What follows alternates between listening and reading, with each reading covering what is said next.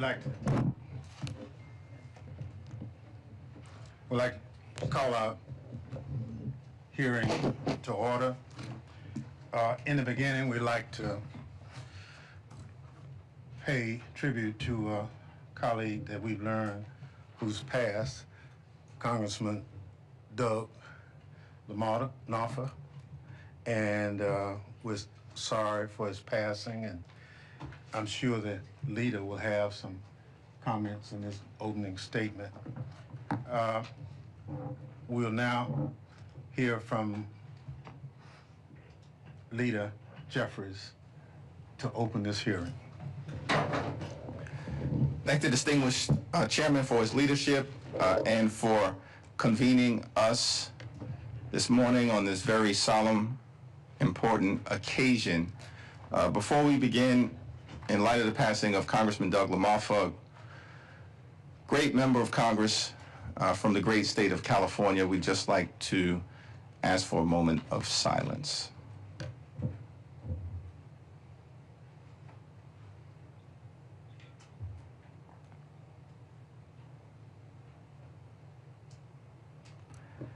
Thank you. And thank you all for your presence here today on this solemn anniversary. 5 years ago today, a violent mob incited by Donald Trump attacked the Capitol as part of a concerted effort to overturn the results of the 2020 presidential election and halt the peaceful transfer of power for the first time in American history. This bloodthirsty, treacherous mob brutally assaulted police officers and seriously injured more than 140 brave men and women of law enforcement. Many have suffered lasting physical and psychological damage. Several tragically lost their lives. Because of the extraordinary bravery of the U.S. Capitol Police, other law enforcement officials, and the resolve of the Congress to return that night, this unprecedented attack on our country and on our democracy failed. Over the last 5 years, instead of holding those responsible for the attack accountable, Donald Trump and far-right extremists in Congress have repeatedly attempted to rewrite history and whitewash the horrific events of January 6th. We will not let that happen. On the first day in office of his second term, instead of fulfilling his promise to lower the high cost of living on day one, Donald Trump pardoned hundreds of violent felons who brutally beat police officers while storming the United States Capitol. The criminals and thugs that Donald Trump pardoned have flooded communities across the country, unleashing violence and mayhem. The crimes committed by those rioters before and after the violent insurrection include child sexual assault, production of child pornography, possession of child pornography, rape, conspiracy to murder FBI agents, kidnapping, sexual assault, aggravated robbery, reckless homicide, driving under the influence causing death, illegal possession of firearms, domestic violence by strangulation, burglary, vandalism, grand theft, stalking, violation of protection orders, threatening public officials, and drug trafficking. It's been a Trump-inspired crime spree. Why won't Republicans in Congress condemn this dangerous behavior an ongoing threat to public safety. They refuse to serve as a check and balance on an increasingly out-of-control executive branch, preferring to be nothing more than a reckless rubber stamp for Donald Trump's extreme agenda. The January 6th violent attack on the Capitol that took place 5 years ago today was shameful then, it is shameful now, and it will be shameful always and forever. We must continue to learn from what happened on January 6th in order to make sure that it never happens again. We must protect our free and fair elections. We must protect the peaceful transfer of power. We must protect the preeminence of the rule of law. And we must protect the eternal commitment to a democratic America, which remains the last best hope on earth. It is now my honor to yield to the distinguished gentleman from the great state of Mississippi, the once and future chair of the Homeland Security Committee and the chairman emeritus of the January 6th Select Committee, Congressman Benny Thompson. Thank you so much, Leader Jeffries.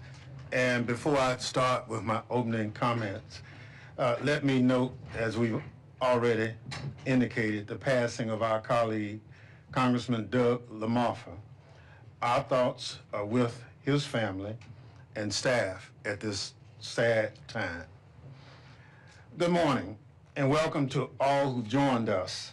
I want to extend an especially warm welcome and thanks to the brave members of law enforcement who are joining us today. They protected us, they protected the Capitol, and they protected the democratic process. We can be here today because they were here then. Thank you.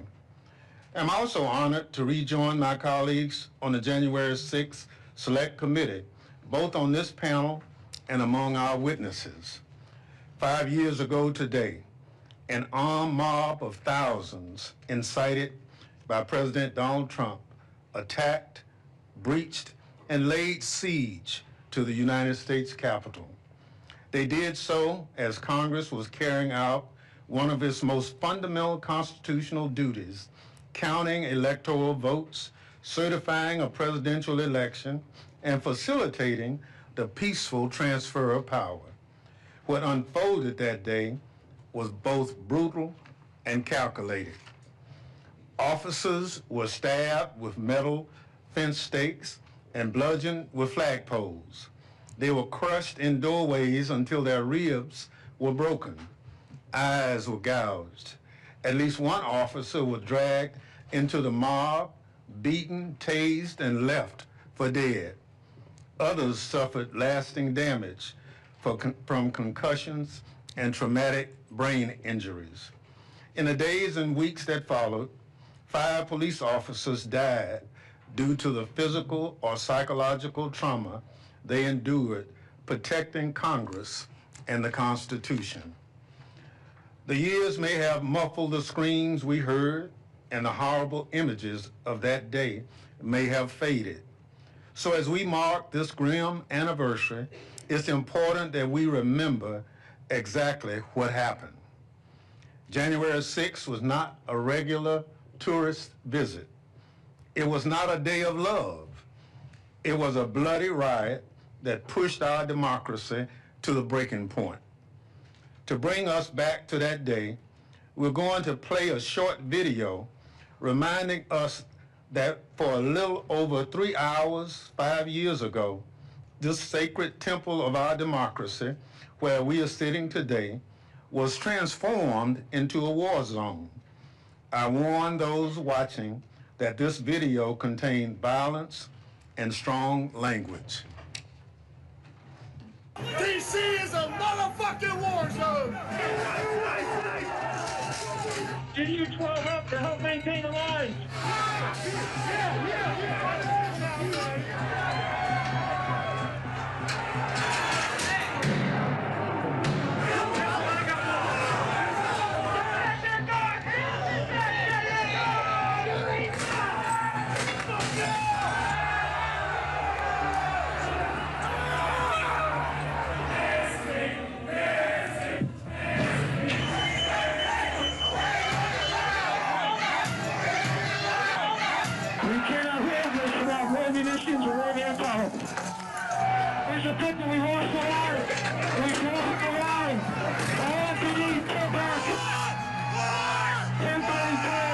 Street, 1033, west front of the Capitol. We've been taken and we've lost our lives.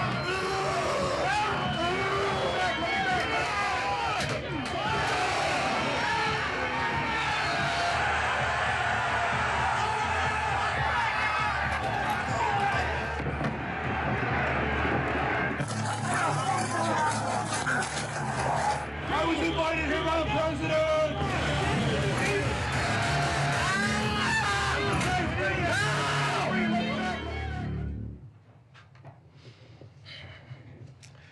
Some people want to rewrite the history of January 6th, to ignore what we saw with our own eyes. Some people want us to forget the lessons of that day, to pretend that we have overcome the threats facing our democracy and the rule of law. We will not allow that to happen. We gather to continue to uphold our oath to support and defend the Constitution against all enemies, foreign and domestic, to defend against the lawlessness of that day and the lawlessness we continue to see today. We gather because, in the words of Martin Luther King Jr., human progress is neither automatic or inevitable. Every step toward the goal of justice requires sacrifice, suffering, and struggle. The tireless exertion and passionate concern of dedicated individuals. 5 years ago, police told us to remove the lapel pins that identify us as members of Congress, so we would be less likely to be attacked by the mob that was desecrating our Capitol. I did not take my pin off then, and I'm still wearing it today, because the work we do mattered then and continues to matter today. The rule of law and our oaths continue to matter, especially as we see Donald Trump pardon those who were charged or convicted in the January 6th attack, engage the military abroad while passing Congress, tears down the White House, shutter whole government agencies, order mass goons to round up and deport U.S. citizens, and unlawfully put his name on a memorial to a better man. The bipartisan January 6 Select Committee, which I was privileged to lead, was charged with uncovering the facts, circumstances, and causes of what happened on that awful day, and to ensure it never happens again. It was one part of ensuring our constitutional republic could withstand President Trump's repeated attacks, and it offers lessons for today. One such lesson was seeing how important it was for officials, most of them Republicans, to put their country over their party. They remembered their oath was to the Constitution and not to one man. And we need to remember that lesson today, because 5 years on, the danger has not dissipated. President Trump still refuses to acknowledge that he lost the 2020 election. Many who promoted or litigated his big lie have been rewarded with powerful positions. Dozens of nonpartisan career prosecutors and FBI agents who worked on January 6 cases have been summarily fired. State election officials who stood up to the Trump pressure campaign have been faced with threats and retaliation. The Department of Justice has become an instrument for retribution. The message is clear. Uphold the rule of law and you will be punished. Only loyalty to one man will be rewarded. Violence in service of Trump is above the law. Remembering January 6th is not an exercise in partisanship. It's an obligation to those who have sacrificed for this country and all those who will in the future. Democracy depends on the courage of those who will defend it and on our willingness to hold accountable those who wish to destroy it. Today's forum is another step toward the goal of justice, another way of honoring our oaths, another way of showing that our constitutional republic is bigger and stronger than its enemies or one man. This morning, we'll hear from some of those courageous defenders of American democracy. I look forward to their testimony and to the hard work of preserving the truth, upholding the rule of law, and giving us a roadmap to ensure what happened 5 years ago never happens again. Now, I'm happy to recognize my former Select Committee colleague and the ranking member of the Judiciary Committee, the gentleman from Maryland, Jamie Raskin. Well, thank you kindly, Chairman Thompson. Welcome to all of our witnesses. Welcome to all of the members who joined us. William Faulkner once said, "The past isn't dead, it isn't even past." But Speaker Johnson would love to kill the past, indeed the very recent past. Republicans today are observing this solemn anniversary by doing exactly nothing. They've even refused to hang up the plaque which a bipartisan congressional majority voted to put up to honor the officers who defended the Capitol and the peaceful transfer of power and the vice president on J6. So it's been 5 years since January 6th. It's been 3 years since that plaque was supposed to be put up, but they still haven't put it up.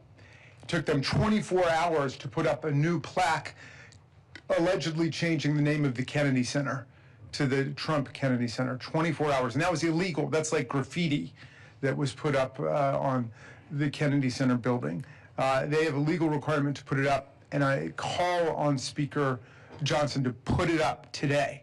It's gathering dust in a closet somewhere. Thank you, Leader Jeffries. Thank you, Chairman Thompson, for not surrendering to the Orwellian project of forgetting, but rather insisting that we remember. Long after we are all gone, future generations will speak the names of Hodges and Dunn, Gunnell and Fanone, Sicknick and Pingen. They will be remembered as the great patriots that they are, and the people who smashed them in the face with Confederate battle flags and Trump flags, the people who tried to destroy our constitutional order, will be remembered as fascist traitors to their own country. So, we must remember 3 rings of sedition that took place on J6, the realm of the coup, the realm of the insurrection, and the realm of the mob violence. The coup was anchored in months of the big lie. Trump claimed to have won an election. He lost by more than 7 million votes, 306 to 232 in the Electoral College. He needed to get MAGA followers to simply disregard reality and facts and dismiss more than 60 federal and state court decisions that had rejected every claim of electoral fraud and corruption that they advanced in courtrooms across the land. This was critical because the president understood that lies would be the fuel for violence. As Voltaire said, anyone who can make you believe absurdities can make you commit atrocities. Well, the coup depended also on coercive pressure campaigns, trying to force state election officials to just find me 11,780 votes. Coercive pressure campaigns to get DOJ to endorse the false claims. Just say the election was corrupt and leave the rest to me and the Republican congressman. The recruitment of counterfeit electors, the plot to bully Pence into rejecting electoral college votes from swing states and either just declare Trump president or kick the whole thing into a contingent election in the House. So that was the coup part of the operation. The second layer out, the realm of the insurrection, was the Proud Boys, the Oath Keepers, the 3 percenters, the muscle. And these were the white supremacist, violent groups, white Christian nationalist groups that had trained for weeks or months to get ready, staging confrontations at state capitals as dress rehearsals for what was to happen. The Proud Boys came to D.C. twice in the lead up to J6 and provoked brawls with anyone that they would describe as Antifa. They organized in military fashion, and they were dead set on attacking the police, storming the Capitol, and stopping the steal. So as ferocious and violent as the organized insurrectionists of maybe 600 or 700 were, they could not have succeeded without that third tier of sedition, the mob itself, the mob riot. After Trump convinced the organizers to change the date of their rally from January 20th, Inauguration Day, to January 6th, the electoral count day, he then went on social media to recruit tens of thousands of mob extras to back up the Proud Boys and the Oath Keepers who would get the fight against the police started. And you know, Trump kicked it off with the famous tweet saying, "Be there, we'll be wild," which set the MAGA Twitterverse on fire. Well, it all culminated, of course, with his speech on the ellipse where he said, you got to go and fight like hell, and if you don't, you won't have a country anymore. So the attempted coup, the insurrection, the mob violence converged and exploded on J6. Today, we analyze the shocking resurgence of political violence in this century, its relationship to propaganda, misinformation, and disinformation, and the threat that it poses to American constitutional government. We honor the heroes who helped us to defeat this attack on our democracy. We also recognize today that the political violence unleashed by Trump did not end on J6. On his first day back in office last year, he pardoned nearly 1,600 of the rioters and insurrectionists, including hundreds who violated police officers, including several in this room. Those pardons were raw spoils shared indiscriminately without regard to their actual offenses, their criminal sentences, their prior records, their contrition, their repentance, or their reform and rehabilitation. They were essentially a payoff to Trump's private militia, which is now ready to stand back and stand by again for future engagements. We could play this video. I believe that by Donald Trump pardoning me, he's going to be pardoning good men. As one of Donald Trump's first acts back in office, approximately 1,500 for a pardon, full pardon. He pardoned criminals who attacked the Capitol on January 6th. So this is January 6th, and these are the hostages. Convicts who beat and battered police officers. DC is a motherfucking war zone! Full pardon. These are the criminals he released back into our communities. Home invaders, burglars, sex offenders, people who continued plotting violence against their political opponents, set free by Donald Trump to terrorize their neighbors. We hope they come out tonight, frankly. They pose a serious threat to public safety. As we show in a report released by House Judiciary Dems this week, at least 33 pardoned insurrectionists have since committed additional crimes since January 6th, including child sexual assault, terroristic threats, domestic violence, and conspiracy to murder FBI agents. And yet, pardon. When you reward and normalize criminal behavior, of course, you invite more of it. And the president didn't just free his rioters for doing his dirty work, he punished law enforcement for doing their jobs, purging hundreds of career FBI agents and prosecutors just because they worked on J6. He installed actual participants in the attack in the Department of Justice itself. The new U.S. pardon attorney, Ed Martin, tweeted from the Capitol grounds on this day 5 years ago and described the mayhem as Mardi Gras in D.C. His senior counselor at the Department of Justice, Jared Wise, is another J6 defendant captured on body camera footage yelling, "Kill him," 5 different times as police were being attacked right next to him. These leaders at the Department of Justice today have never once regretted their participation in this nightmare. With election deniers and J6 conspiracists Pam Bondi and Kash Patel at the top of the DOJ, it's like the Joker and the Riddler and the Penguin have taken over Gotham City.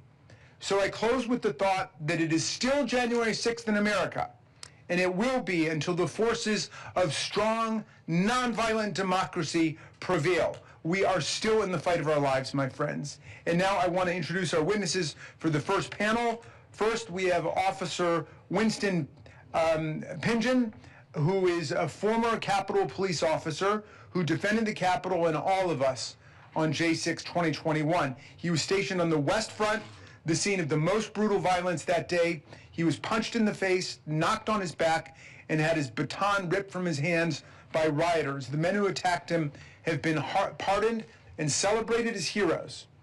Next, we have Brendan Ballou, a former federal prosecutor at the U.S. Attorney's Office in Washington, D.C., who spent 2 years prosecuting J6 rioters and resigned 3 days after Trump pardoned them. Mr. Ballou has described Trump's pardons as part of an authoritarian playbook. Next, we have Mary McCord, the executive director of the Institute for Constitutional Advocacy and Protection at Georgetown Law School, who spent nearly 20 years as a federal prosecutor and rose to become an acting assistant AG for national security. She was among the first to sound the alarm in 2020 that Trump's lies were whipping his diehard MAGA supporters into a frenzy. Her warnings were prescient. Finally, we have Pamela Hemphill, who has traveled to us from Idaho. She is a 72-year-old Idaho woman, formerly known as the MAGA Granny, who, unlike nearly all the other 1,600 J6 defendants, formally rejected President Trump's pardon.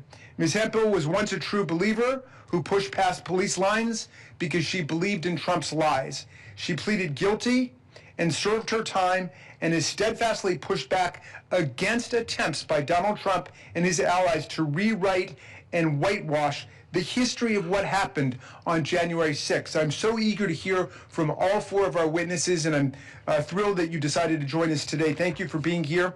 And Mr. Pingen, we can go ahead and start with you. Thank you so much, Mr. Raskin.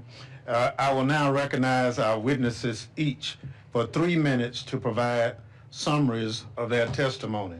Their full written remarks will be submitted for the record. Officer Pingen, you're recognized. Thank you all for the opportunity to testify and be here today. I was just a kid who had a dream of becoming a police officer and was lucky enough that it came true here with the Capitol Police. 5 years ago today, I was called a traitor, violently assaulted in the line of duty, punched in the face, pepper sprayed, and thought I'm going to die here on the steps of the U.S. Capitol. My name is Winston Pingen, and I was an officer with the Capitol Police for over 5 years. I do not speak on behalf of all officers, nor the department, which I left 10 months later, but I believe my experience is not unique as one of many who showed up to work on January 6th like I did every day, ready to protect and serve the Congress, the congressional community, and the Capitol itself. Serving as an officer was the honor of my life, especially with the ceremonial unit honoring the inauguration of President Biden, as well as the lying in state ceremonies of Justice Ruth Bader Ginsburg, Officer Brian Sicknick, and Officer William Evans. I would be remiss to not mention honoring the life and service of Officer Howie Liebengood, who sadly took his own life just days after January 6th, 2021. On that day, I was assigned to the Civil Disturbance Unit, the Hard Gear Riot Team, on the West Front as thousands descended upon the Capitol from Pennsylvania Avenue. Before I knew it, we were completely overrun, and what started with mere insults turned into being brutally attacked. This should serve as no surprise to anyone. The evidence of violence is obvious and extensive. Hundreds of police officers, my friends, fought valiantly to defend the Capitol and our democratic process that day. From the West Front to inside the Capitol, the mob said to me, "President Trump sent us, and we don't want to hurt you, but we will." While I suffered immensely on and because of January 6th, I do not wish to dwell on my own pain and want to be clear, this is not about me or any one person here today. The events of that day are bigger than any of us. What happened that day is wrong. It should go without saying. Pardoning criminals who severely beat me and my fellow officers that day is completely unacceptable. We cannot accept violent felons being pardoned and released back into our neighborhoods without consequence. That is not justice. Violence is never acceptable. It must be unequivocally condemned by the President and our fellow Americans, not selectively ignored or pardoned. I implore America to not forget what happened on January 6th. We must refuse to accept the normalization of violence. In this deeply divided time, I believe the vast majority of Americans have so much more in common than what separates us. And finally, to all the officers who continue to show up day in and day out in service to Congress and to our nation, thank you. Thank you so much. We'll now recognize Mr. Blau. Thank you. My name is Brennan Ballou, and for 2 years I was on the team that prosecuted rioters who attacked the Capitol on January 6th. I should make clear that I was a very small part of a very large team, but because I'm in a position to speak publicly, I will. Let me start not with January 6th, but with January 20th, 2025, when President Trump pardoned over 1,500 rioters. Now, here I confess my own ignorance. I believed, if nothing else than out of pure political self-interest, President Trump would not pardon those rioters who attacked and tried to kill police officers. I was wrong. In fact, the president pardoned rioters who attacked officers with pipes, flagpoles, bear spray, and whips, who dragged officers into the crowd, tased them, and tried to gouge out their eyes. He even pardoned rioters who had previously been convicted, as you noted, of manslaughter and charged with production of child pornography. And when his first pardon was insufficient, he re-pardoned one defendant on an unrelated gun charge to set him free. After the pardons, like several of my colleagues, I chose to resign from the Justice Department. But since then, President Trump has continued to try to rewrite the history of January 6th. He's fired or demoted career FBI agents and prosecutors, my former colleagues who investigated and prosecuted rioters. He appointed an election denier, Ed Martin, to be interim U.S. Attorney for the District of Columbia, and appointed a literal rioter, Jared Weiss, to a senior Department of Justice job. His appointees have tried to erase the public records of the attack on government websites, and to create a false equivalence, have used many of the same charging statutes used against rioters against the president's political opponents, Congresswoman LaMonica McKibber, for instance, and protesters in Los Angeles and D.C. And I'll note that many of those charges have since been reduced or dropped entirely. Why has the president continued to focus on erasing the history of January 6th? I believe it's because he knows that if he can convince Americans to forget the attack on the Capitol, then he can convince us to attack any attack on democracy, no matter how violent. And if that happens, if January 6th is forgotten, or worse yet, excused as legitimate political discourse, then January 6th and attacks like it, more violent, will certainly happen again. So what can be done? To protect the future of our democracy, we have to preserve our past. Memorials like this event matter, and so too do symbols. As some of you have noted, in 2022, Congress passed a law to install a plaque to honor the officers who defended the Capitol that day and required that it be installed within a year. That deadline was nearly 3 years ago, and though the plaque has been made, the Speaker of the House reportedly refuses to install it. Two officers, Harry Dunn and Daniel Hodges, who are here today, both of whom protected the Capitol on January 6th, have sued to have the memorial installed, and we will soon see if the Speaker and his subordinate offices will be compelled to follow the law. But we can do more than lawsuits. For people who want to honor the memory of January 6th, there is much that they can do. Keep talking about the day. Keep writing about it. Develop school curricula. Archive the history of the attack. Have your local government annually memorialize the history of the attack. The fight over the past is ultimately a fight over a future, and there is a role for all of us to play.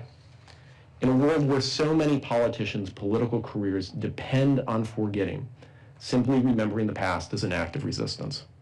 Thank you. Thank you so much. Professor McCord, you're recognized. Thank you for inviting me to speak about political violence today. To learn from January 6th, we must understand both that mis- and disinformation are the primary drivers of political violence, and that political violence is not limited to physical attacks, including killings, but also includes the threats, intimidation, and harassment that squelch civic participation and undermine the functioning of our democratic republic. In the years leading up to January 6th, conspiracy theories emboldened extremists. The Great Replacement Theory, which posits a conspiracy to replace majority white populations with non-white immigrants, was behind the deadly Unite the Right rally and multiple mass shootings. Conspiracies about Democrats taking away Americans' freedoms were behind attacks on state houses during the pandemic. And by Election Day 2020, President Trump's election fraud conspiracy was well seated in the populace, so that by January 6th, the thousands of people he had summoned to the Capitol were ready and willing to act when he called for them to fight like hell. President Trump's pardons cannot erase what happened on January 6th. His revisionist history is based on more falsehoods, that January 6th was a peaceful protest, that the January 6th defendants were politically persecuted, and that Trump himself was the victim of a weaponized Department of Justice made up of evil people. Add to this the baseless claims of non-citizen voting and pervasive violent crime by immigrants, and the risk of political violence increases despite polls that show that most Americans are firmly against it. Political violence does not have to be physical to cause great damage. Threats against election officials have resulted in the highest recorded rate of turnover in the past quarter century. Elected officials at every level have decided not to run for re-election after threats to themselves and their families. And new research shows that roughly 5.5 million Americans may have not voted in 2024 because of fears of violence. Executive actions in the last year have created a culture of fear and intimidation. The blacklisting of law firms has chilled lawyers from representing people and causes the president opposes. The demands for prosecution of the president's perceived enemies signals that those who challenge him will be punished. The targeting of media organizations risks burying stories about government overreach and failing to fact-check false and misleading statements by government officials. And NSPM 7, the one-sided presidential proclamation directing the federal government to go after those the president characterizes as espousing anti-Americanism, has impacted the crucial work of nonprofits fearful of being subjected to baseless investigations and audits. And there is state-sponsored physical violence as well. ICE and CBP have physically assaulted individuals suspected of being undocumented, as well as protesters, university students, and clergy members, all to instill fear in immigrant communities and to chill First Amendment protected protest. And the federalization and deployment of the National Guard into so-called blue cities attempts to normalize the militarization of the country. We cannot afford to ignore the false narratives that this administration seeks to rely on to suppress voting rights and public protest. Congress has used its authorities to combat disinformation and political violence, whether by private actors or government officials, and Americans must refuse to be silenced or chilled from civic participation. Thank you. Thank you so much for your testimony. Ms. Hemphill, you're recognized. Thank you. My name is Pam Hemphill. I'm a mother and a grandmother and a cancer survivor and a retired addiction counselor. I am also a convicted criminal for what I did on January the 6th, 2021. Thank you for having me back to the Capitol today. I am deeply grateful for this chance to try to make amends and talk about what happened 5 years ago. Once I got away from the mega cult and started educating myself about January the 6th, I knew what I did was wrong.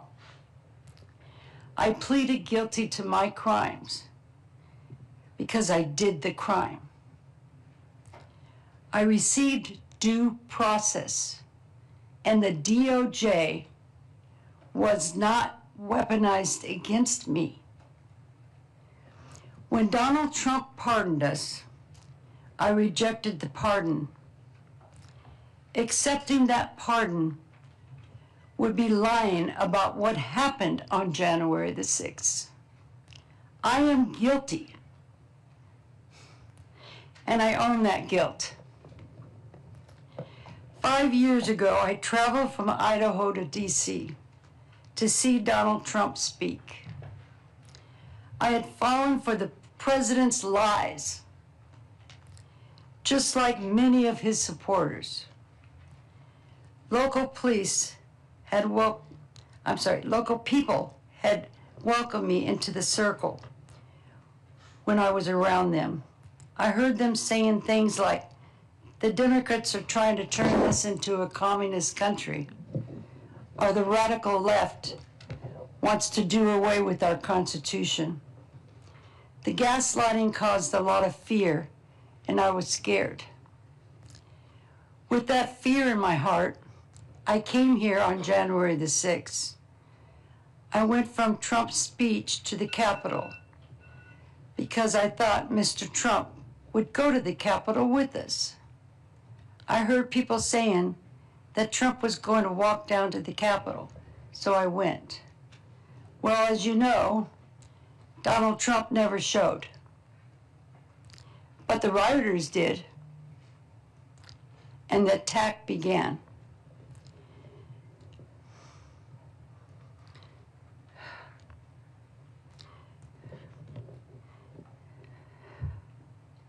The police officers were the heroes. They protected the Capitol and everyone inside the Capitol, and even people like me. I was trampled on by the rioters. And if it weren't for the Capitol Police helping me that day, I might have died. To the Capitol Police officers sitting here, if I may address you for a minute. I am truly sorry from the bottom of my heart for being part of the mob that put you and so many officers in danger. I want the Capitol Police to know how truly grateful I am to them and how deeply sorry I am. I can't believe people are still disrespecting you and trying to lie about January the 6th.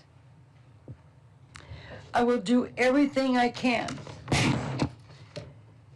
to stop the lies about our brave officers like you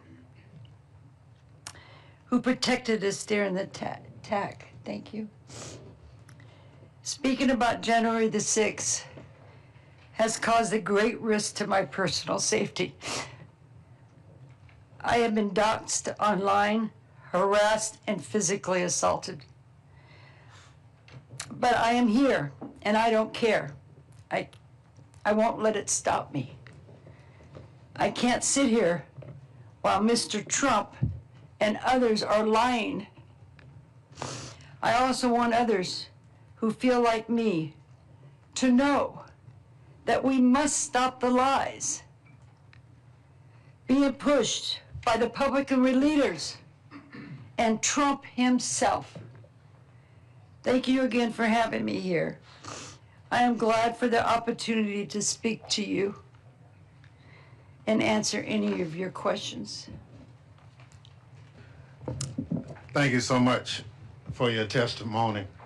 I'd like to thank our witnesses in total for their powerful testimony. Officer Prejean, thank you for your service. One thing we've heard from the MAGA folks is that January 6th was just a normal tourist visit at the Capitol. Nothing but some protesters who got too rowdy. I'd like to begin my asking this panel, based on what you know of January 6th, from being there to prosecuting to studying it, do you agree with that statement? And what would you say to those who would downplay what happened that day 5 years ago? And Officer Prejean, we'll start with you, and we'll go down the line. Thank you. I would absolutely not agree. That statement that it was a normal tourist visit is completely false. I spent over 5 years at the Capitol dealing with many actual normal tourist day visits, and this was not one at all. It is offensive to me, and I'm sure to many of my fellow officers, to hear it so diminished when we make sacrifices day in and day out and over the years in service to Congress, and that includes working around the clock, missing holidays and family events, and to have it be so whitewashed and so diminished is incredibly offensive. And to those who say that, I wish they would actually listen to what we are saying here today and actually talk to officers like myself who experienced firsthand brutal violence that day. Thank you so much. Mr. Ballou? For those who question whether January 6th was a day of violence, they should just look at the tape. This was the most documented crime in American history, and it's obvious what happened there. In terms of what the experience was like for those who were there, in the course of being part of the teams that investigated and prosecuted rioters, we had the opportunity to talk to many U.S. Capitol Police and Metropolitan Police Department officers. If you talk to most officers, they're pretty stoic folks. The number of officers that we had that candidly broke down crying in our office, still processing the horror of that day, is something that's very hard to forget. And I think that pain is evidence alone of how violent that day was. Professor? The video shown this morning makes clear this was not a normal day of peaceful protest. I've never seen tourists break through windows and come in the second floor, scale the walls of the Capitol in my nearly 40 years in Washington, D.C.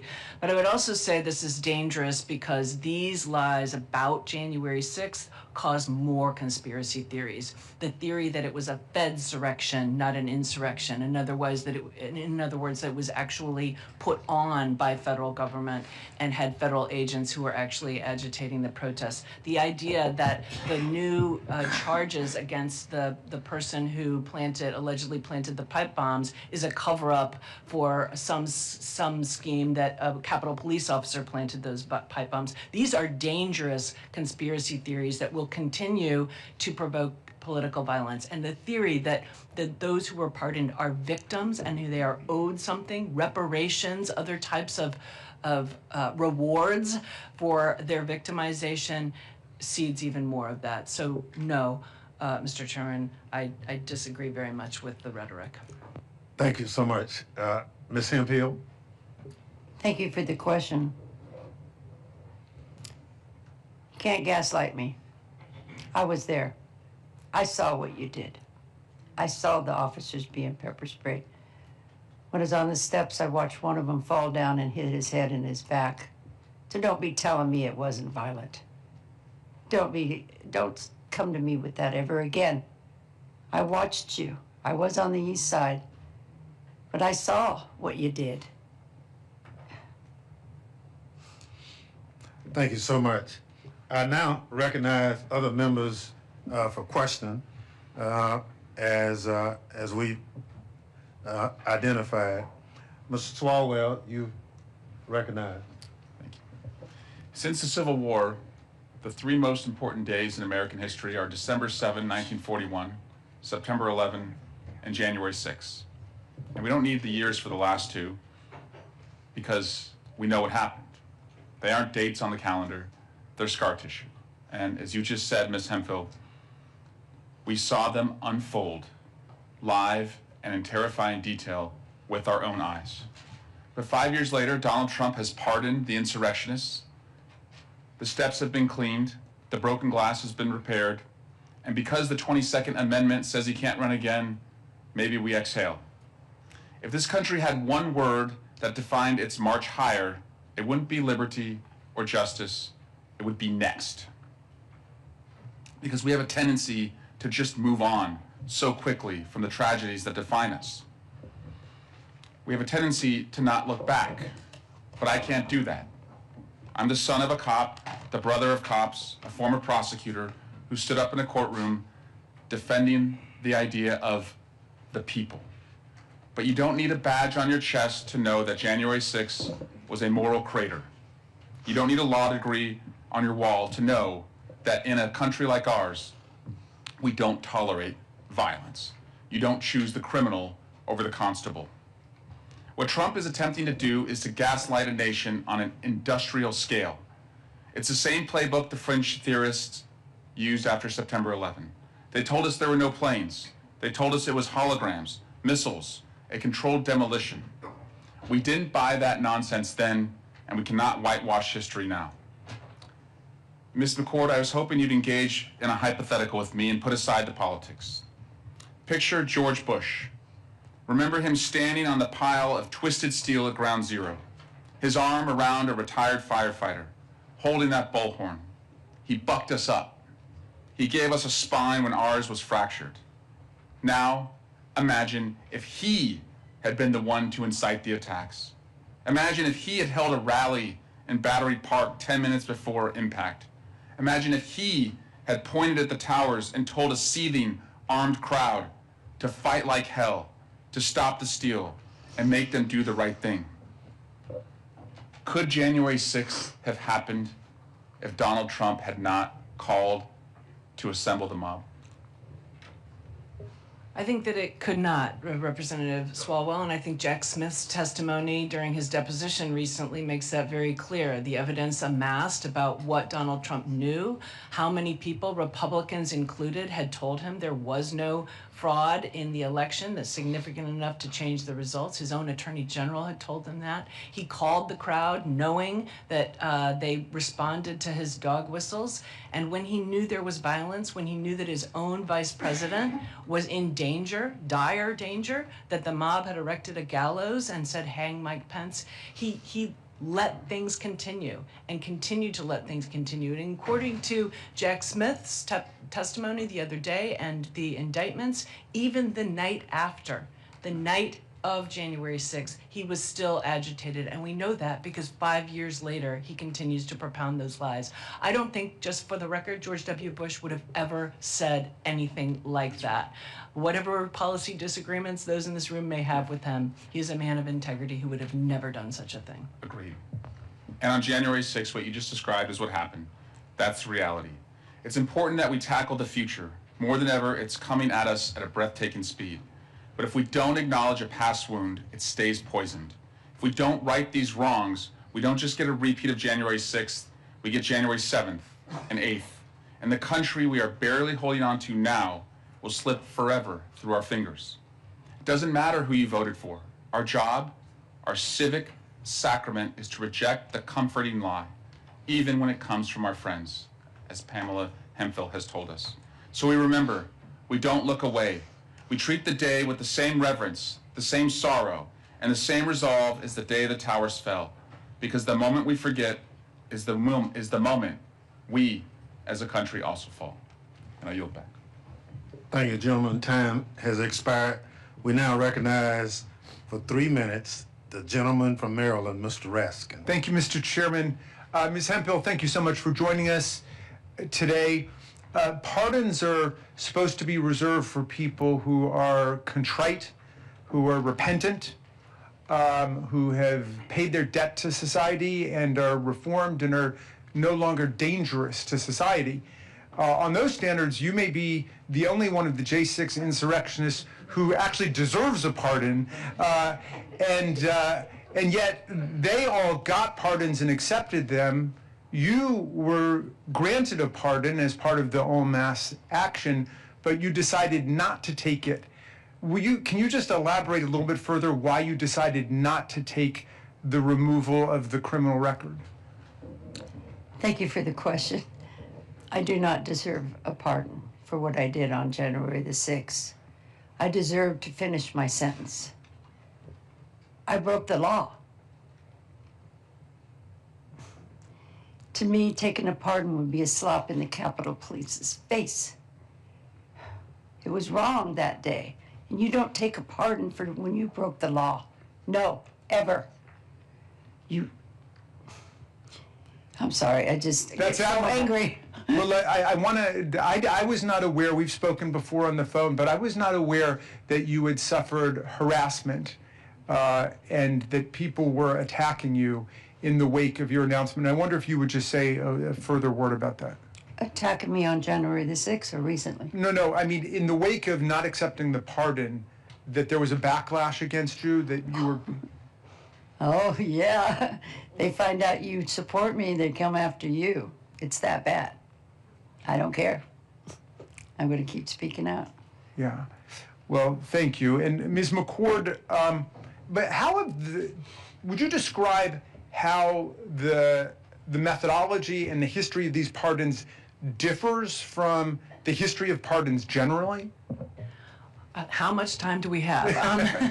So the pardon attorney is an office within the Department of Justice that normally reviews the applications for pardons, and they look at things like the person's criminal record, their individual characteristics, the things you already mentioned, right? What is their contrition? What have they done with their lives since they committed their crimes? And all of these things are taken into consideration, and recommendations are being made to the president. Here, so far as I can tell, the pardon attorney was completely sidelined, and there was no individualized assessment about the criminal records of those that were going to be pardoned. Criminal records before January 6th, their indications of dangerousness, whether they had accepted responsibility, it was just en masse. So it is as far removed from anything that I've ever seen. The closest is the pardons of draft defectors after Vietnam. Very, very, very different situation.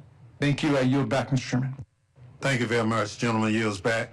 Chair recognizes the young lady from Washington for 3 minutes. Ms. Jayapal.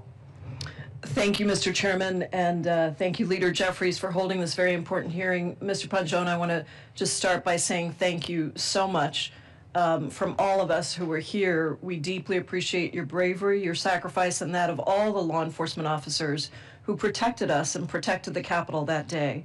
Ms. Hemphill, I want to thank you for your very honest and moving testimony, and I hope that it inspires others across the country to do and say what you have said. I think it's incredibly important.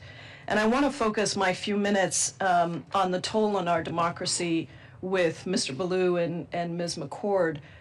When I questioned Jack Smith recently, Special Counsel Jack Smith recently, about the toll on our democracy if we do not hold those who try to steal an election accountable, he described it as catastrophic. Mr. Ballou, can you talk about the effects of these pardons, not only on January 6th defendants' actions going forward, but on Trump supporters more generally? Yeah, I think that there are two concerns here with the January 6th pardons specifically.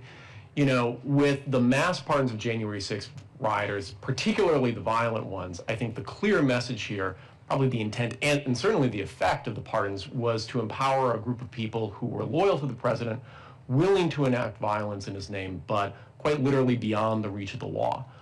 Immediately after the pardons came out, you know, a number of rioters made statements saying that they were going to get retribution or revenge. Some said that they were going to immediately buy guns.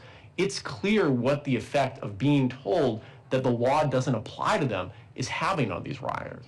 But I also think that the January 6th pardons fit into a broader narrative of what's going on with this administration, that if people are sufficiently loyal and willing to support the president, either in words or financially, they will be put beyond the reach of the law. You know, you look at the extraordinary donations, for instance, to the Trump Inaugural Committee, people giving $1 million to have their SEC or CFPB investigations dropped or their criminal prosecutions dropped.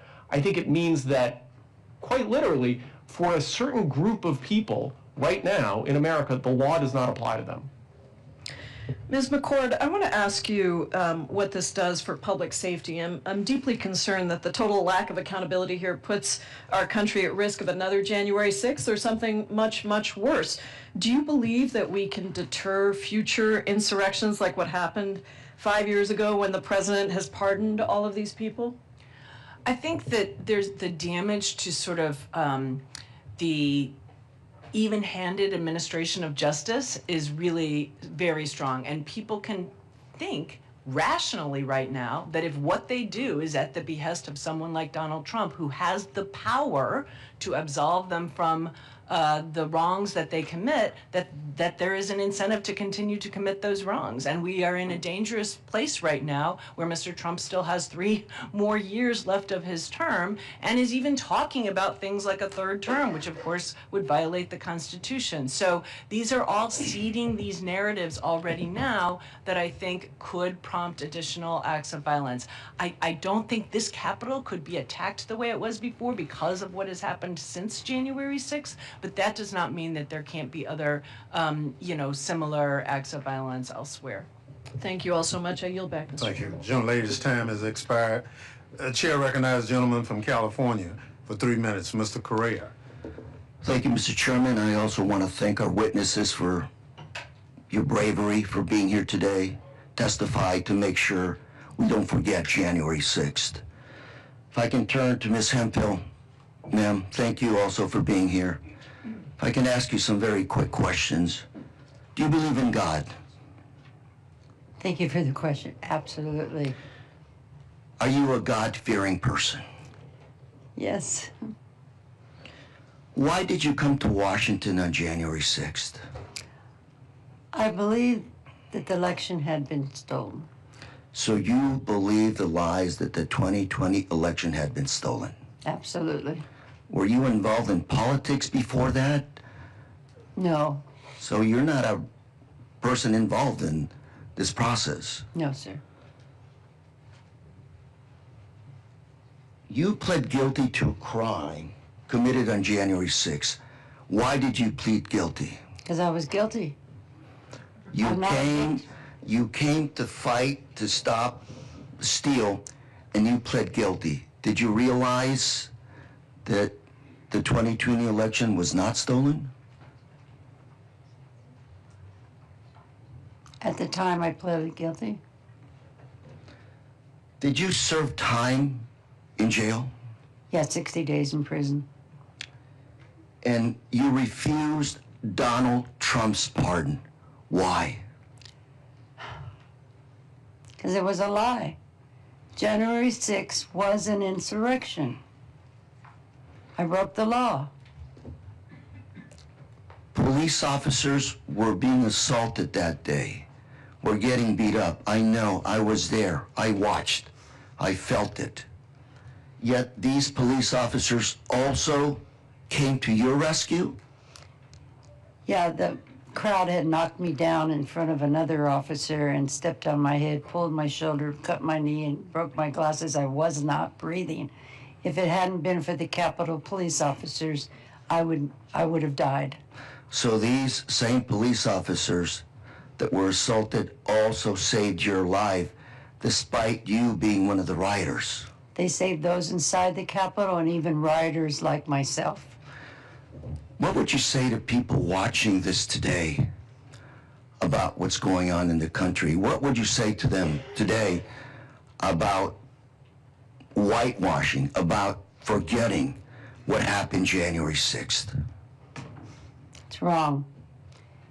I point the finger, everything, to Trump. So it really happened. This was an assault on our democracy, on our Capitol. Absolutely orchestrated by Trump. Thank you, Mr. Chair. Thank you very much. Gentleman's time has expired. We now recognize the gentleman from Tennessee, Mr. Cohen, for 3 minutes. Thank you, Mr. Chair, and thank you for your heading up this panel, which Speaker Emeritus Pelosi appointed, which needed to be done. And it was important, and this day is important too, because we should never forget this day. This, like Pearl Harbor, is a day that will live in infamy. An attack on our country by a man who had been president and was again president. Mr. Blue, as I understand it, you resigned from your position with the Justice Department. How many years had you worked at Justice? 6 years. And why did you resign? Well, it became clear what the president was going to do to the Department of Justice, and then it was a question about whether you could be most effective at resisting sort of the illegal actions, or at least unjustified actions, that the president seemed to be pursuing, whether you could do so most effectively inside or outside of government. It became clear to me that given that this administration was so willing to fire people that opposed it, that there was very little point, as I saw it, to staying in government, and instead I would be most effective outside. many of the people in Justice Department who engaged in the prosecutions were fired or dismissed.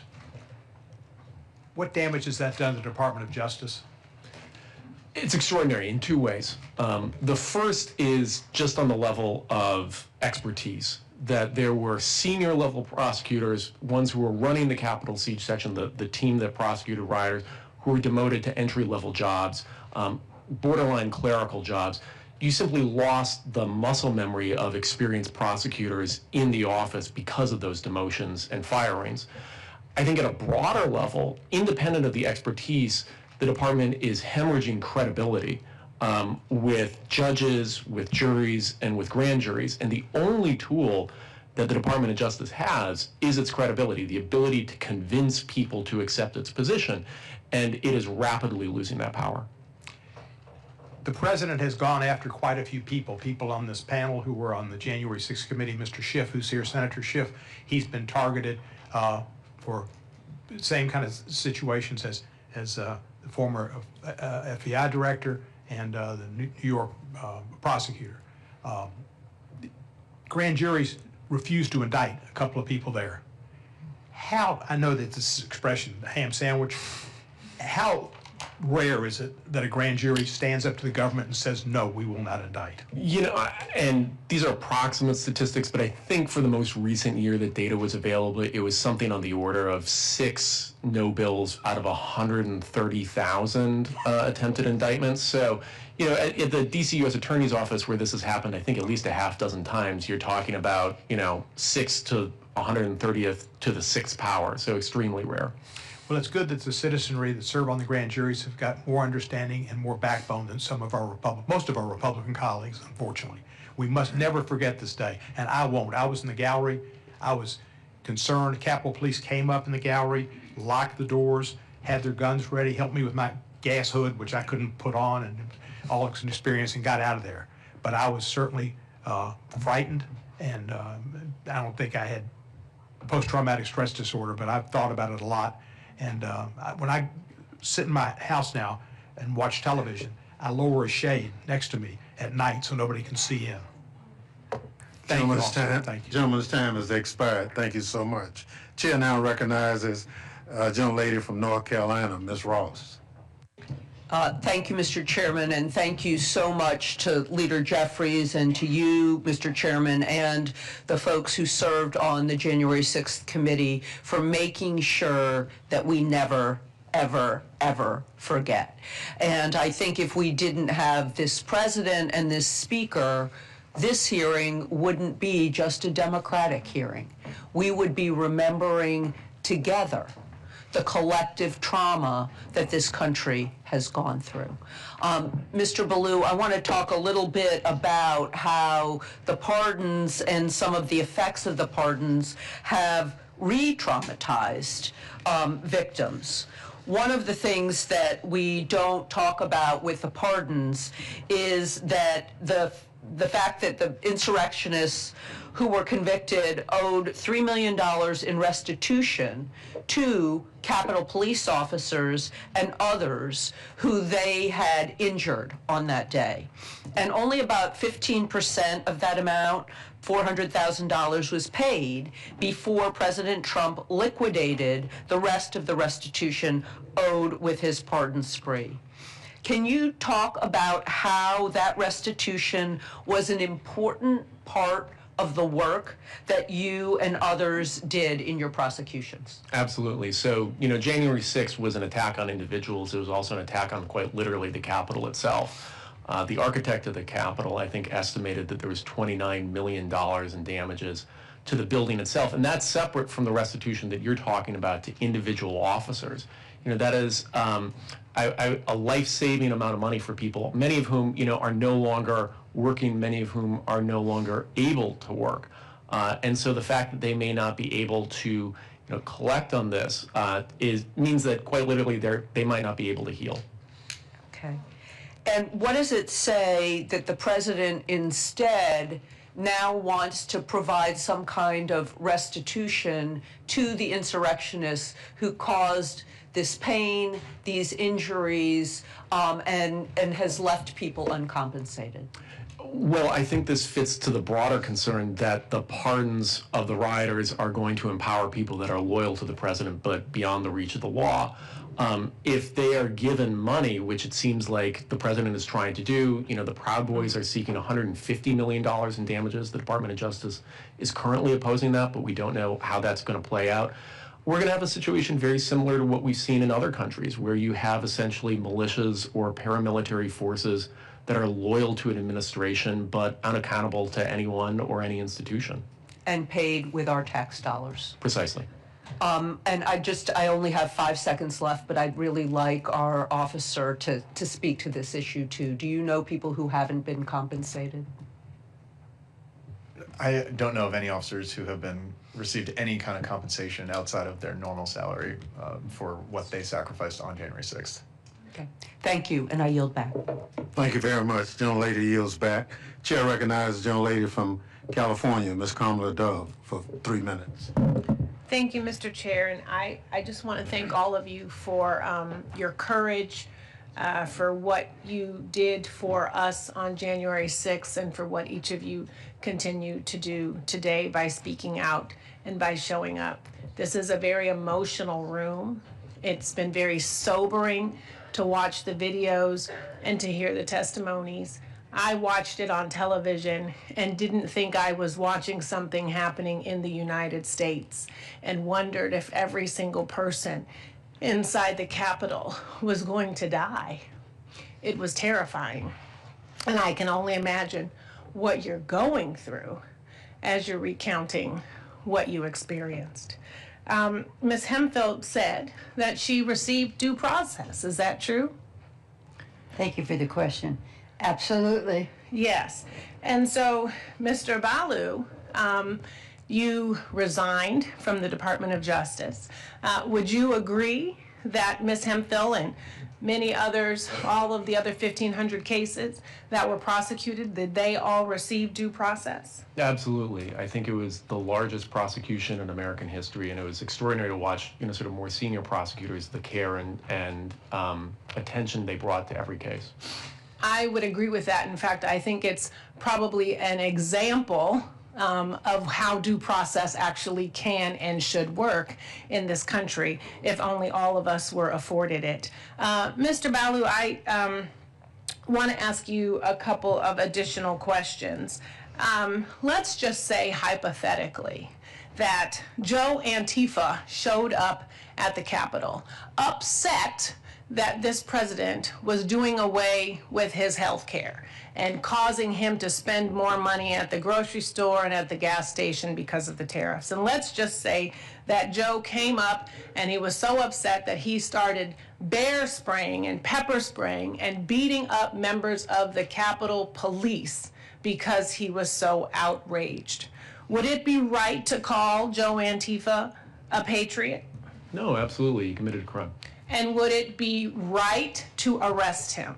Absolutely. And I can just briefly say, this isn't a hypothetical. The Department of Justice was prosecuting protesters that turned into rioters from the summer of 2020, the very same 12-month period. And the analysis was, at least the initial analysis, was that those rioters actually received harsher sentences than those from January 6th. That's right. And yet this president said that we assaulted the January 6ers, right, the insurrectionists, and that they were illegally detained, and in fact sort of presume that they didn't receive any due process. I'm so glad that you're sharing with us that it is not a hypothetical, that in fact it happened. And I just also want to share, Mr. Chair, that now we've learned that the Department of Justice is actually and actively deleting records of the January 6th cases, that they are scrubbing references to the January 6th insurrection as a riot, and in fact have fired prosecutors that worked on all of these cases. Would you agree to those statements? Yes. Thank you for the time. Thank you very much. Chair recognizes the gentleman from Texas, Mr. Castro, for 3 minutes. Thank you, Chairman. And I want to say thank you to each of you for your courage and for your bravery and your candor today. I had the opportunity to serve as an impeachment manager to try to convict Donald Trump in the Senate thanks to the appointment of, at the time, Speaker Nancy Pelosi. January 6th was an attempted coup. The mob that showed up was trying to stop Congress from doing its job of accepting the election results of the 2020 presidential election. And on that day, Donald Trump left everyone in this building for dead. Our brave police officers, elected officials of both parties, of course, but also our staff who work here in the House and the Senate, the journalists who covered this place, people that are not often discussed, like maintenance workers, cafeteria workers, all of the support staff in these buildings. Their lives were at stake as well. And for 5 years, we've had to listen to Donald Trump and others whitewash that history and pretend as though it was a tourist visit or something peaceful. That day was a dangerous day, not just for the people in this building, but for our democracy and our country. So thank you, each of you, for the roles that you played. Thank you, Ms. Hemphill, for the grace that you've shown in accepting responsibility for what you did and also acknowledging the truth of that day and that mob. I wanted to ask you, Mr. Ballou and Ms. McCord, you know, we exist now in a time of social media where misinformation, lies, distortions can become accepted as truth, unlike any other time in human history. And Donald Trump has exploited that. And his hardcore supporters have exploited that. What work remains in making sure that this never happens again in the United States of America? Thank you, Congressmember. You know, one of the problems is that social media and technology companies basically bear no responsibility when it comes to the way their platforms are misused, the way that their algorithms amplify extreme content.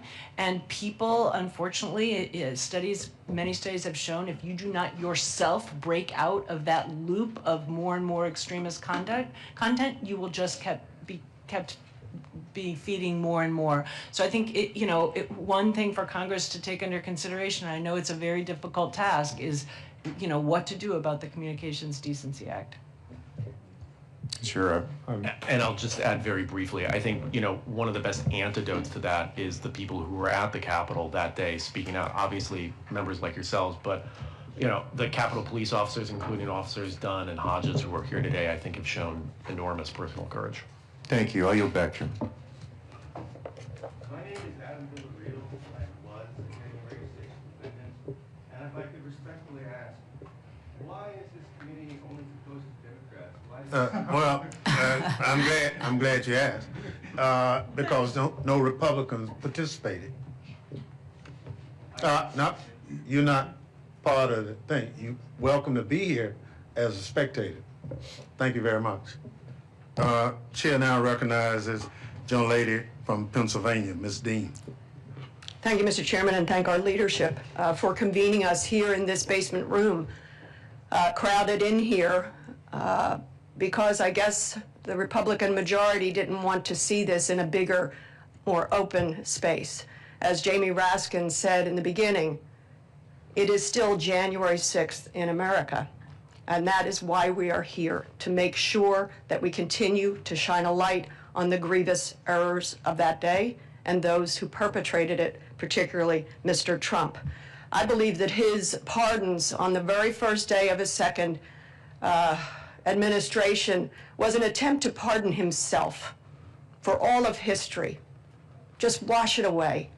I didn't do anything wrong. It was a party and they were patriots. I want to tell you, Ms. Hemphill, Sophocles emphasized that to make a mistake is human, but real wisdom comes when you recognize your mistake and you correct it. You're an extraordinary role model. I think about you, you said you're a mom and a grandmom. What a role model you are for your grandchildren. To give them that sense of, I am human, I made a mistake, and I'm going to correct it publicly. That's hard to do privately in your own home. I know it. I'm human. I have a hard time admitting mistakes sometimes. I just want to tell you, your humility, your courage, I pray that it is contagious. May it take over this country, and I thank you for it. Ms. McCord, thank you for your clarity, your guidance. Keep speaking, keep guiding us, and together, we're going to make a difference. Officer Pynchon, thank you so much for your work. How difficult was it for you to leave the service? It was very difficult because I loved my job. I loved being an officer, and I'm so thankful for my years that I had here. I didn't leave only because of January 6th, but it did certainly play a factor. And I think quite possibly had January 6th not happened, I would still be an officer here today. And I thank you and all the officers. We have seen the faces of so many of you, but every single officer needs to be recognized and thanked, whether they were on duty, off duty. I know so many of you, and you're great people. And finally, I too was here on January the 6th up in the gallery, and Mr. Ballou, I totally share with you the idea that symbols matter. I've actually met with the architect of the Capitol twice and asked that an installation be preserved for all of history. I recognize that's not going to be installed anytime soon under this administration or under this Speaker of the House, who won't even put up a plaque. But I really call upon this House, the Capitol, the architect of the Capitol, and I actually wrote a letter and asked, what artifacts did you preserve? The broken glass, the shards, everything that you preserved. I never got an answer to that letter, but I call again. So what do you think about that notion that we need to preserve this history? It's absolutely the only way that this isn't going to happen again. I thank you. Thank you very much.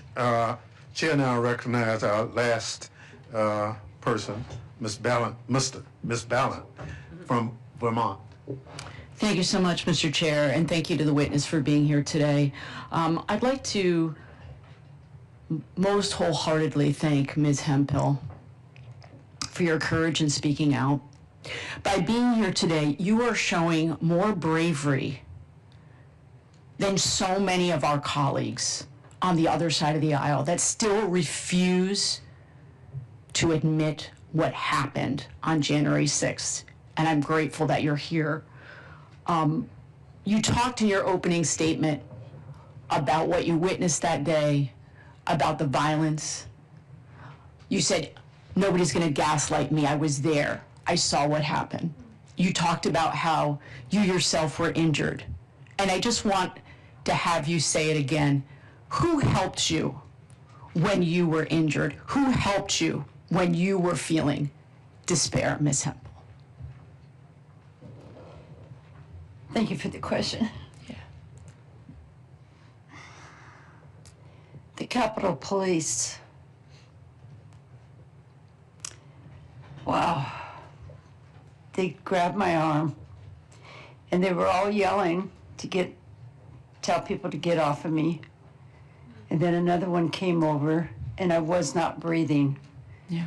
They pulled me up and they put me up on the steps, and another female officer came over and she was helping me, and I couldn't talk to her and I couldn't get up because I couldn't breathe. But she was so kind and so loving. And I thought, here, I'm one of the rioters. Yeah. That's why I can't thank them enough for what they did for me that day. So despite your actions, they were still there for you. Yes. It's extraordinary, isn't it? It's amazing. They are amazing. Yeah, they are. They are. And we're grateful for them every single day when we walk into this building. Absolutely, and they deserve more than they do. They Yes. deserve so much more than what they have been given by their government. Yeah. And I want to touch for a moment on the fact that you, by being here and by speaking out and by denying the pardon, you are showing everyday courage. And I keep coming back, and I just wrote it down again for myself. Mark Twain said, courage is resistance to fear. It's not mastery of fear. It's not absence of fear. And so you talked about your own fear, right? And coming forward, and that you've been doxxed and you've been harassed and you've been threatened. And yet you still stand so solidly in your conviction that what you did was wrong and that you want to speak out. You want to use this moment to right the wrong and to rewrite history. Can you just talk for a moment about how you found that courage? Because I want other people to find that courage. I find that courage through a God that of my own understanding, because sometimes I don't have it. So I ask him to give me that courage, and he does. Yeah. He stands with me, in front of me, and beside me. But this was about the Capitol Police officers. There's something in me that I can't allow them to not be recognized and to be lied about for what they did for us on that day. How dare you? The Capitol Police and those that lost their life as a result bothers me to this day deeply. And until I can see that plaque get up there, I'm not done. Thank you. Thank you so much. I see my time has expired. Again, thank you so much for being here. We can never forget. I yield back.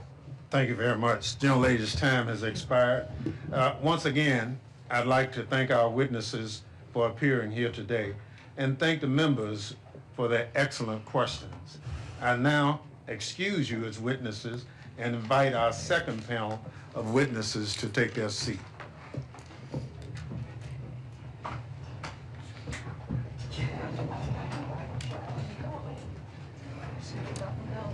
And then so, are we rotating out or other people taking ours? I think other people are gonna come in.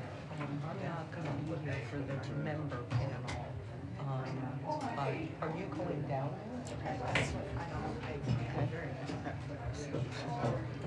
I don't know. I'm gonna leave because I'm doing a whole bunch of press. Yeah. So, Okay. so I'm not gonna be here for the next.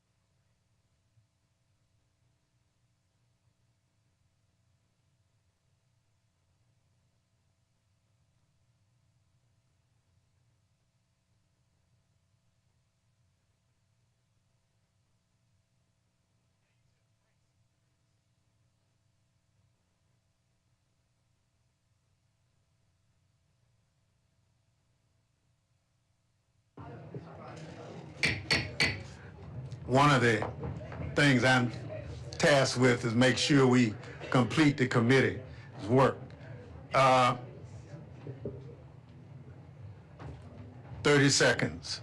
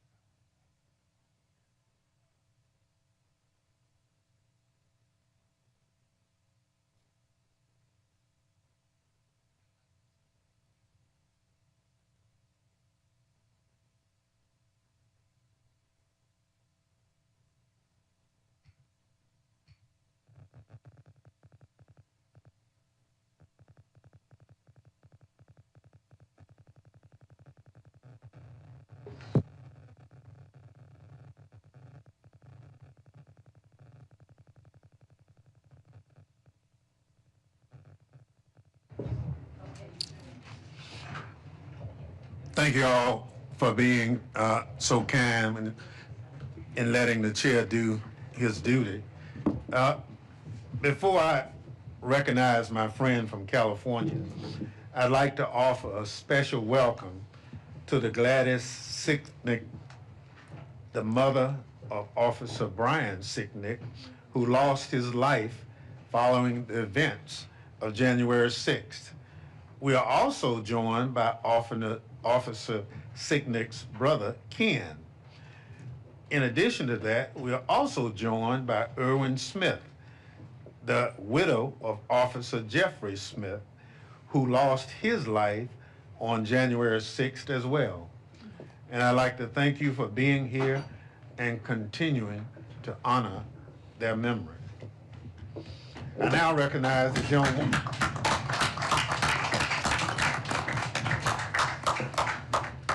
I now recognize the gentlewoman from California, Joe Lofgren, my colleague on the January 6th Select Committee, the former chair of House Administration Committee, and the current ranking member of the Science, Space, and Technology Committee. Good morning. Well, good morning, and thank you, Mr. Chairman. 5 years ago today was one of our country's darkest days. It's one of the few dates in history where most people can remember exactly where they were. On January 6th, I was chair of the House Administration Committee and therefore was one of the tellers during the counting of electoral votes for the 2020 election. I stood on the House rostrum with then Vice President Mike Pence and then Speaker Nancy Pelosi as we formalized the election of Joe Biden and Kamala Harris. We'd heard plenty of talk in the days before that many Republican members planned to object to the certification of several states at the behest of President Donald Trump. What we didn't expect was for Trump to summon an armed mob to march to the Capitol, urging his supporters to, quote, fight like hell. He had been feeding them lies for weeks, fomenting their rage, and at 2:11, all hell broke loose. A man had ripped away a police officer's riot shield and broke a window on the Senate side, becoming the first insurrectionist to breach the Capitol, and then they began to pour in. Vice President Pence was evacuated by the Secret Service, avoiding by mere seconds the insurrectionists, many of whom were calling for his execution. On the House side, Speaker Pelosi was pulled out by her detail as members of the mob roamed the halls of Congress yelling menacingly, "Where's Nancy?" Since it was a goal of the mob and Trump, it's a miracle that the vice president and no member of Congress were hurt or killed that day. However, the same cannot be said for the brave law enforcement officers that defended our Capitol on January 6th, and my thoughts are with them and their families, as the pain of this day surely has not faded for them in the past 5 years. In the months that followed, the House voted to form an independent 9/11 Commission-style group that would investigate these attacks. And that passed with bipartisan support in the House, only to be blocked by Senate Republicans. Speaker Pelosi decided then that the House would form its own select committee, and that resolution passed 222 to 190. I sit here today with several of my January 6th committee colleagues, including now Senator Adam Schiff, who had to step away, will be back in a minute, former Representative Elaine Lurie of Virginia, and former Representative Adam Kinzinger of Illinois. Our work together was an intense, bipartisan, and collaborative effort. We were focused on getting the truth and then revealing the truth, and I think both our hearings and the final report succeeded in doing that. It was important to us that the information we obtained was accessible to every American, not some dense document filled with DC jargon, but a report where people could easily understand the magnitude of the January 6th attacks and what led up to that day. January 6th each year serves as a somber reminder of how fragile American democracy is and how close we came to losing it. This year is especially grim, as it is the first year in which insurrectionists are walking free thanks to President Trump's blanket pardons. The president, who purports to be, quote, pro-police and tough on crime, sent over 1,000 criminals free, many guilty of assaulting law enforcement officers, and it's absolutely shameful that President Trump chose on his very first day in office to turn his back on our men and women in uniform and excuse the violence that he incited and to send these criminals back out into the country to menace and hurt innocent Americans. Let me just have this one last thought. No matter how much President Trump and his allies seek to rewrite the past and cover up this stain on our history, the American people remember. With over 1 million documents and hundreds of hours of footage from our investigation, it is one of the most documented crimes in American history. And there's no doubt about who was the most culpable for that terrible tragedy. January 6th was about Trump illegally attempting to seize power, and as president, he continues to aggressively exercise power to the detriment of the American people. For example, his use of tariffs, which is hurting the pocketbooks of Americans all across the country. I think it's important that we see January 6th for what it is, an illegal effort to overturn the Constitution so Trump could have unlimited power. I'd now like to introduce the panel of my fellow January 6th committee colleagues. The Honorable Elaine Lurie represented the southeastern Virginia in the House.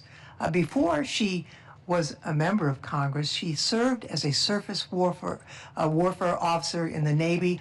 She retired as the rank of commander. She is served with such distinction here in the Armed Services Committee and showed her patriotism not only as an officer in the Navy, but as a member of Congress and a member of our January 6th committee. I'm also happy to introduce former Representative Adam Kinzinger. He served in the Air Force as a pilot for 2 decades. He earned 6 Air Force medals before retiring at the rank of lieutenant colonel, and he showed his patriotism in this House by putting country over party and worked very hard as a member of the January 6th committee, and it's wonderful to see him again. And I'll introduce Adam Schiff, who I understand will be back in just a few minutes. Adam served in the House for many, many years. He served as the chair of the Intelligence Committee during the January 6th events, and he was respected so much for that service that he was elected California's junior senator and serves with distinction representing my constituents in the United States Senate. So with that, Mr. Chairman, I yield back. Thank you, Ms. Lofgren. I'll now recognize our witnesses for 5 minutes to provide summaries of their testimony. Their full written remarks will be submitted for the record. Representative Luria, you're recognized. Thank you to Leader Jeffries, Representative Thompson, and my former colleagues from the Select Committee. I'm grateful to be back in the Capitol. But unfortunately, what brings us together today is the somber remembrance that 5 years ago, the Capitol and our democratic process were under attack by a mob summoned by President Donald Trump. As a retired naval officer who served 2 decades in uniform, I first took the oath to support and defend the Constitution against all enemies, foreign and domestic, at the age of 17 when I entered the United States Naval Academy as a midshipman. And then again as a member of Congress, as we all do. My service has been to this country and to the Constitution. My focus this morning will be what the Select Committee exposed about Donald Trump's failure to uphold his oath, which states to the best of his ability to preserve, protect, and defend the Constitution of the United States, and his dereliction of duty as Commander-in-Chief, and furthermore, how this has persisted during his second term in office. President Trump's failure to act to end the violence that day, his rewriting and whitewashing of history, and his mass pardons of January 6 rioters, literally transforming hundreds of convicted and violent criminals into political martyrs and folk heroes, has served to undercut the rule of law and in turn weakened our democratic institutions. Veterans of our armed services know firsthand the leadership that is required in a time of crisis, urgent and decisive action that puts the country first. But on January 6th, when lives and our democracy hung in the balance, President Trump, as Commander-in-Chief, refused to act because of his selfish desire to stay in power. Think about what we saw on January 6th. Undeniable violence at the Capitol, the Vice President being evacuated to safety by the Secret Service, senators running through the hallways to escape the mob, law enforcement valiantly defending the Capitol against brutal attack. As Commander-in-Chief, President Trump was oath and duty bound to protect the Capitol. But for over 3 hours, as Adam and I in our hearing described in detail, for 187 minutes, he disregarded the advice and pleas from his closest staff and his own family members to take action, to simply speak the words necessary to stop the violence and send the rioters home. And furthermore, when he spoke, he addressed those who instigated the violence with words of solidarity. He said, "I know your pain. I know you're hurt." He doubled down on the stolen election claims and then finally said, "I know how you feel, but go home and go in peace."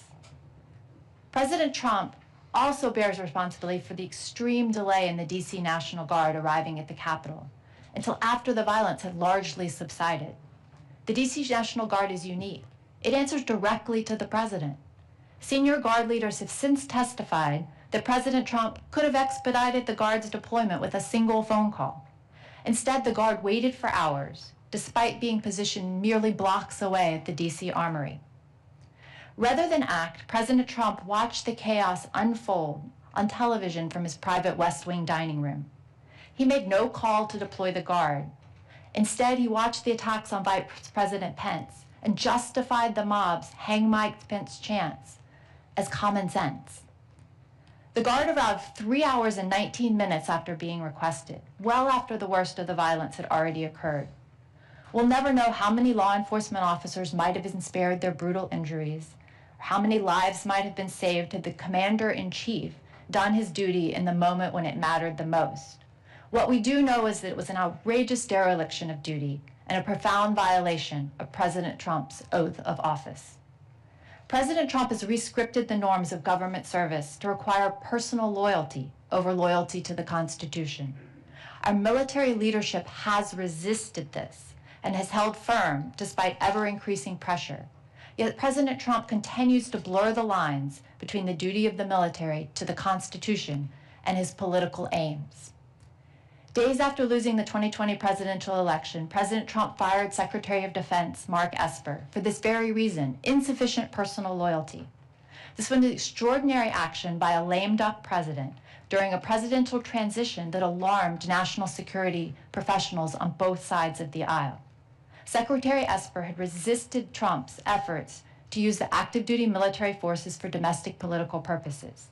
He imposed invoking the Election Act to deploy troops to American streets during protests. He counseled against Trump's suggestions that troops should just shoot protesters. Since resuming office, President Trump has again politicized the armed forces, opening a baseless investigation into the former chairman of the Joint Chiefs of Staff, Mark Milley. He and his administration purged senior military leadership and fired the service branch's top lawyers, simply deeming them roadblocks. He threatened to recall a sitting U.S. senator to active duty to be tried for claims of sedition under the Uniform Code of Military Justice. This is an extraordinary step to weaponize DOD against a member of the legislative branch. He has described fellow Americans as the enemy within, suggested the military straighten out American cities, and even proposed using American communities as military training grounds. These statements coincided with troop deployments to American cities over the objections of state and local leaders, and with a systematic effort to muzzle the Pentagon reporting by restricting press access to the Pentagon unless pre-approved by the administration. As someone who served in military and in uniform for 2 decades, I find this vision for our military deeply un-American. President Trump did not only attack this building and our democracy, he attacked the fundamental idea that the military serves the Constitution, not a man, not a party, and not a political agenda. This trend has only accelerated since his explicit display of dereliction of duty on January 6th, and should stand as a warning to all Americans that living in a free democracy is not self-executing. It depends on leaders and citizens choosing to uphold our values. We owe it to the law enforcement officers who defended the Capitol, those serving in uniform today, and the generations to come to lead that fight. And this is one that I will never abandon. Thank you. Thank you so much. Chair now recognizes Representative Kinzinger. You're recognized. Well, thank you, Chairman Leader Jeffries. Thanks for having me. It's way different on this side, guys, let me tell you. I want to just briefly talk about the whole idea of this plaque. It's shocking to me, by the way, that that has not been put up. Now, I am convinced that it will be put up at least by next January, and I'll humbly suggest maybe you can double the size of it by then. 5 years ago today, the president decided that America's legacy of transfer of power was beneath him. It was beneath him. And we all know what he did. He sent the mob to the Capitol and tried to rob the American people of their votes. He aimed to destroy America's self-determination and replace it with his own corrupt will. We've all seen the videos. We even saw them today. You know how vicious it was. No rational person can look at that violence that occurred on January 6th and think that it is not wrong. But even more concerning is that threats to our democracy have continued beyond what we've witnessed 5 years ago. And it's continued to today.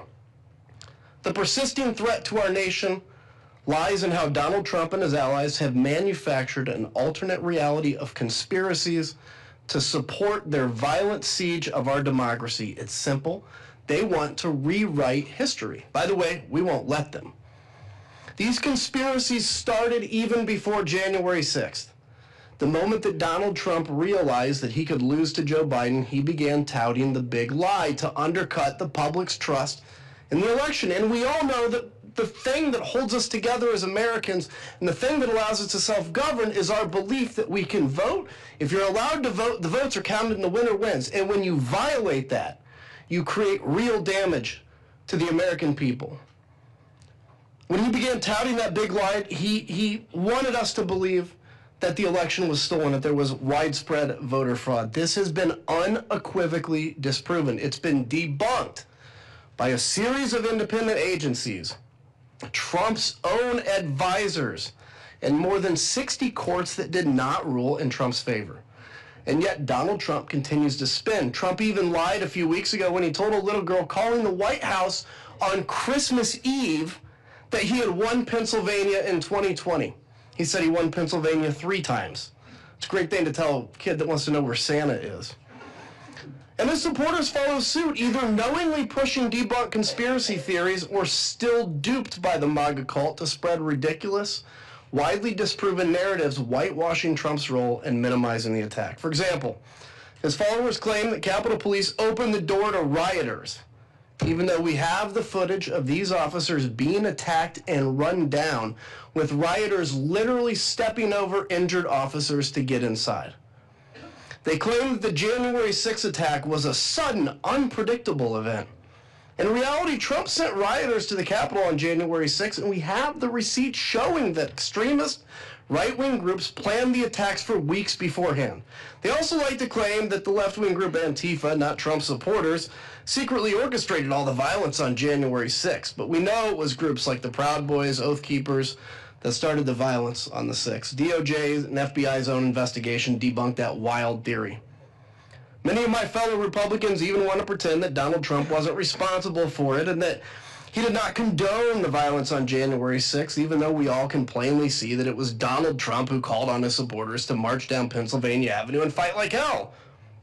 It was Donald Trump who sat in the White House, as we discussed, for 187 minutes, watching the attack unfold, throwing gasoline on the flames with his 2:24 p.m. tweet, targeting Vice President Pence in the middle of it. And since then, he's called January 6th defendants political prisoners and hostages. I want to point out here for a second that when these folks were arrested, they were contrite, as Ms. Hemphill was. And then the whole media organization of some of these came around and started calling them political prisoners. And when they did, they made them victims. And then that's when you saw the narrative change from they broke the law to they're victims. This is then in one of the first acts of the president's term, he immediately pardoned all of those people who took up arms for his wicked cause that day. I hear often, well, Adam, Trump only pardoned the innocent ones. He never pardoned cop beaters or real criminals. Well, that's obviously another false narrative. He didn't just pardon the nonviolent or non-dangerous people. He pardoned every single criminal who beat, kicked, punched, and pepper sprayed over 140 of our law enforcement officers. He pardoned every single criminal who helped drag a screaming officer into a crowd and said to shoot him with his own gun. I get asked frequently, why are you still going on about January 6th? Can't you just let it go? If our country had achieved real accountability and deterrence, we could move on. But we have not. A fact made clear by Donald Trump still spinning his conspiracies and his base still continuing to promote them. Donald Trump knows that these lies and stories only strengthen his power over the American people. How can I allow this without sharing what I know to be true, that on January 6th he tried to overthrow his government and call myself a patriot? How can I let that happen and call myself a patriot? How can we ever ensure that our votes matter if we bow to the narrative of a president who incites an insurrection, denies doing it, and then pardons the insurrectionists? The rewriting of January 6th is un-American. That's why we're here on this important day, to safeguard our democracy and call out corruption without fear of Donald Trump's persecution, so that a day like this may never stay in our country again. I also get asked a lot, what did the January 6th committee accomplish? And I'll tell you, we may have another few years, we have to continue to battle this misinformation, but I guarantee you that my kid and my grandkid and his grandkid will know the truth of what happened on that day, because while the DOJ was not allowed to finish their investigation because the president knew exactly what they had and he made them drop it, because of that, the only living record was the January 6th committee, and I am proud of our work, and I yield back.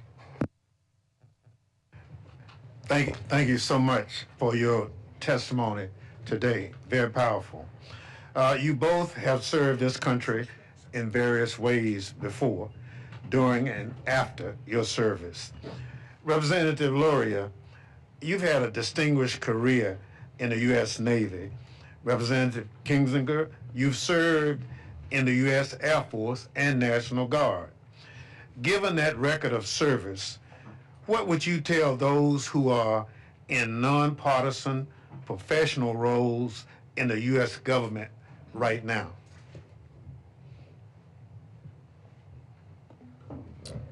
Thank you, Mr. Chair.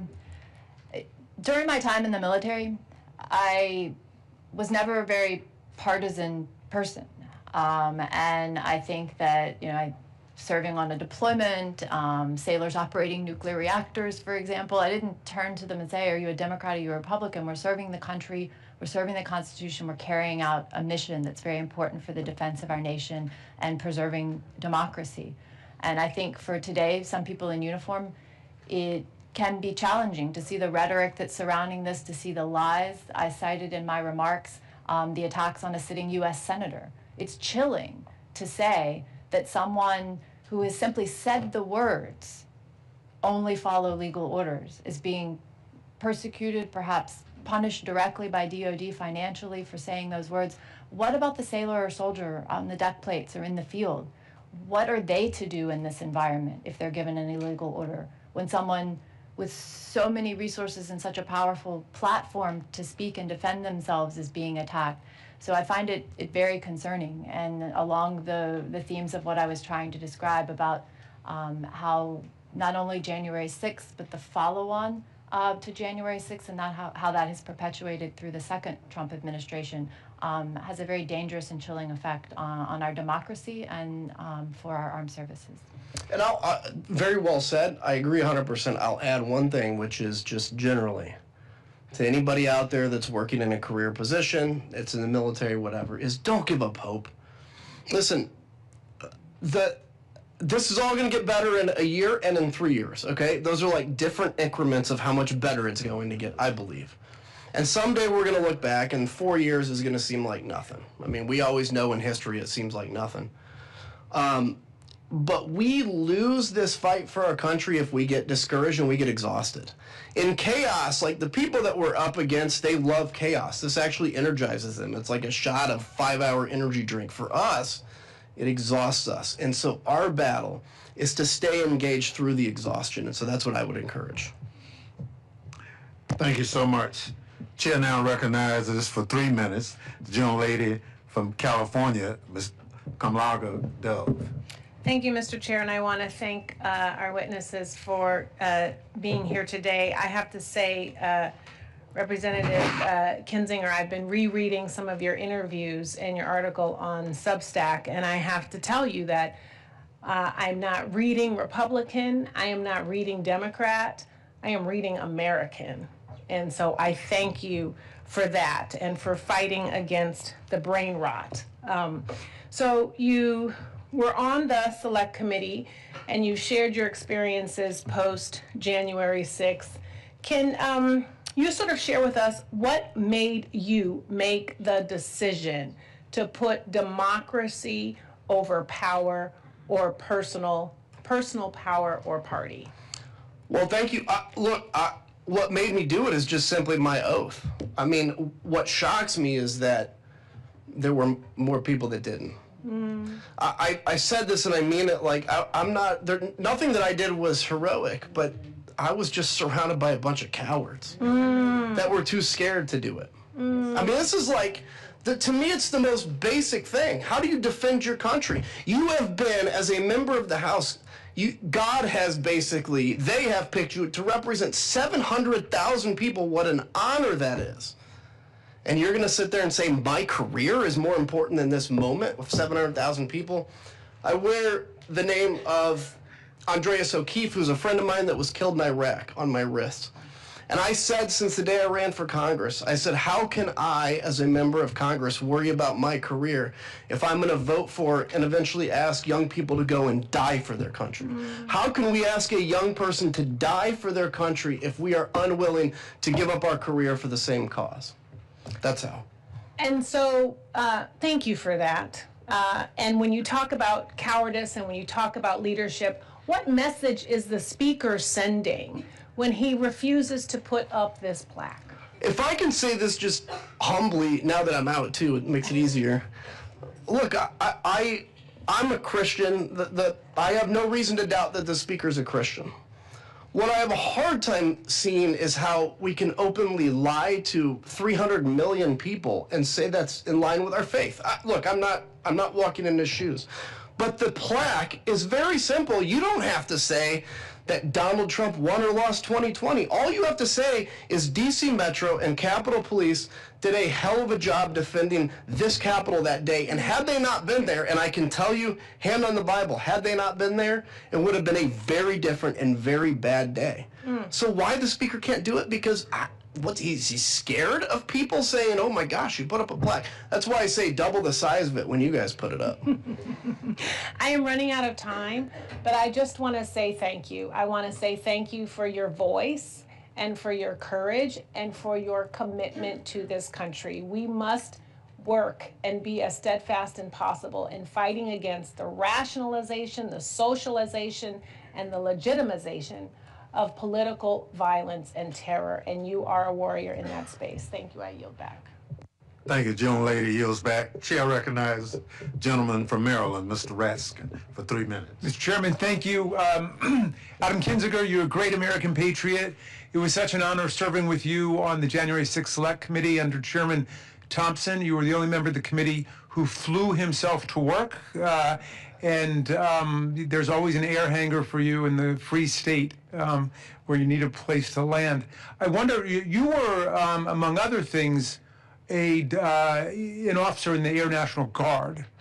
I wonder if you've had an opportunity to reflect on January 6th and the National Guard and what happened there. What was the standard set by Donald Trump on the threshold for activating the National Guard, because he was unilaterally on top of the DC National Guard, so he could have sent it at any point and decided not to, even when you had thousands of people in a violent mob storming the Capitol, driving the members out of the House and the Senate. Is that a standard that you think he has maintained in his new administration in terms of deployments to places like Los Angeles and Chicago? Look, it's interesting because I was an active guardsman during January 6th, and I remember the whole time, like, just where's the National Guard, right? My people. And I remember actually when I left after we reconvened and voted, I saw my first Guard soldiers, and that was very emotional for me. And in a good and bad way, it was good because it's like I'm proud of them. It was bad because, like, why, they're here.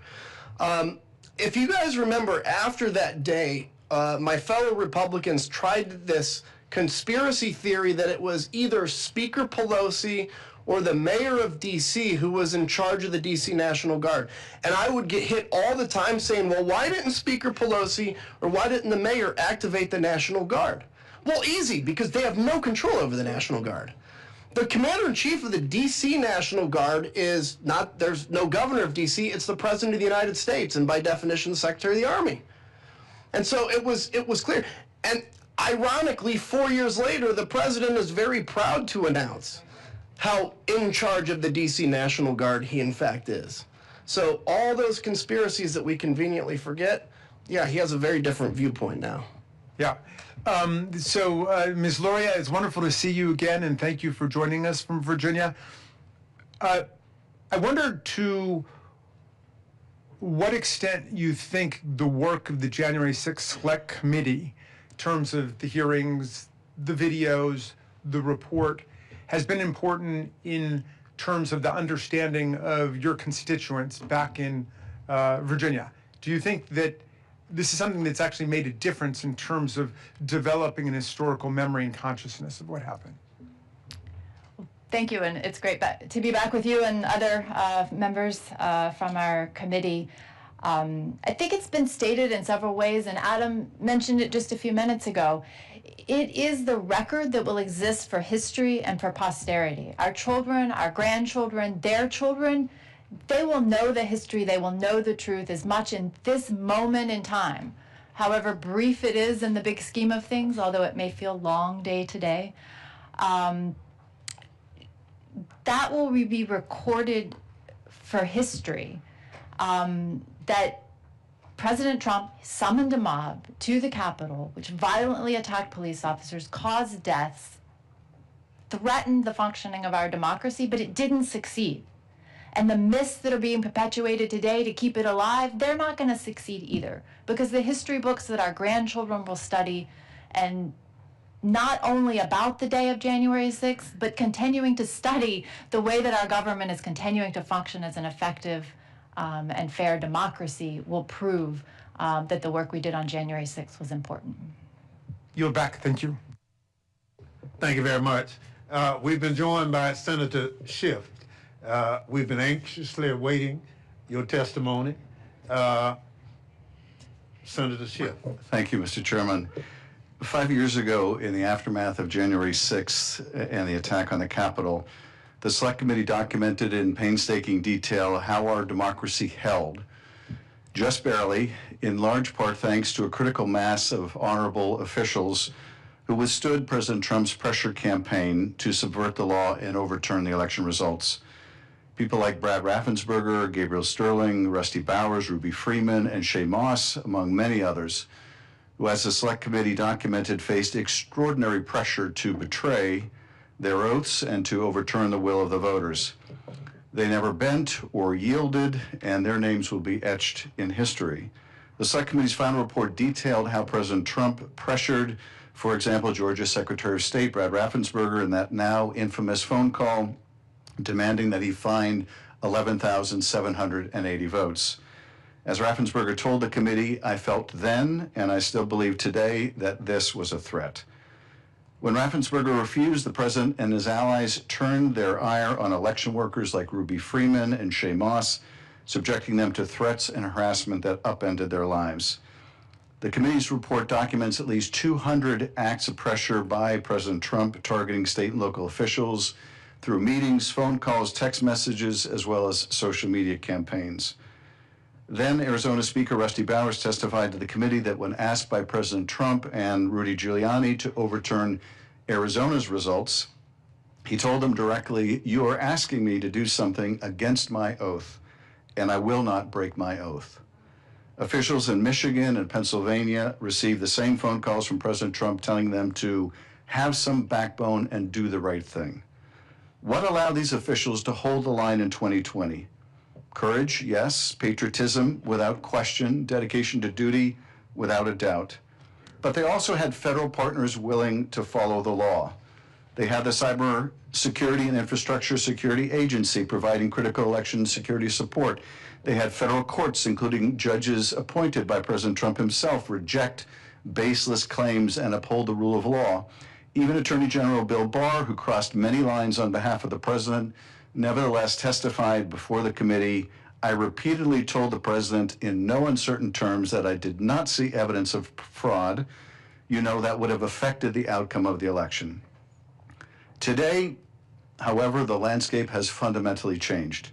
The election officials who stood strong in 2020 are being systematically purged, and the guardrails to protect the integrity of our elections are being taken down brick by brick.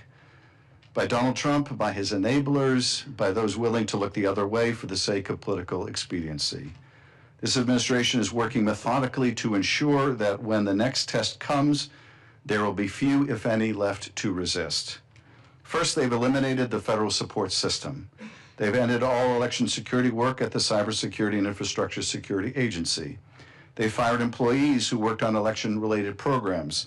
They've ceased funding the Election Infrastructure Information Sharing and Analysis Center, the very organization that helped state and local officials respond to cyber attacks on election systems.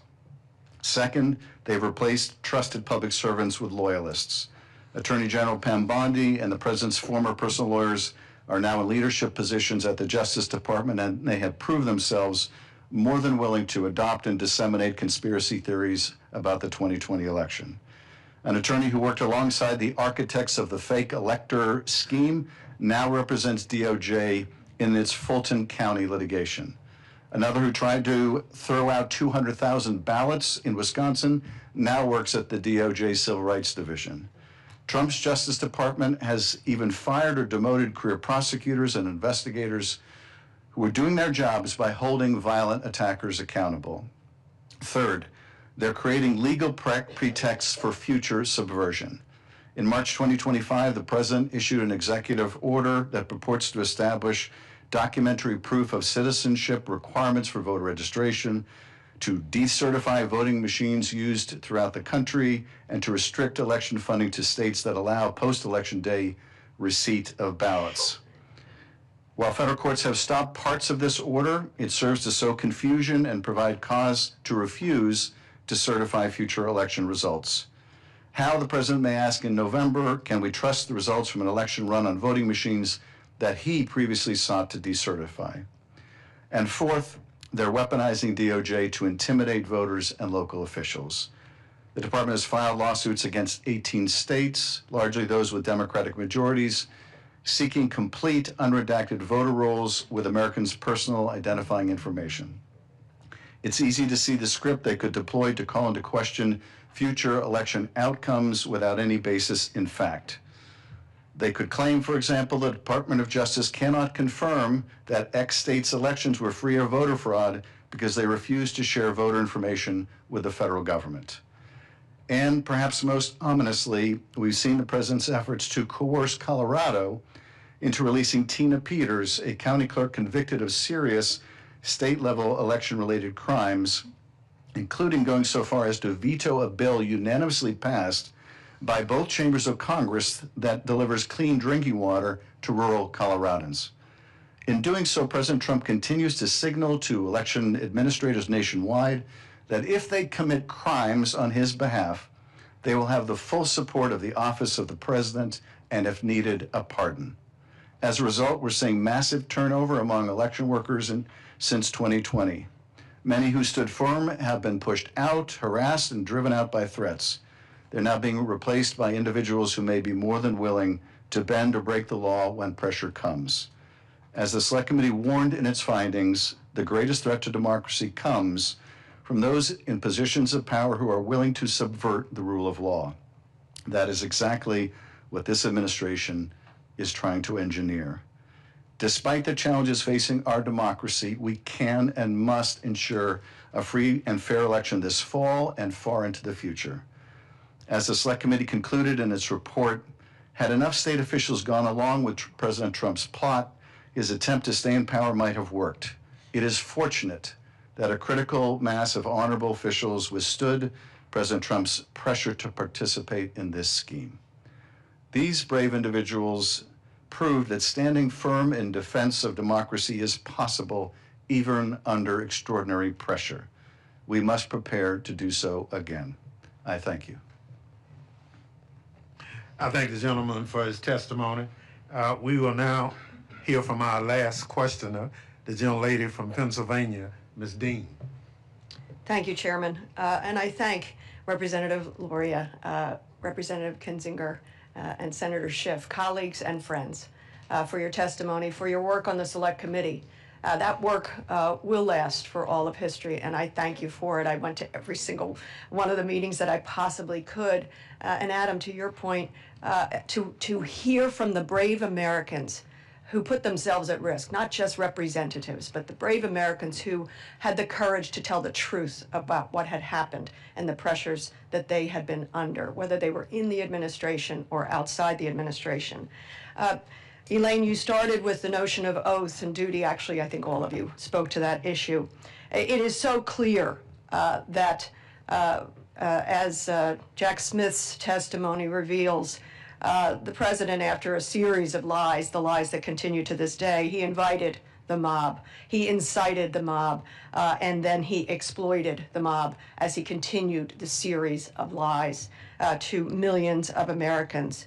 And I remember I had the solemn honor, probably the highest honor I will ever serve here as a member of Congress. I was asked by Speaker Pelosi to be an impeachment manager for the second impeachment of Donald Trump, serving alongside so many of the folks here. And I remember people saying, well, wait a second, you know, he couldn't have foreseen that that could have happened. Well, of course, he could foresee, and the folks around him could foresee. But the 187-minute delay sitting in the dining room, are you kidding me? Representative Swalwell asked about a comparison to another president acting in such a way.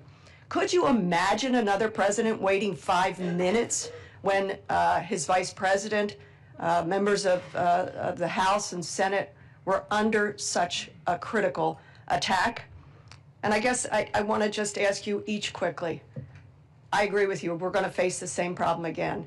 and maybe Mr. Kinzinger, you could help us the most. Most people say to me, why is it only Adam Kinzinger and few others?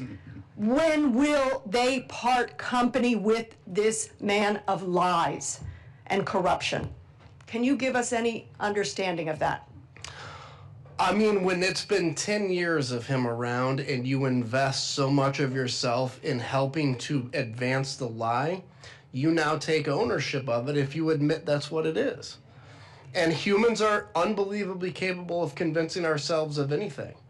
And keep in mind the first term of Donald Trump, there are a lot of your colleagues, my colleagues, that either didn't run again, they were beat or whatever for speaking out. And so after 10 years, the only folks left are those that are very willing to bow down and to offer everything to the great Donald Trump. And I tell you, when it ends is in 3 years when he's out of office. And all of a sudden, and potentially what happens here, power is the one thing that can wake them up. And so they're going to lose it. And it's going to be a pretty bad day for them when they do. Thank you all for your extraordinary service to our country. I yield back. Thank you so much. Senator, you'd like to comment on that? I would. One of the issues that we looked at as part of the January 6th committee, but it was also larger than the scope of what we could effectively wrap our heads around, is the challenge of where Americans now get their information and how we get it from such very different places. And I think in answer to your question, not just about this president, but about so much of what divides the country, we're going to have to figure out a way of becoming better consumers of information, of breaking down some of the stovepipes again, because we each live in such different information worlds. I'm old enough to have rushed back to my college dormitory to watch Walter Cronkite's last broadcast, and that was a time when there was a large body of agreed upon fact, and we might differ with what to do with those facts, but at least we agreed there were facts. Now people tune into the news they want to hear to reinforce the views they already have, or they have it curated for them on social media that shows them only what they want to see because it rewards time on their platform. This to me is one of the most cross-cutting challenges we have. And I think in order to avoid this kind of ability to gaslight a significant part of the country, by claiming you cannot believe your lying eyes, you can't believe what you're hearing, you can only believe me, we're going to have to find a way to break through those information silos. And I think this disruption we've had in how we get information is every bit as seismic as the invention of the printing press must have been.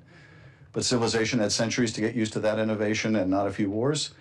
We've had a relative millisecond to get used to this media environment, and we're going to have to figure this out. But Chairman, I thank you for hosting this hearing along with Leader Jeffries. Thank you, Chairman, for your service, and to Adam and Elaine, my colleagues. Very grateful for your work. Was very proud to serve with you on the January 6th committee. And Adam, thank you for your continued courage and willingness to speak out. And I want to thank our colleagues for appearing here today. And I'll now excuse you and invite our next panel of witnesses to take their seat.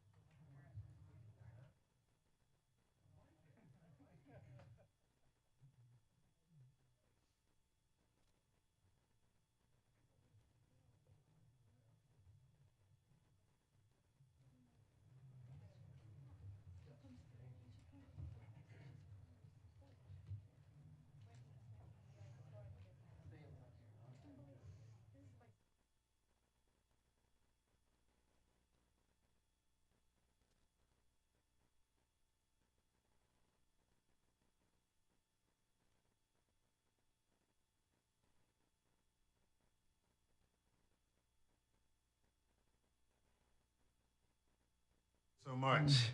I'll now recognize our distinguished current members for 3 minutes to provide summaries of their testimony. The full written remarks will be submitted for the record. However, our first speaker has the magic minute. That's why I wore the pin today, to get that magic minute. Thank you very much, Mr. Chairman. Thank you for your leadership. You and Liz Cheney did such a remarkable job leading this, the committee, and now the leadership of our leadership, Hakeem Jeffries, Pete Aguilar, who's there, and others, Congresswoman Clark as well. Thank you for bringing us together today. On January 6th, 5 years ago, we began the day prayerfully. We had a Zoom call with our members because it was the time of COVID. And on that call, I said, this is the Feast of the Epiphany. This is an important Christian feast, and let us hope that that word epiphany, which means we also not only a feast of the Epiphany, but the idea of the Epiphany, that people will see the light in a different way. We were prepared that day under the leadership of Jamie Raskin. He had prepared us in advance to go to the floor very, very legally. It was about the facts and it was about the law. And it was very nonpartisan. In fact, all of our testimony was based on Republican testimony throughout the states that would be in question. We prayed for the president. We said we weren't going to mention his name in our testimonies, the facts and the law, the numbers and the races. And I continue to pray for the president because I could never have had the idea that a president of the United States would incite an insurrection on the Capitol of the United States, the symbol of democracy throughout the world, on the Constitution of the United States, which he took, and we all took, an oath to uphold, on the Congress of the United States, who that day had the congressional responsibility to accept the results, to certify the results of the election. The list goes on and on. And today, that president who incited that insurrection continues to lie about what happened that day. On my way over here, I saw on TV that he was claiming that we did not ask for the National Guard. I thank Representative Hensiger and as well as Elaine Loria for setting the record straight and other testimony that you have heard here. For over 3 hours, we begged him to send the National Guard. He never did it. He took joy in not doing it. It was savoring that. And right now, he was saying on TV today, I wanted to send it, they just wouldn't do it. His own Secretary of Defense, acting Secretary of Defense, testified under oath against what the president is saying today. Maybe not in public, but under oath. God forbid that they ever put this president under oath. His people know never to do that because who knows what will happen. But what he's saying today, still lying about it, is an insult to the American people. Good-thinking people in our country, and I believe in the goodness of the American people. Believing in their goodness is what gives us hope that we can move on from this even stronger. His lies that he continues to tell are an insult. The courage of our founders, the beautiful vision they had of this country. And they wrote the Constitution. Thank God they made it amendable so that we could expand freedom over time. But in that Constitution, they knew that we could have a rogue president. Hence, they put impeachment there. But they never suspected that at the same time we'd have a rogue United States Senate, wouldn't have the courage to testify to the truth. However, Senator Mitch McConnell, the leader of the Senate at that time, joined us in calling for the National Guard. Get it over here right away. He used a little slight profanity in what he said. and yet he refused to vote for the impeachment. But nonetheless, getting back to this actual date, because of Sergeant Aguilo Canal, Harry Dunn, Eugene Goodman, Michael Fanone, Daniel Hodgins, Caroline Edwards, because of the actions of these members of Congress and their courage, and I name just a few, but because of the National Guard, our members of Congress were protected. And some of them are here, and I see so many more who will testify. We all know the leadership that was provided by one of our colleagues who will testify, and he told them to take off their pins because these people were coming to get us. How many times did I hear they were going to put a bullet in my F-word head? That's what I heard on TV while we were seeing this on TV. But one thing I knew when we saw that on TV was, despite what anybody would say, that we would go to the floor that night and show the world that the Congress of the United States, that our democracy had survived the insurrection that the United States president had incited. And I want to especially thank the mother, Gladys, and son Kenny, in attendance of Officer Brian Sicknick. Officer Jeffy Smith, his widow Erin, is in attendance, and also Officer Howard Livingood's family, Officer Kyle DeFreytag, and Officer Gunnar Hashida. These families made the supreme sacrifice for our democracy. And that day, what particularly offended me was, we know that our founders, the Times have found us, right, Mr.? The Times found our founders to establish this country. The Times found Lincoln to save the Union. The Times found us to save our democracy as well. But when we were watching this on TV, we could see the Confederate flag being flown under Lincoln's dome, the dome that Lincoln built during the Civil War to show the world that America was resilient. Lincoln's dome, there's the Confederate flag, while they were defecating on the floor of the Capitol, insulting the people who managed the Capitol, the staff, and all the rest. But it was the courage of our national police and also the Metropolitan Police that saved our lives. But it was the courage of our members to go back to the floor that night. I was so proud of them, because you never know in terms of whatever is happening in the White House. Still, it took courage to go back to that floor. Still, when we went back to the floor to continue the work of the Constitution, the Republican members decided to still challenge the results of the election. That it wasn't honest. I mean, the lies were so pervasive. They were so sad. They were so sick. It's almost if you drum up something from the past. Have you no decency? Do you not care about your oath of office? Is your loyalty to that man who incited an insurrection more than your oath of office? Is your political career more important than America to you? Why are you here? Why are you here? So again, I want to just say that with all of this, one of the proudest moments of my 8 years of speaker and 12 other years as leader, but the speaker part, was that we went to the floor and we honored our members, had the courage to go there after being under threat, being chased by these people, being under threat, to go to the floor to honor their oaths of office.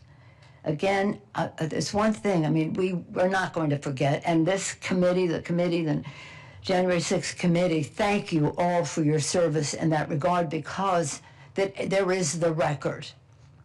Think what it would have been if we didn't even have that. The public would not even know the destruction of it. The president's always saying to me, well, you weren't ready. I wasn't ready for a president of the United States.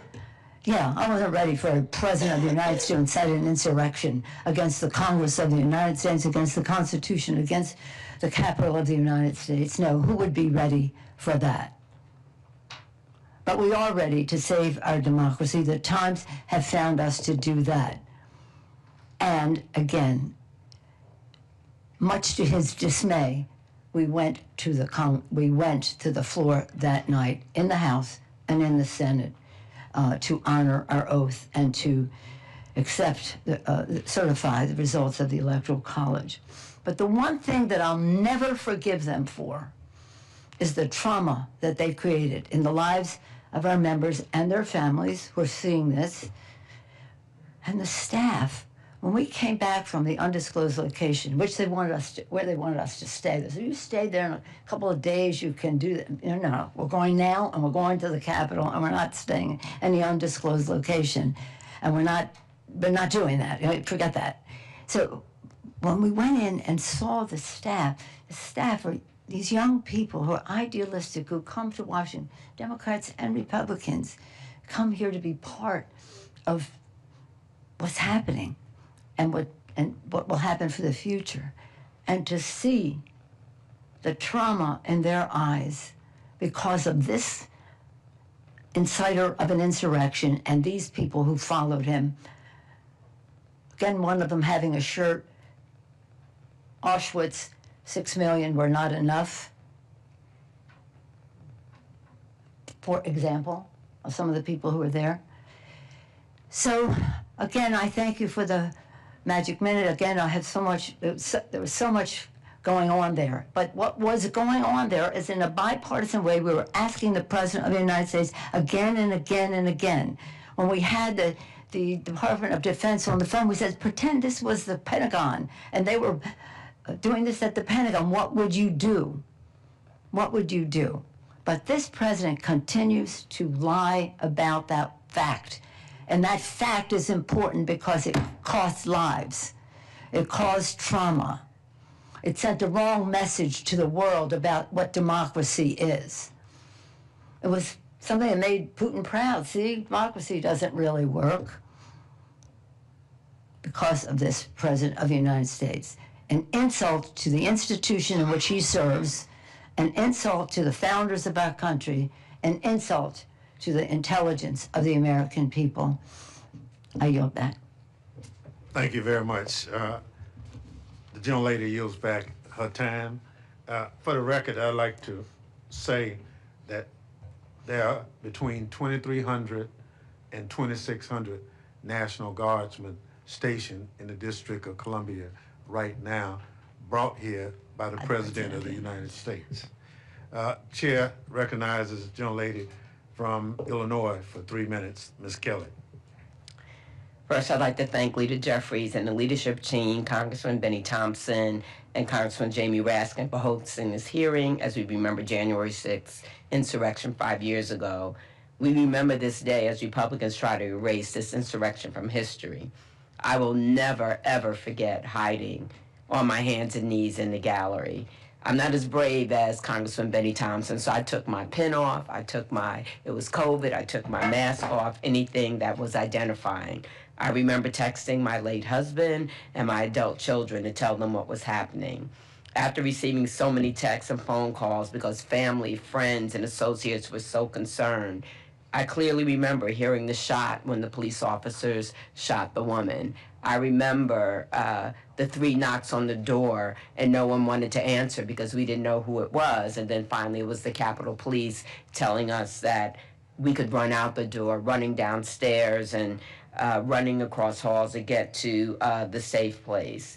I want to thank all those police officers that helped save our lives and protect us, and the police officers, as we talked about, the 140 that suffered injuries, the 5 that died. I also want to thank all of my colleagues that were in the gallery that day for all of the support. We have an unbreakable bond now, and we have our little gallery group that we lean on and talk to each other. I truly believe that day has led to even more political violence. You know, that was a big impetus. You know, after being sworn into a second term, President Trump pardoned, as we know, the January 6th insurrectionists, an outrageous decision. And many have been arrested for child molestation, sexual assault, and kidnapping. He let criminals loose in our country. because he does not care for law and order unless it serves him. And his violent rhetoric has only gotten worse, and political violence across this country has increased drastically. And just the lies he's spreading about Minnesota State Representative Melissa Hortman, who was shot and killed in her own home. I believe it is our duty to uphold democratic norms, and we must condemn anyone who tries to overtake our democracy, whether it is the president or not.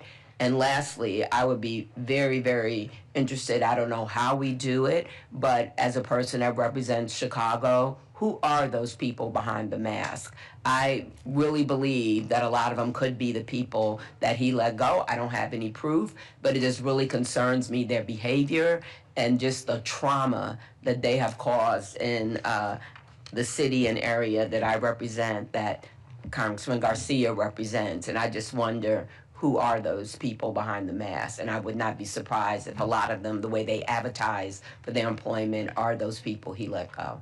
Thank you, and I yield back.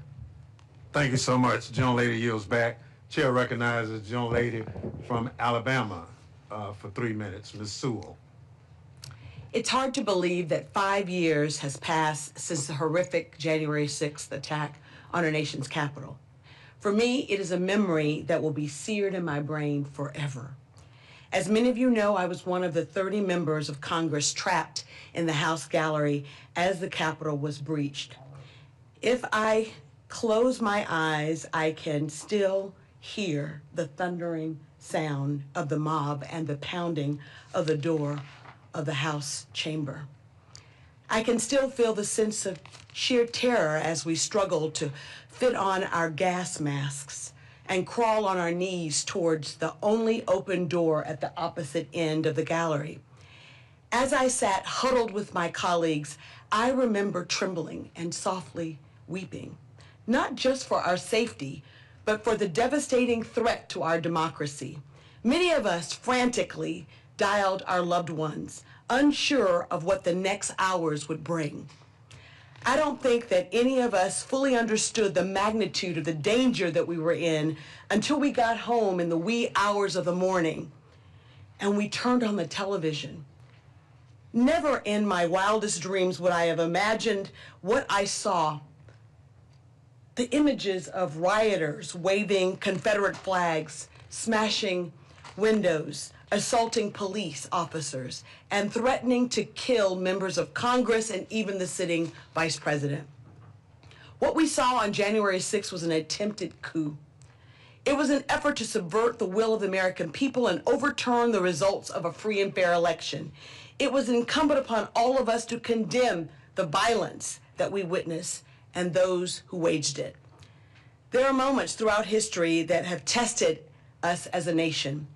January 6th is one of them, as was Bloody Sunday in my hometown of Selma, Alabama, and the bombing of the 4 little girls at the 16th Street Baptist Church in Birmingham, and so many other defining moments along the way. Those moments can either make us stronger as a nation or they can tear us apart. We can use them as an opportunity to heal or to move forward, or we can sweep them under a rug for the sake of political convenience. It's maddening that so many of my colleagues across the aisle continue to choose the latter. I find it shameful that President Trump chose as the first action of his second term to condemn the criminals responsible for the violence. I find it equally disturbing that Speaker Johnson refuses to honor the brave officers who defended our democracy by installing the plaque that Congress voted on and passed more than 3 years ago. They say that if you don't know your history, you are bound to repeat your history. As a member of Congress who represents Alabama's Civil Rights District, I often tell my constituents, if we don't tell our stories, others will tell our stories, and they may not get it right. I am grateful to Leader Jeffries, Chairman Benny Thompson, for giving us this opportunity to tell our story and to shine a light on the horrific events of January 6th. In closing, I want to express my heartfelt gratitude to the many Capitol Police officers and law enforcement officers who defended our democracy that day. I also want to thank my fellow gallery colleagues, as we call ourselves. I want to thank them for checking on us, even now, 5 years later. This is the first time that I've been able to publicly speak about it. Because frankly, I could not believe that in our place of work, in the people's house, we were threatened that way. January 6th was a dark day in our nation's history, and I hope that we can all work together to ensure that such a heinous attack never, ever, ever happens again. I want to thank all of you for being here today, and I want to thank my fellow gallery colleagues for your courage. Thank you. Thank you very much. The gentlelady yields back. We'll now recognize the gentleman from Colorado, Mr. Crow, for 3 minutes. Thank you, Chairman Thompson. Thank you, Speaker Pelosi, Leader Jeffries, Chairman Thompson, and members of the Select Committee for your incredible work, your leadership in articulating and preserving the facts and the memory and the history of what happened on January 6th. All of my colleagues have done a remarkable job chronicling the violence, the sheer brutality, as we saw 140 police officers brutally beaten by a mob, inspired and weaponized and sent to the United States Capitol on his behalf to do violence, to derail our democracy and the will of the voters. I served 3 combat tours in Iraq and Afghanistan as a paratrooper and an Army Ranger, and I never thought I would see the type of violence that I saw overseas at the pantheon of our democracy. But I want this moment to be a moment of hope and resolve. It must be a moment of hope and resolve. There's been a lot of talk about oaths and leadership and bravery versus cowardice. There's a lot of cowardice in our country today. There are universities buckling, CEOs taking the knee, law firms cowing, members of Congress capitulating. There is a lot of it. But in moments of greatness and at pivotal times of our country, it's never the story of the cowards. It's never their story. It's always the story of the heroes, who are more often than not regular Americans doing amazing things. The story of people like Yeoman Wilder, a Little League coach in Harlem, who when federal agents descended on his baseball field and harassed and intimidated and threatened his kids, he said, no. These are my kids. This is my baseball field. You leave. You have no right to be here. It's the story of the millions of Americans who show up for No Kings rallies, the story of election officials who, despite threats and harassment and intimidation, say, no, I will do my duty. It is their story. As a paratrooper, there's a history and tradition that the senior paratrooper in a plane jumps out of the plane first, and then the other paratroopers follow. And it's based on the idea that fear is contagious, but so is courage. This is our moment. We never asked for it. None of us woke up this morning thinking we wanted to live in an era of extremism and violence where our democracy is being threatened and disassembled brick by brick. But that is always the nature of leadership. We never get to choose our moment. We only have to answer the question of what we are willing to do to stand up and meet that moment. And that is why I'm so proud to be here with the people at this table, the people at this dais, because you are all meeting the moment. America will meet the moment. And the Little League coaches, the election officials, the store clerks, the police officers, everybody will stand up and defend our country and our democracy at this time of great need. I'm so proud to be a part of it. I'm proud to be an American. And it is a time for a new American patriotism, for us to take back our democracy and to move us forward in a better direction. I yield back. Thank you so much for your testimony. I thank our colleagues for appearing here today. Mr. Chairman, I just want to say that so much has been said by our colleagues about courage, and I want to acknowledge Pamela Hemphill for being the demonstration of so much courage here today. I also want to say that 1 year after January 6th, we had testimony from members, and now today we'll have more testimony, and this is really an important part of the record. So thank you so much. We have the, shall we say, they're bonded together forever for being protected. Thank you, Mr. Crow, for doing that. And I will just say this, 2 years after that, I'll mention what Zoe Lofgren mentioned. She said that they were going through the Capitol saying, where is Nancy, where is Nancy, where is Nancy? 2 years after that, a person was going through my house saying, where is Nancy, where is Nancy, where is Nancy, and acted violently against my husband. So this was a horrible thing, but it bore other horrible things with it. And again, our resilience is our hope, and our hope is our resilience to save our democracy. Thank you for giving us this opportunity. Thank you so much. And I know most of us have had similar challenges of that day. The committee members have constantly getting threats and all that thing. It's not who we are as a country, but when the person at the top promotes that kind of action, this is what you get. And it's so unfortunate. We can differ, but we don't have to do it violently. And so that's where we are faced. So again, let me thank all of you for appearing here today and offering your testimony.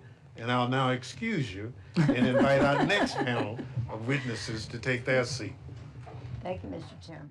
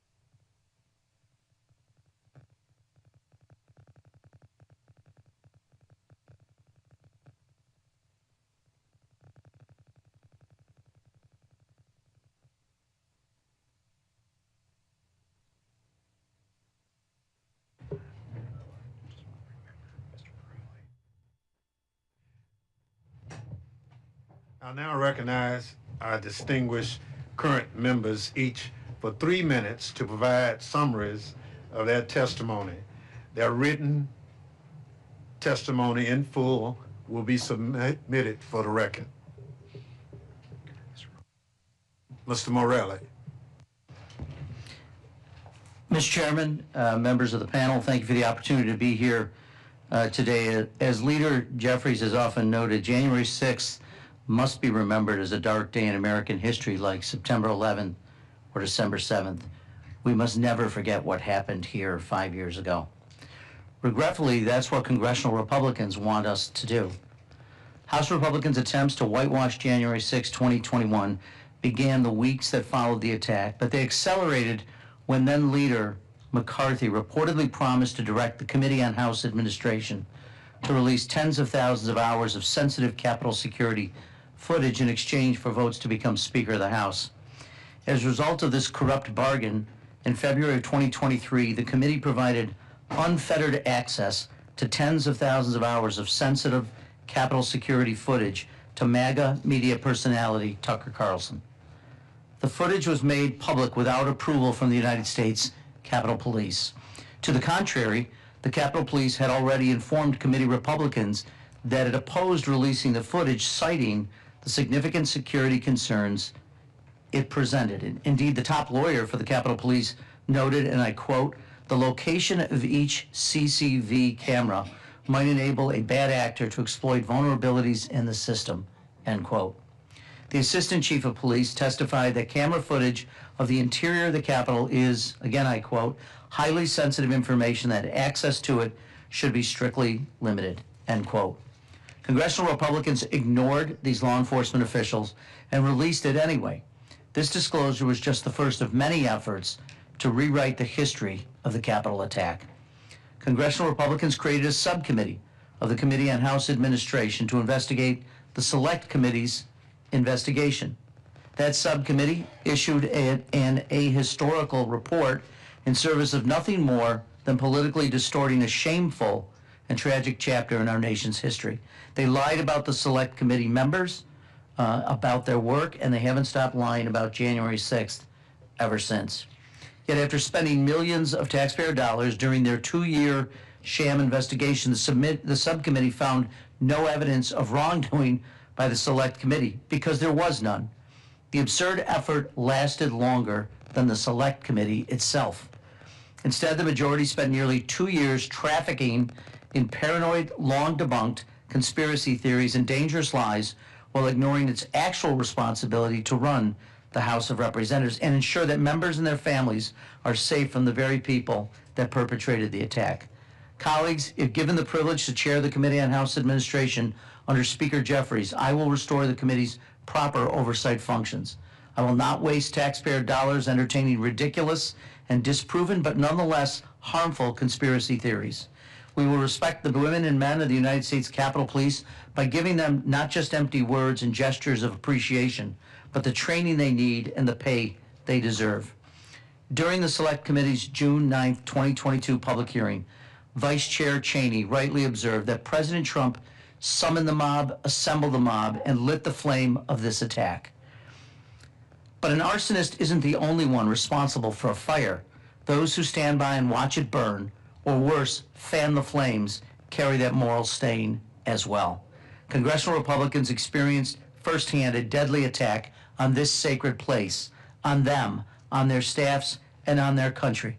But they chose and continue to choose cowardice, demonizing the innocent, protecting the guilty, and disparaging the patriotism of police officers who saved their lives even before the bloodstains were washed from the Capitol steps, all while claiming to back the blue no matter what. We cannot allow that to stand. We will not allow that to stand. And with that, I yield back, sir.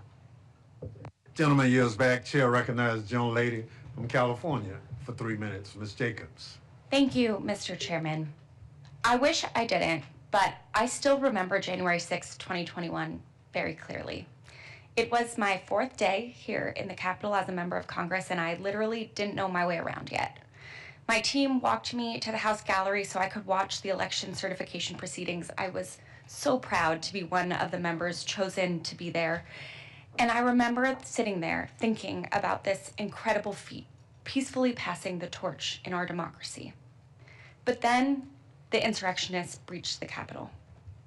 Even 5 years later, there are things that I can't shake.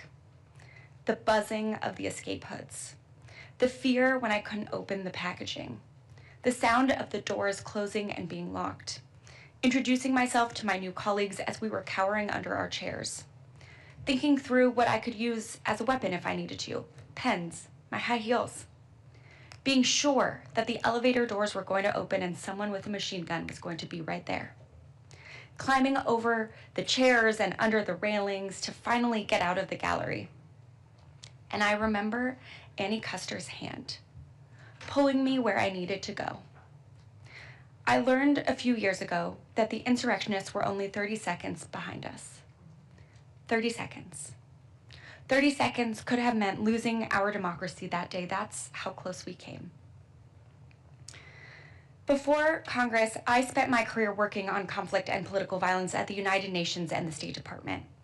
I worked on post-coup transitions and responses to electoral violence and violent extremism. I never thought that my experience would be quite so relevant here at home. I never thought that the U.S. Capitol would be the place my parents most feared that I was still alive. I've worked in countries even more torn apart than ours is. And because of that, I know that there is a way to heal and to repair and to move forward. To do that, we need accountability. Accountability for all the damage done that day, not just for the foot soldiers, but those at the top doing the planning, the justifying, the ordering, the enabling.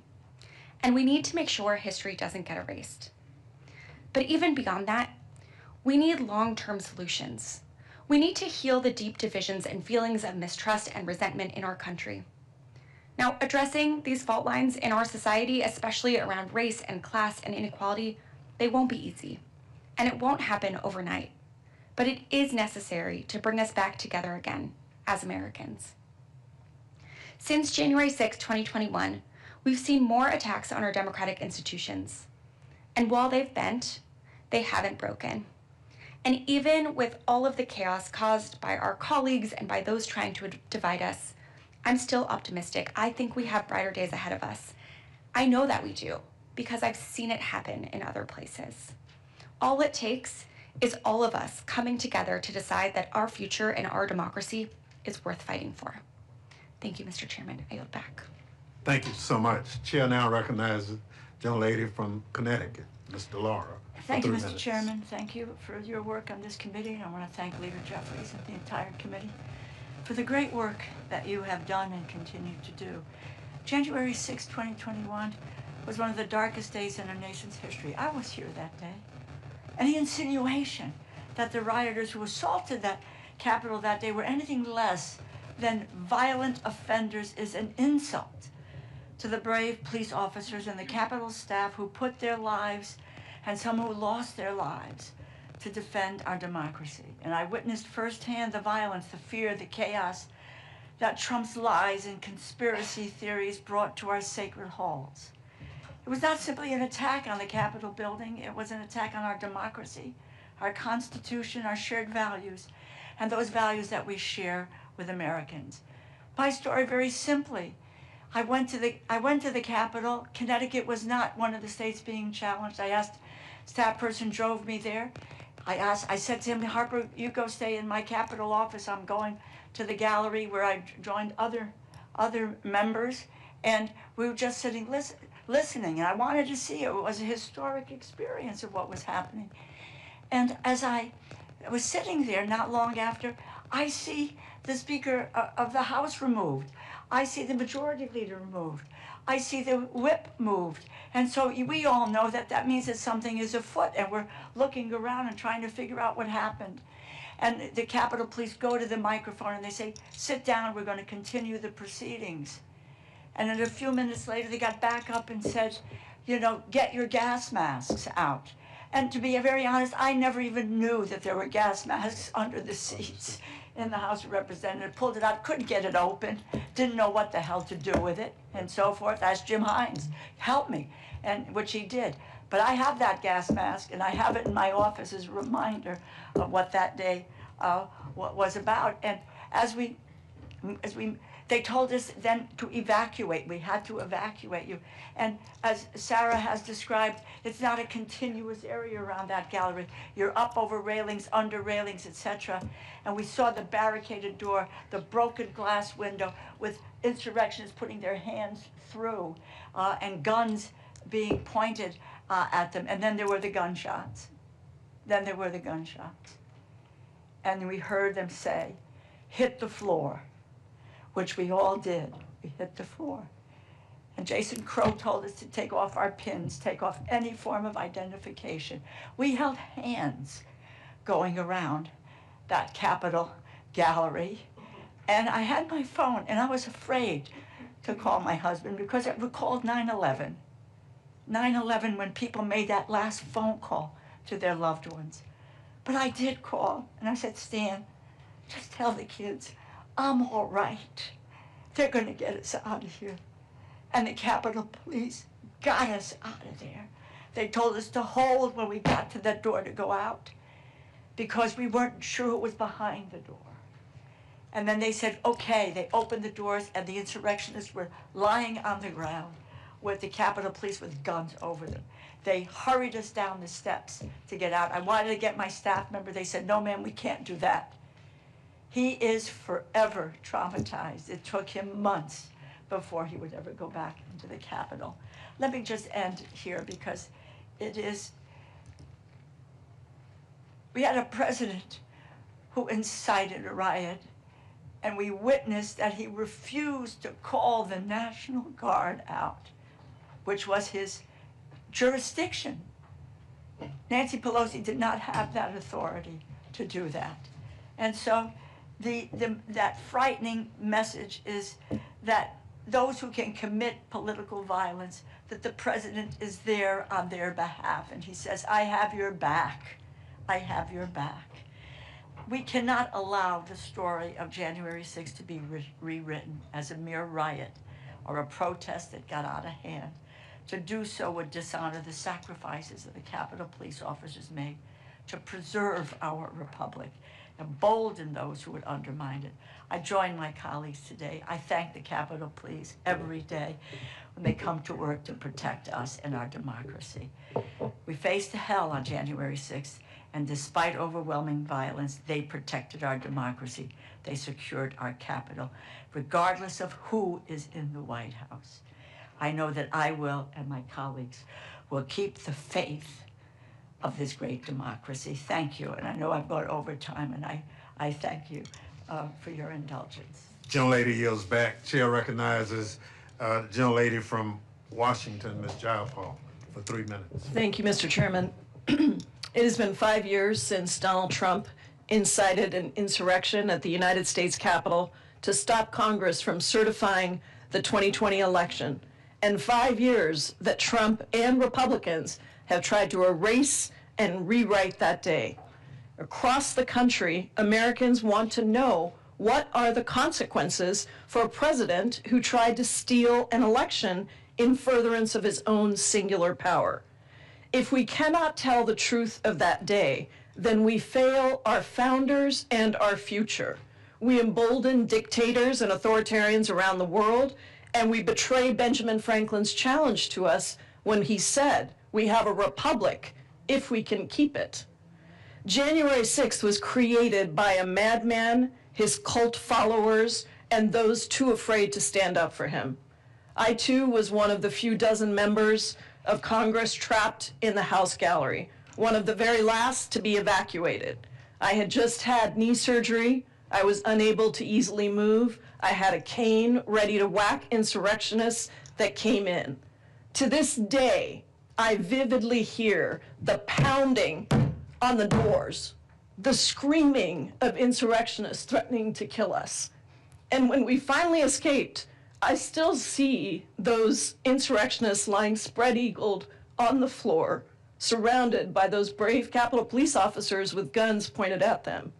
I didn't know if I would make it out alive that night.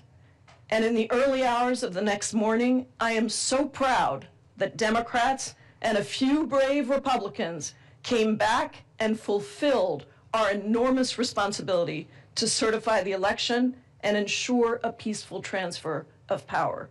And I am forever indebted to our incredible gallery group that formed that very next day and that was there throughout this time for each other. However, the personal and collective trauma of that day remain. You hear it here today, and the after effects have continued to ripple out. Trump's pardoning of over 1,500 insurrectionists, the largest pardon of violent criminal offenders in our history, made a mockery of our justice system and allowed for several to recommit violence. Our brave Capitol Police officers and law enforcement officers who defended and even died for our country have still not seen a congressionally mandated plaque installed that honors their service. The refusal of most Senate Republicans to convict Trump after the House impeached him allowed for his return as president, this time unleashed to steal Americans' health care, enrich himself, and engage in authoritarian behavior that violates our Constitution and our separation of powers. Without accountability, our democracy is not safe, and this can happen again with worse consequences. For 244 years, we have had peaceful transfers of power. The founders planned for a potential dictator as president, but they did not plan for an entire party to follow that dictator. They had faith that members of Congress of both parties would put country first. That faith is being severely tested. In the courts, there is one last chance to hold Trump accountable with a case that several of us members filed to ensure that we have guardrails against tyranny. And here in Congress, we have a responsibility every single day to never rest until we have that real accountability for that day. That is the only way we can keep our republic. And I am grateful to you, Mr. Chairman, and our colleagues for having this testimony today. I yield back.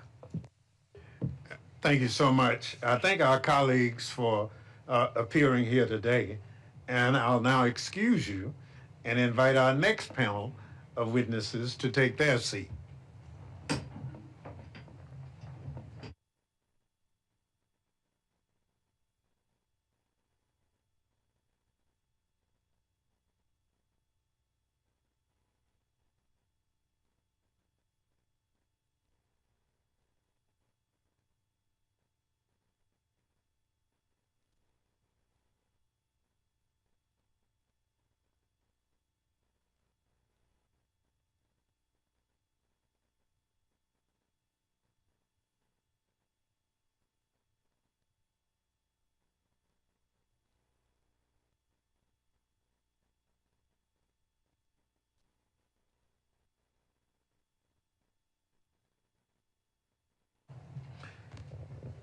I will now recognize our distinguished current members, each for 3 minutes to provide summaries of your testimony. Their written remarks will be submitted for the record. I now recognize the gentlelady from California, Ms. Torres, for 3 minutes. Thank you, Chairman Thompson and members for convening this hearing. I want to start by thanking the heroes that saved the day that day, and that is the law enforcement officers, Capitol Police, who were here protecting us. 5 years ago, I was on the balcony of the House chamber as a violent mob instructed by Donald Trump to march to the Capitol and to stop the certification of a free and fair election invaded the Capitol. Those were the scariest 45 minutes of my life. Reading the alerts, preparing to fight, working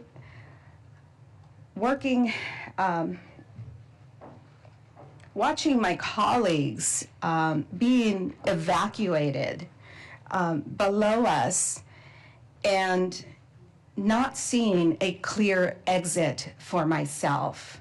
No immediate security, and a balcony door that would not be locked, that couldn't be locked from the inside. Before coming to Congress, I spent more than 17 years as a 911 dispatcher. That training took over for me that day. I have heard horrific crimes unfold in my ears. I've never saw myself being involved in one. I began recording and photographing what was happening, not knowing if the security cameras were still working. I did not know then that those images would become some of the only evidence of the terror unfolding in the gallery. I know what gunshots sound like, but when I heard one inside the Capitol, I had to question whether it was real. It was unthinkable that a gun could be fired inside the temple of American democracy. When the shot rang out, we were lying face down on the floor just above it. At one point, officers believed that they had cleared a path for evacuation. We had only seconds. And as I looked back to make sure every member was moving towards safety, time ran out. We were ordered down again to be silent and to crawl away from the threat. Eventually, another path was cleared, and we were told to run. And as we exited the balcony, we saw men running toward us in plain clothes. And for a moment, we thought they were part of the mob. They turned out to be our security, who escorted us to a safe room. And as I began to run down the first of 3 flights of steps, my phone rang. Up until that moment, I was in survival mode. I did not think to call my family, but I answered a call from my son. My son is a police officer. He was watching the attack unfold on television. I had seconds to tell him, "Sweetheart, I am okay. I can't talk to you right now. I am running for my life. 5 years later, the threat to fuel that violence has returned. The same president who incited is back, and more than 1,500 January 6 violent insurrectionists have been pardoned. We cannot erase the violence of January 6, 2021, and I am introducing legislation to confront political violence, close accountability gaps, and preserve the truth. The January 6 Truth and Transparency Act tracks whether pardoned individuals re-offend. The Insurrection Sentencing Enhancement Act ensures January 6 convictions carry consequences, even if later pardoned.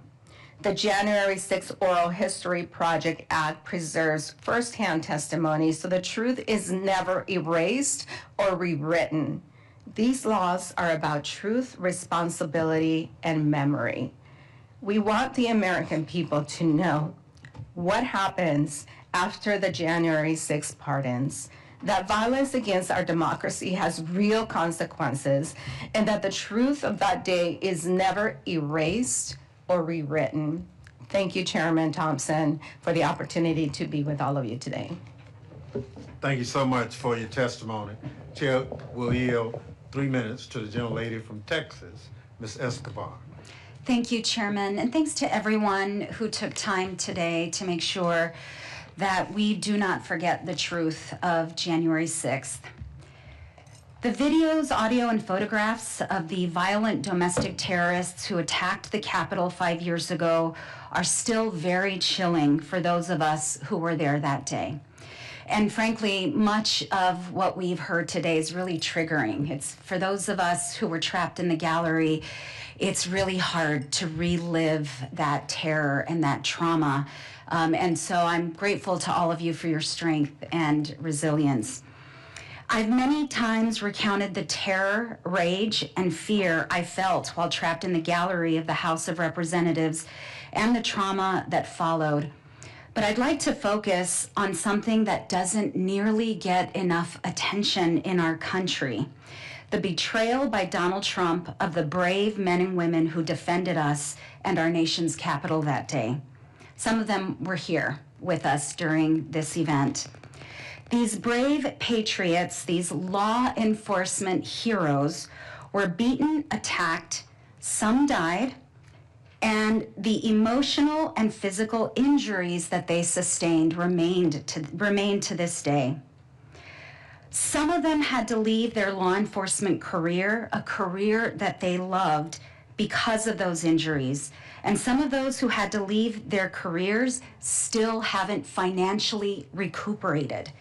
It is absolutely shameful that while Donald Trump pardoned and released nearly 1,600 of those insurrectionists, members of the violent mob, there are law enforcement professionals who were forced to retire who are still struggling today, who still have to get physical therapy, who still have to undergo serious behavioral health treatment, all because they defended our democracy and defended us.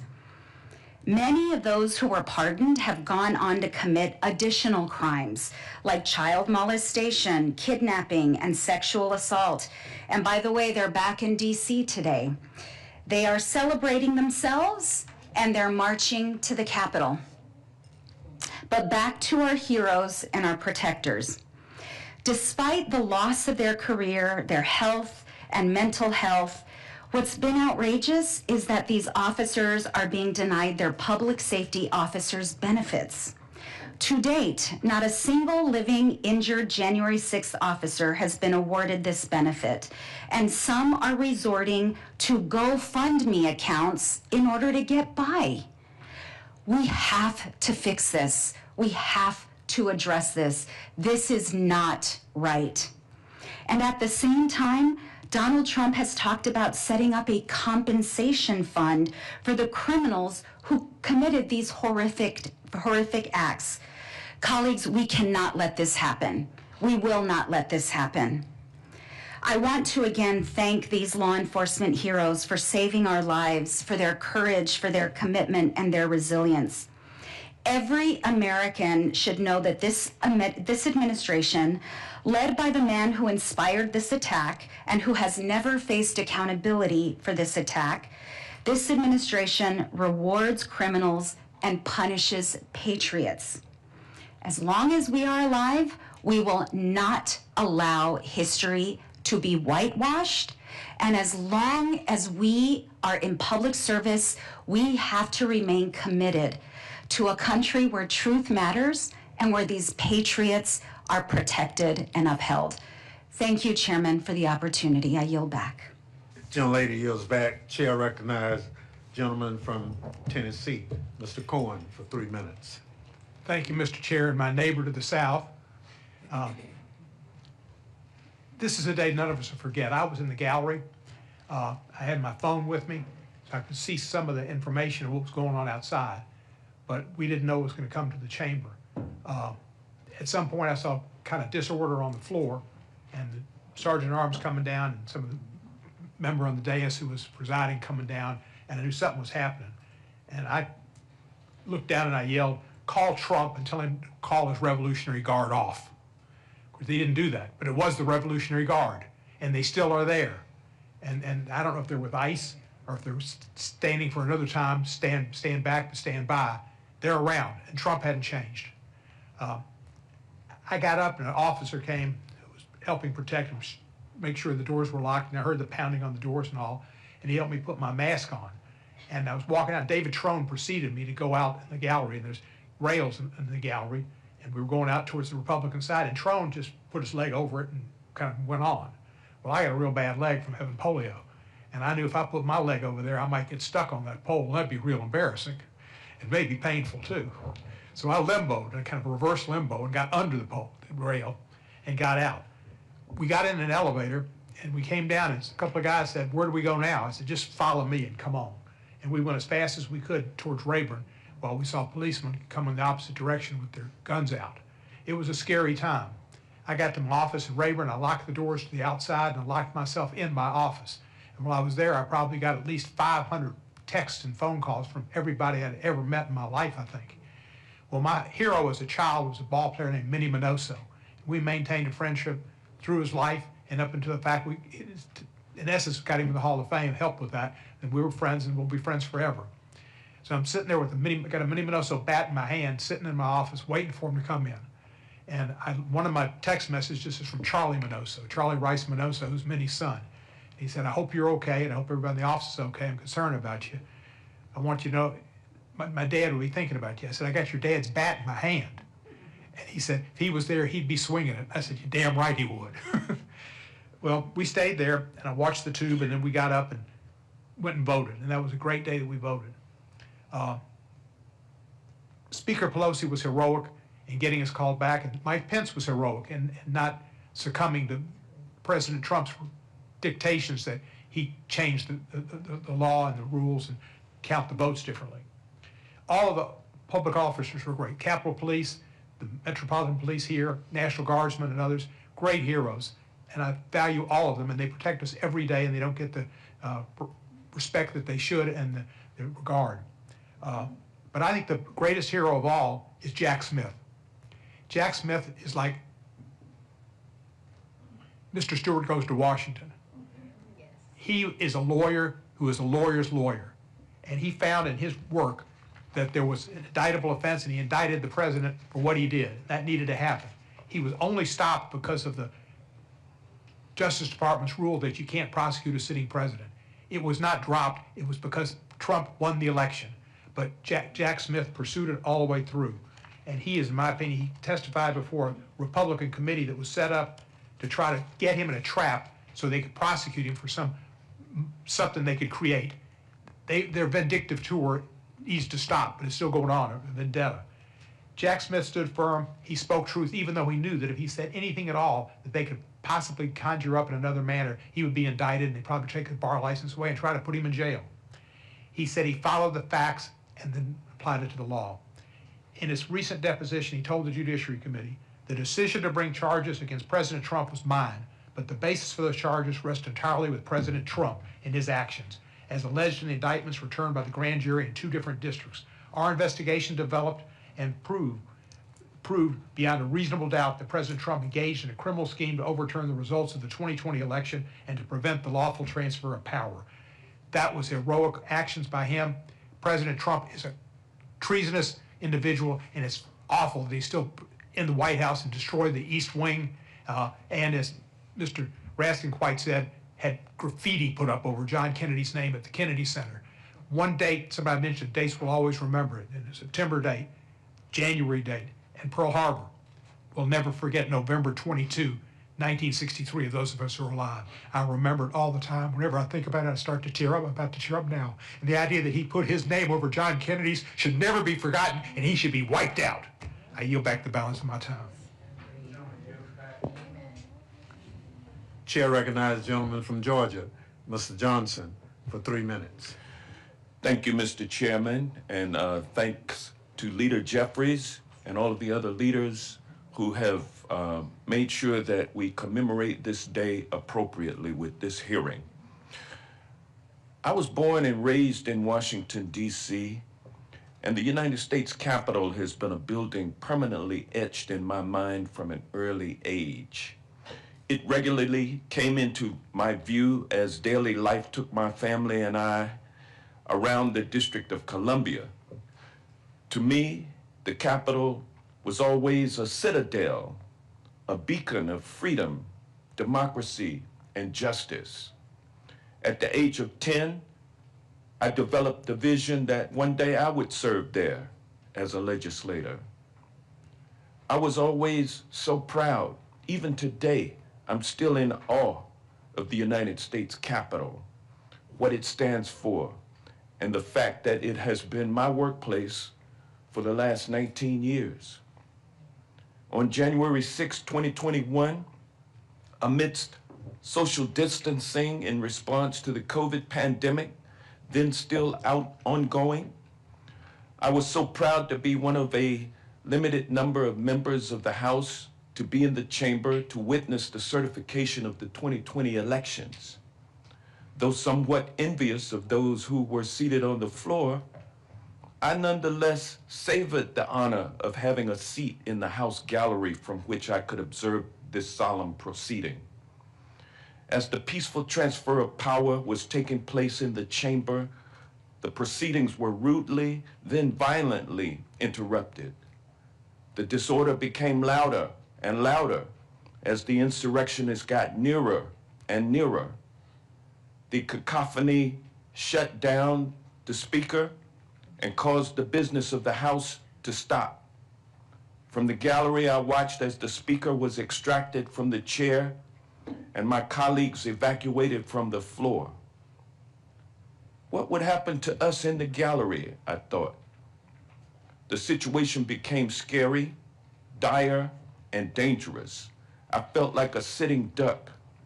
In those moments, while in self-preservation mode, I thought of jumping from the gallery onto the House floor so that I could be evacuated. My thoughts then turned to my colleagues also in the gallery, and my thoughts turned to my moral responsibility to them. I would never leave them to save myself. As we were being spirited out of the chamber into the hallway, I saw dozens of violent insurrectionists lying spread-eagled on the marble floor under the gunpoint of Capitol Hill police. I later learned that all of those insurrectionists had been released without charges because there were not enough law enforcement manpower to take them into custody. They all walked. They came into the U.S. Capitol, disrupted our work, and desecrated this citadel of democracy, and they all walked. Needless to say, I was gratified later when more than 1,500 perpetrators were prosecuted, some of the worst offenders receiving 20-year sentences. There was a sense that people had been held accountable for their crimes. Then on January 20th, 2025, Donald J. Trump shot Lady Justice on Fifth Avenue in broad daylight by pardoning each and every January 6th insurrectionist. It was a blow to justice and the rule of law in America. And my sense of anger at injustice has intensified as Donald Trump and his lapdog Republicans in Congress do everything in their power in an unholy and futile attempt to whitewash and rewrite the history of what happened on January 6th. While Donald Trump and MAGA Republicans continue their systematic assault on truth and justice, I will proudly stand in the breach with House Democrats and all people of goodwill to defend the concepts of truth, freedom, liberty, and justice for all, which is American democracy. And I'd like to thank the Capitol Hill police officers and the Metropolitan Police Department officers who defended us on that fateful day, and thank you, Speaker Emerita Pelosi, for your leadership during those troubled times. With that, I yield back. Thank you very much. We've been joined by another member of the panel, a young lady from Pennsylvania, Ms. Scanlon, who is not necessarily one person in this situation, but we're trying to move forward, and we thank Ms. Torres for giving up her seat so you can join us. Ms. Scanlon, for 3 minutes. Thank you, and thank you for arranging this hearing. I started January 6th along with Congresswoman Dean in a meeting with Democratic members of Congress from Pennsylvania. Pennsylvania was key to President Trump's effort to overturn the 2020 election. He and his allies had spread lies and conspiracy theories about the votes in Pennsylvania and elsewhere, but those claims were universally debunked and disproven and rejected in over 60 different cases, although a third of them were in Pennsylvania. That didn't stop his big lie. It just grew bigger, culminating in the violent attack on this building on January 6th.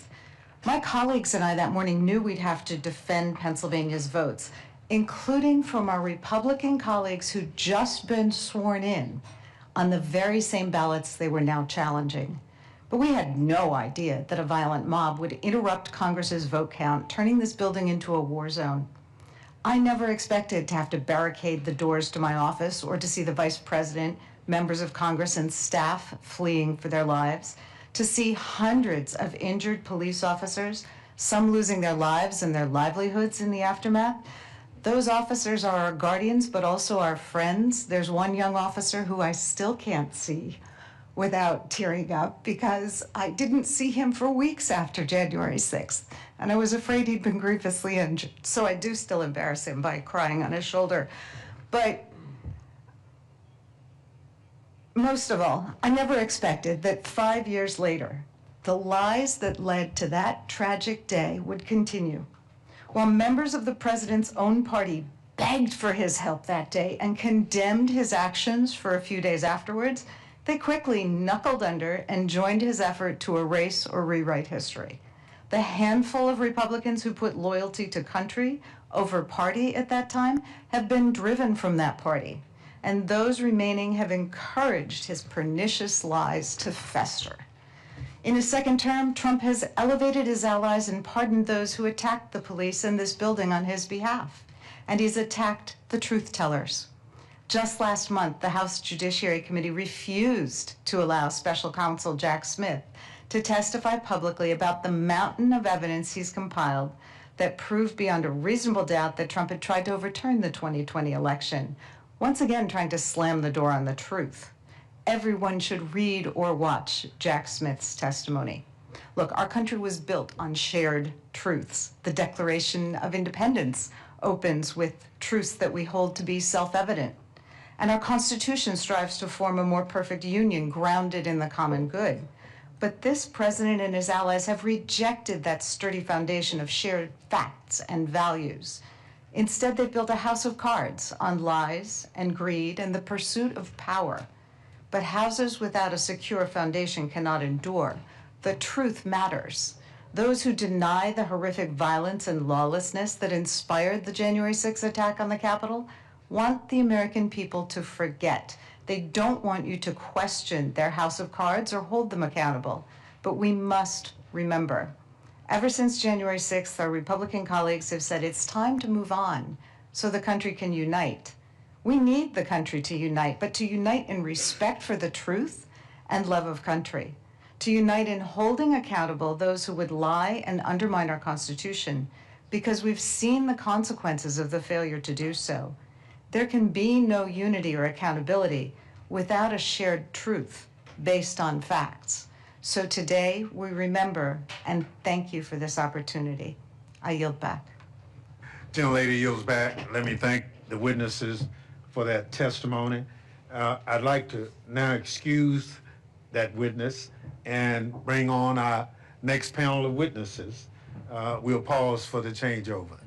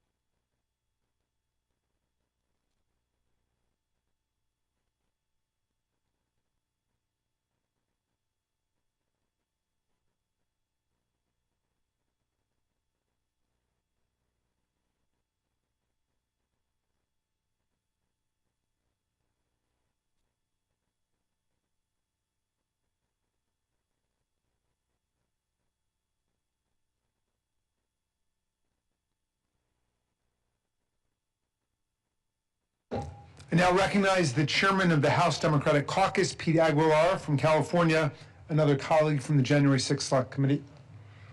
Thank you, Ranking Member Raskin. It's a privilege to be here with you, Chairman Benny Thompson, our current and former colleagues, to mark the 5th anniversary of the attacks on the Capitol and to honor the bravery of the police officers who sacrificed so much for our safety and democracy that day. We know Donald Trump is determined to whitewash what happened on January 6th, but try as he might, the facts have not changed. 5 years ago today, Donald Trump sat in the White House for 187 minutes, more than 3 hours, and did nothing. As the Capitol was invaded, police officers were beaten, and his own vice president was hunted. The most powerful person in the world watched his supporters attack the Capitol from just blocks away and did nothing to stop it. Not only did he refuse to call off the mob, but he poured fuel on the fire. As rioters were chanting, "Hang Mike Pence," streamed into the Capitol through smashed doors and windows, Trump tweeted, "Mike Pence didn't have the courage to do what should have been done to protect our country and our Constitution." In the minutes following that tweet, the violence intensified. Vice President Pence was rushed to safety, coming within 40 feet of the very people searching for him. Rioters closed in on the House and Senate chambers, and members of Congress still trapped inside. And all around the Capitol, police were beaten, bear sprayed, tasered by the mob acting in Trump's name. But still, Trump sat back and did nothing. As shocking as the January 6th insurrection was to us, it shouldn't have been a surprise to Donald Trump. It was what he wanted. For months, Trump had undermined the results of the 2020 election with the help of Republicans in Congress, concocted criminal schemes to subvert the Constitution, and ultimately instructed his supporters to march on the Capitol, all in an attempt to cling to power. In the words of former Special Counsel Jack Smith, the evidence was that he caused it, and that he exploited it, and that it was foreseeable to him. And the dangers of that day did not cease when the Capitol was eventually cleared. For years, career prosecutors and law enforcement professionals worked tirelessly to put the perpetrators of that day behind bars. Now, President Trump is putting the perpetrators in power and punishing those who held them accountable. Let's watch. This is Jared Wise. He breached the Capitol on January 6. Now he's a member of Donald Trump's Department of Justice, where he is a senior advisor to the head of the Weaponization Working Group, targeting law enforcement officials who pushed for accountability after January 6. It's a key tool in Donald Trump's retaliation campaign. In the last year, the Department of Justice and Donald Trump have pressured FBI leadership to hand over lists of staff who worked on January 6 prosecutions. For that to suddenly be coming from inside the Department of Justice, for this extraordinary example of political violence to be normalized and legitimated, that was what was most shocking to me.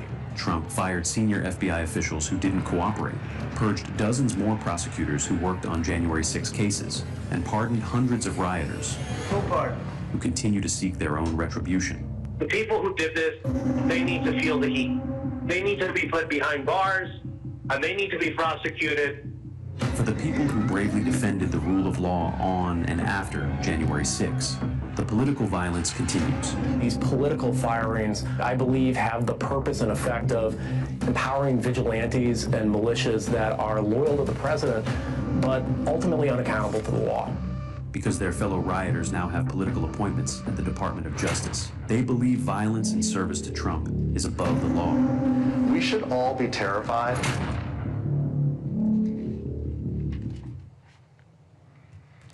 Since January 6th, Donald Trump has only intensified his attacks on America's fundamental democratic institutions. He has weaponized our justice system to reward his allies and punish his enemies. He's pursued policies that prioritize the interests of his wealthy friends over the needs of working people. And he's flouted the system of checks and balances that has been the bedrock of our nation for nearly 250 years. But at a time when it feels our democracy is in peril, Americans of all stripes are coming together to preserve our great experiment. There is an ever-growing coalition of people who are willing to put patriotism above allegiance to any person or party, who share a fundamental commitment to an America by and for the people, where no one is above the law. That's why I'm honored today to introduce three witnesses who have been center to those efforts. Jeff Duncan served in the Georgia House of Representatives from 2013 to 2017, and then as the state's lieutenant governor from 2019 to 2023. As lieutenant governor, Mr. Duncan was instrumental in resisting Trump's pressure campaign to overturn the results of the 2020 election in Georgia. He rebuffed Trump's bogus calls to find 11,780 votes and refused to convene the special legislative session to facilitate Trump's illegal fake elector scheme. Because of his continued refusal to bend the knee to Donald Trump, he was expelled from the Georgia Republican Party.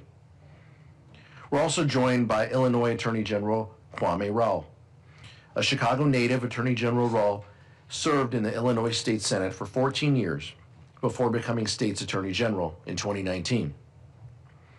Mr. Raoul has repeatedly and successfully taken the Trump administration to court to combat its unlawful actions, including its efforts to deploy the National Guard in Chicago.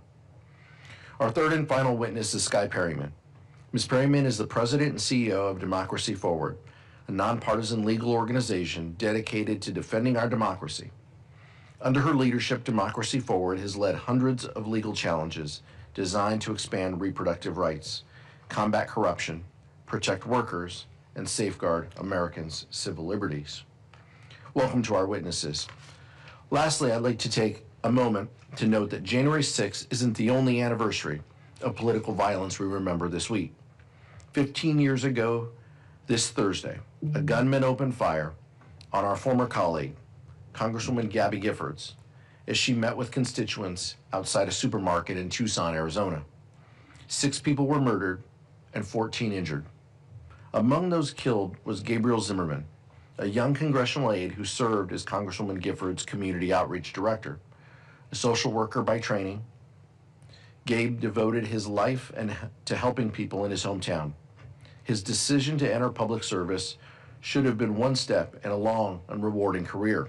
Instead, it made him a target. Democracy demands disagreement, but it cannot abide violence. Civil debate and disobedience are the American way, the only way. Death and destruction have no place in our politics. Today, as we sit here in the Gabe Zimmerman Memorial Room of the United States Capitol, we remember Gabe's service and sacrifice on behalf of this country, and we commit to honoring him the best way we know how, continuing our work to stem the rising tide of political violence in America. Our democracy depends on it. Thank you, and I yield back to Chairman Thompson. Thank you so much, Mr. Aguilar. I'll now recognize our witnesses, each for 5 minutes, to provide summaries of their testimony. Their full written remarks will be submitted for the record. Lieutenant Governor Duncan, you're recognized. Thank you, Mr. Chairman and members of the committee for inviting me here today to testify. I want to start my comments by restating the obvious. Donald Trump's attempt to overturn the 2020 election was not about validating an election, but instead was a series of organized and unlawful acts meant to upend the democratic process through any means necessary. In 2020, Donald Trump lost the election in Georgia by more than 11,000 votes, and he immediately launched a pressure campaign trying to get elected officials from all around the state to overturn the election. At the time, I was a Republican, but there was no way I was going to illegally throw out millions of votes in our state. So within hours of the polls closing and Donald Trump started spreading lies, I stood up to him. And make no mistake about it, it's instantly put a target on my back. Our families had fully armed State Patrol officers positioned outside our house because our family received death threats virtually every time Donald Trump went to Twitter and lied about me. We were harassed by MAGA disciples almost everywhere we went out in public. Our kids got picked on in school. The list goes on and on and on, all because I was telling the truth. I'm often asked, why'd you do it, Jeff? Why did you stand up against a sitting president? Why did you take on an entire political party? It's in that moment I was reminded of our family motto, doing the right thing will never be the wrong thing. In the immediate aftermath of the 2020 election, it was a very difficult time for my family, as you can imagine, between the threats and the constant harassment. In the depths of that terrible moment in time for our family, one of my 3 sons came downstairs and reminded me of our family motto, hey, Dad, doing the right thing will never be the wrong thing. Stay strong. That gave me the courage to stand up and to keep moving. Doing the right thing is why I endorsed Vice President Kamala Harris and spoke at the DNC on her behalf. It's why I campaigned for her in the 2024 election in battleground states all across the country. All because I was bold enough to say out loud that Donald Trump should never be president ever again. And guess what? I was right. It's also why I switched parties. And it's why today I'm grateful to wake up every day as a proud Democrat. When asked by some if I've lost my mind, the answer is no. I found my heart. As a Democrat, I have access to a much improved toolkit to meet the needs of millions of Georgians. I can now talk about things like expanding Medicaid, passing common sense gun legislation, and yes, even repealing Georgia's 6-week abortion ban. Trump's #1 ally in our state is current Lieutenant Governor Burt Jones. Trump said it himself. The New York Times just put out a story with audio where Trump specifically said that Burt Jones is totally on our side, and he is. Burt Jones was a fake elector and tried to call for a special session to try to steal the election on behalf of Donald Trump. He tried to rally troops with lies and conspiracy theories, and that's exactly why I fired him as the chairman of the insurance committee when I was lieutenant governor. When he was sitting in my office and asked why, I said, if you're willing to lie about an election, how can Georgians trust you to chair a committee as important as this? It's this willingness to put Trump above all else that is the fundamental difference, not only between myself and Burt Jones, but also between the Trump's Republican Party and the rest of us who believe in service to others above self-interest. Trump is a man-made disaster, and hard-working Americans are paying dearly for it. Georgia, like all states, is in the midst of a crisis like we've never seen before, and we need somebody who has the courage to stand up, not just to only stand up to Donald Trump, but to stand up in this moment for them, their families, and their communities. I've decided to take that challenge, and I'm encouraging millions of Georgians to join me on that journey. It will never be okay for any of us in this room to let the reality of what happened on January 6th give way to the lies, corruption, and violence of Donald Trump's jaded vision of America. It's time we start turning the chaos into conversations in this country. and get back to solving people's real problems instead of creating them. I'm working with a coalition of Georgians ranging from Democrats, independents, and the growing list of disgusted Republicans to continue to fight back against Donald Trump. I implore all of us in this room and across the country to do the same. It's time for all of us to stand up. Thank you. Thank you very much. The gentleman yield back. I will yield to Congressman Garcia to introduce the next witness if he chooses. Thank you, Mr. Chairman, and to all the witnesses that have testified and are about to testify. I wasn't meaning to introduce him, but I certainly will, because Attorney General Raul is a longtime friend, former state senator in Illinois, a true public servant, and someone who's distinguishing his office and the people of Illinois by fighting for democracy, by standing up for the Constitution, the rule of law, and of course protecting communities across the state of Illinois. So without further ado, please join me in welcoming the Honorable Kwame Raoul. Mr. Attorney General, welcome. Thank you, Mr. Chair and members of the committee. I'm honored to testify in front of you this afternoon, and since you gave me a couple of extra minutes, I want to say thank you to Congressman Garcia, who has served the community within Illinois for years, and who's been a friend and a strong advocate on communities who have been under siege.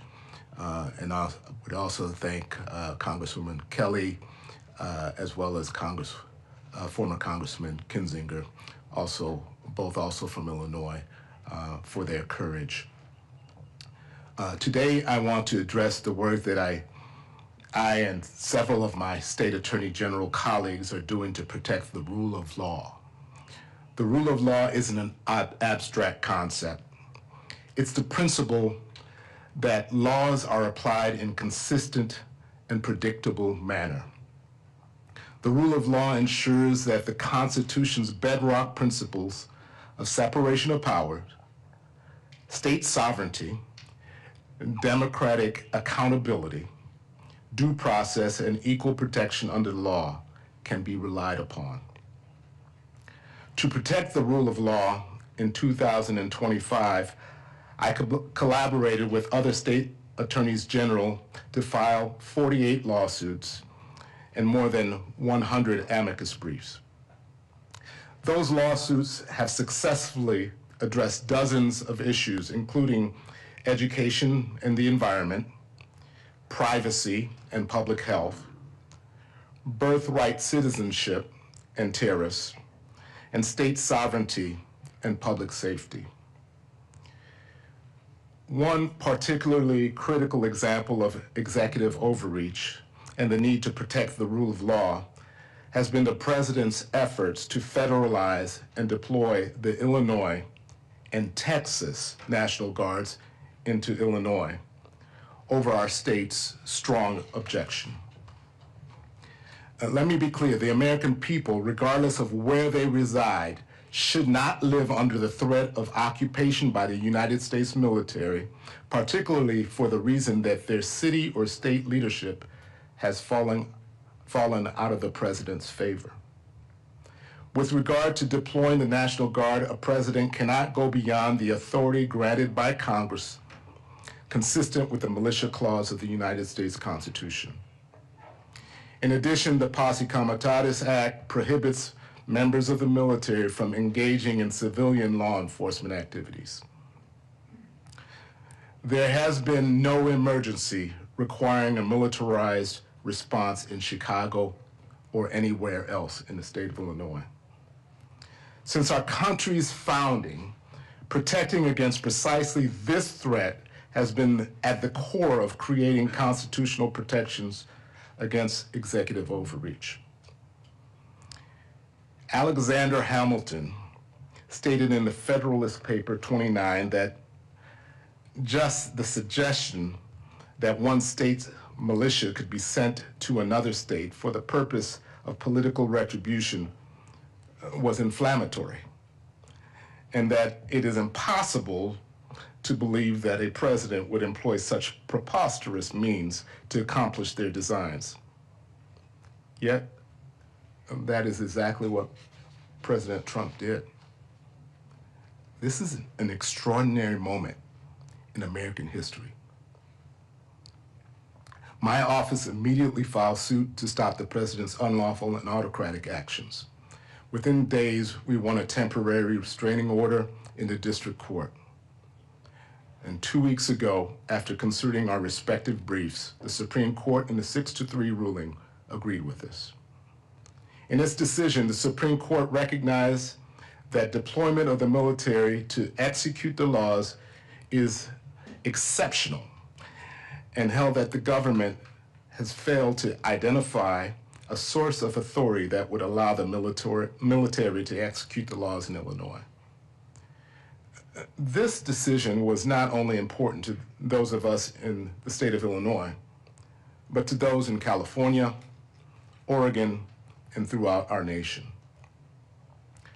I and my partner, state attorneys general, remain unafraid to defend the rule of law for all of the American people.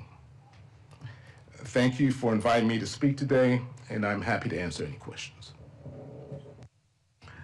Thank you so much for your testimony. Ms. Perriman, you're recognized. Thank you, Mr. Chairman, and thank you for convening this hearing today. We've heard throughout the day about the horrific acts of January 6, 2021, and so today I'm going to focus on the aftermath and what we can all do to respond. In the months following January 6, 2021, the United States was added to a list of global backsliding democracies by the International Institute of Democracy and Electoral Assistance. And our nation has remained on that list every year since. That already concerning backslide has become accelerated and rapidly accelerated over the past 11 or so months as the president and his allies in this Congress have sought to govern in a way that is on a collision course with the United States Constitution. The president has sought to usurp the power of this Congress through impounding funds, through removing a head of state without notification or authorization from Congress, and blatantly dismantling agencies across the federal government that Congress has sought and created to serve people. The Department of Justice has become politicized, aiding and abetting the types of conduct that we saw on January 6th. And there are reports now of scores of cases where the Department of Justice is providing false and incorrect information to federal courts across the country. The president has sought to enrich himself and his friends and allies while people in this country have no health care and are struggling to make ends meet. The president and his allies in Congress are seeking to undermine the ability of people to vote in our free and fair election system. And all of this is happening while on a near daily basis, we at Democracy Forward and so many lawyers across the country are having to go to court every single day to defend the rights of people, whether under the First Amendment, the Due Process Clause, or the Equal Protection Clause of our Constitution from the president's attacks. The threats to our democracy that many of you experienced on January 6, 2021 are now on a national and global stage because of the president and his allies' approach to governing. And it is all the more ironic that this is happening on the 250th year where we will celebrate the anniversary of this country declaring its independence from a king.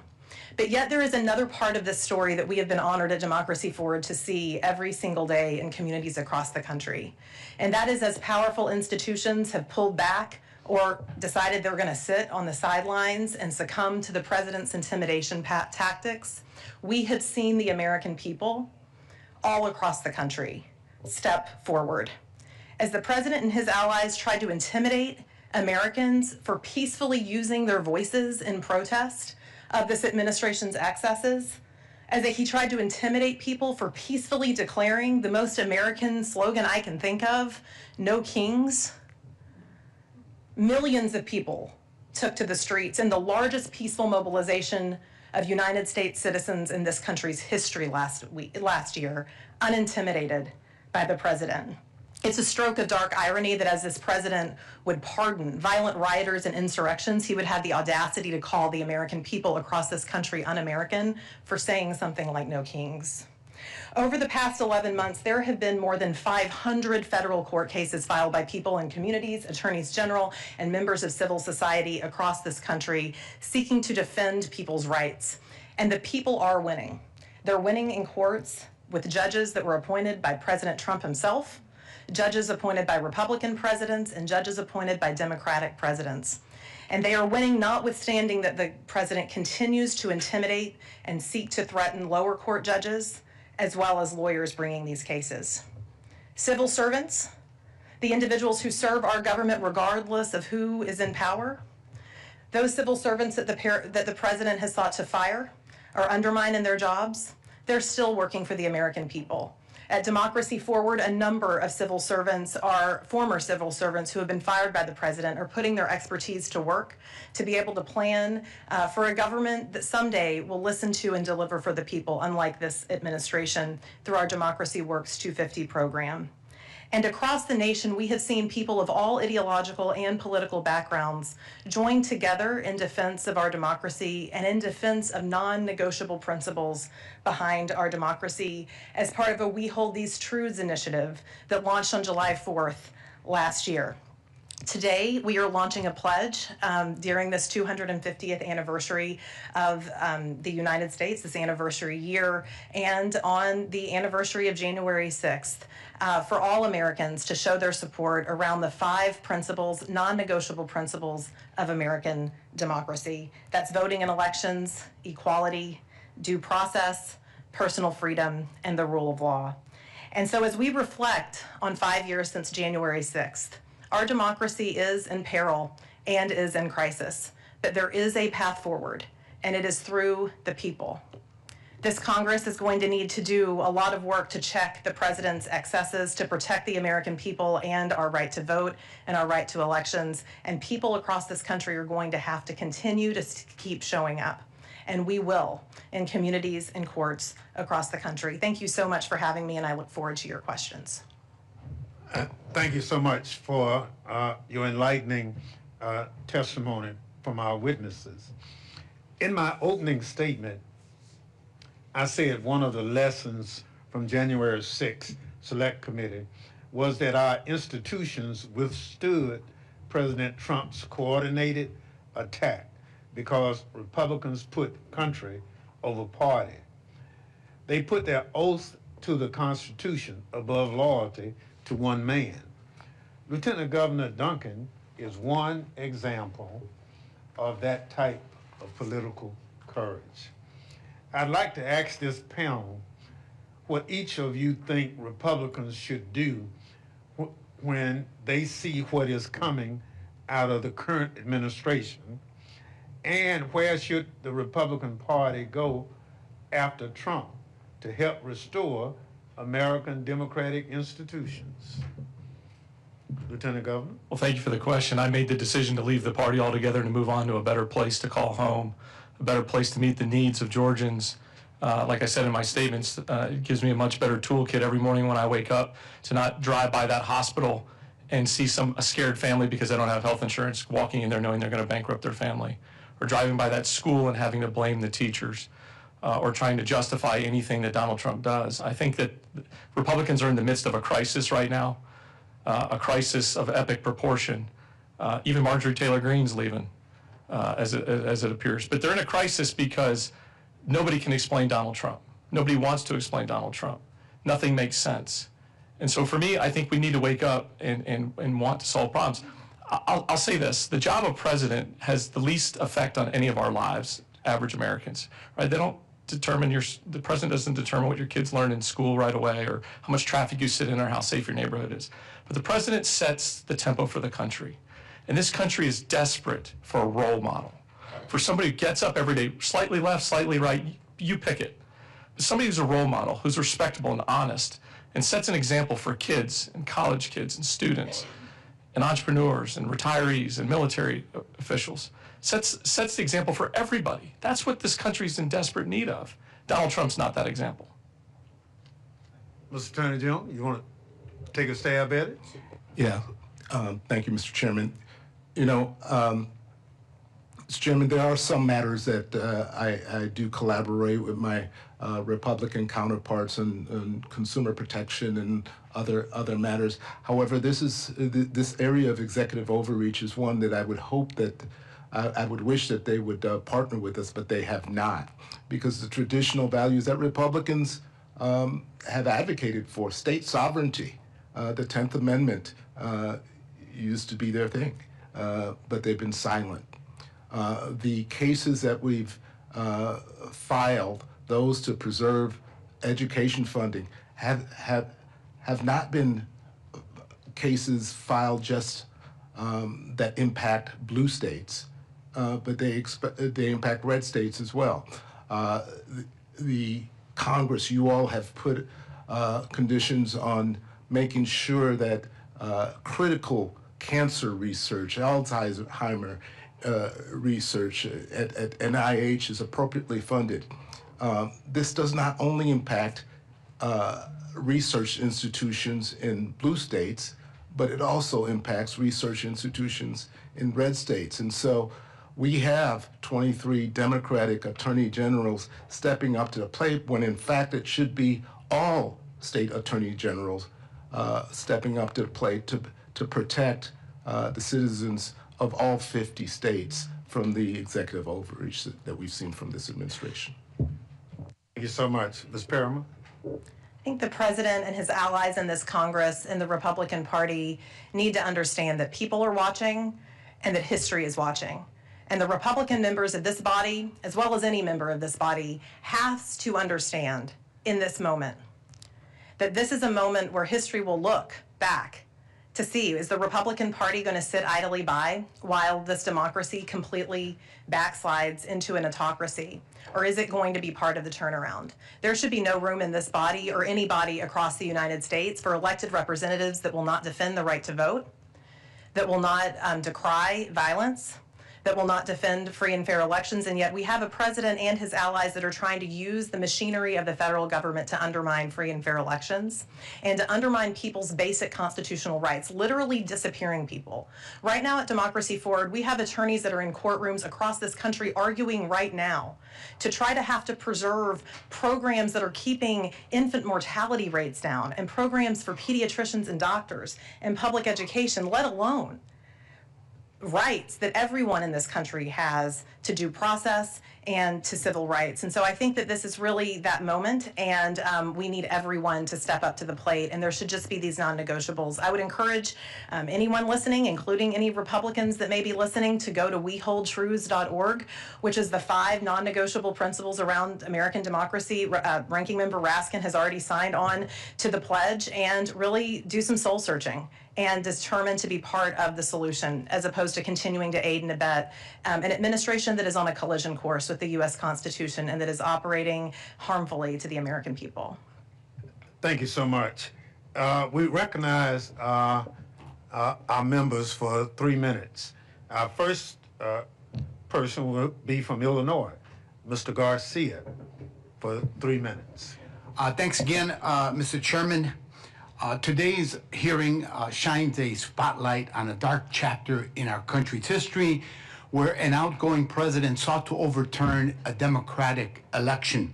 Trump's insurrection was not a random act, nor was pardoning the rioters on his first day in office. Instead, he was deploying the playbook of chaos and lawlessness that's at the heart of the MAGA movement. Let's take one example, the abuse of military power.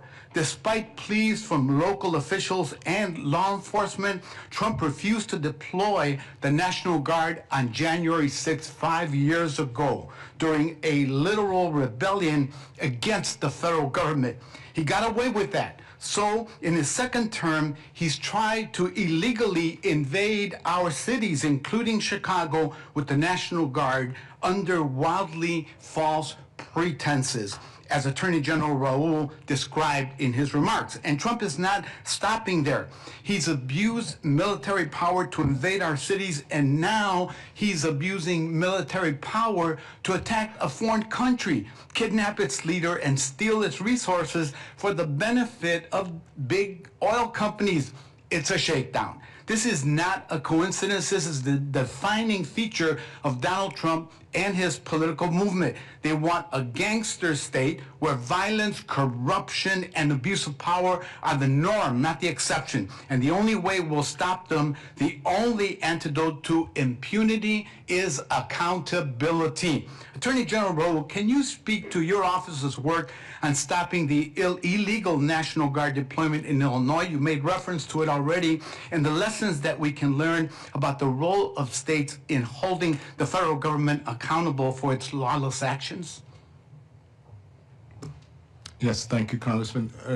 In doing so, I want to thank you all, Congress, for filing an amicus brief in the case where you all spoke to the extremity of what the federal government was asking for.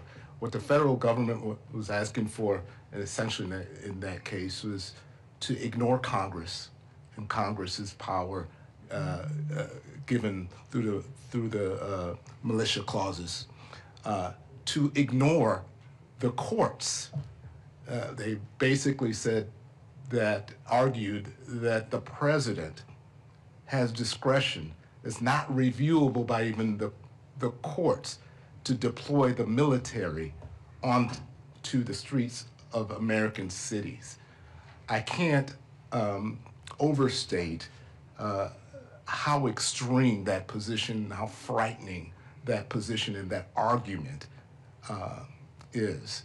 And that's why we took to action, and unfortunately, the Supreme Court denied their motion to stay. And what should Congress take away from that? That you should continue to assert your power as Congress. One consistent theme throughout the 48 cases that I mentioned is the administration ignoring what we learned in Schoolhouse Rock, that we have separations of powers and that Congress has been given the authority to appropriate, and Congress has been given the authority to set guidelines for the executive branch to carry out. Thank you. Appreciate your indulgence, Mr. Chairman. Yield back.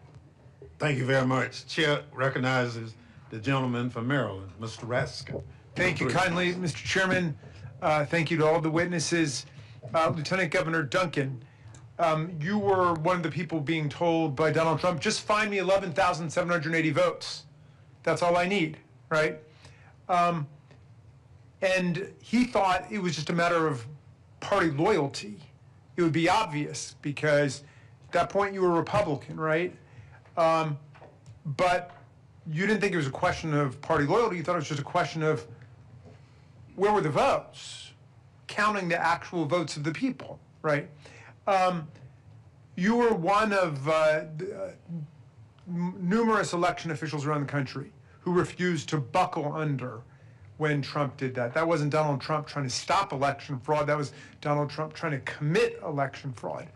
I wonder if you would give us a little more insight into what your thought process was, and also, what do you think would have happened had you given in and other election officials given in at that point?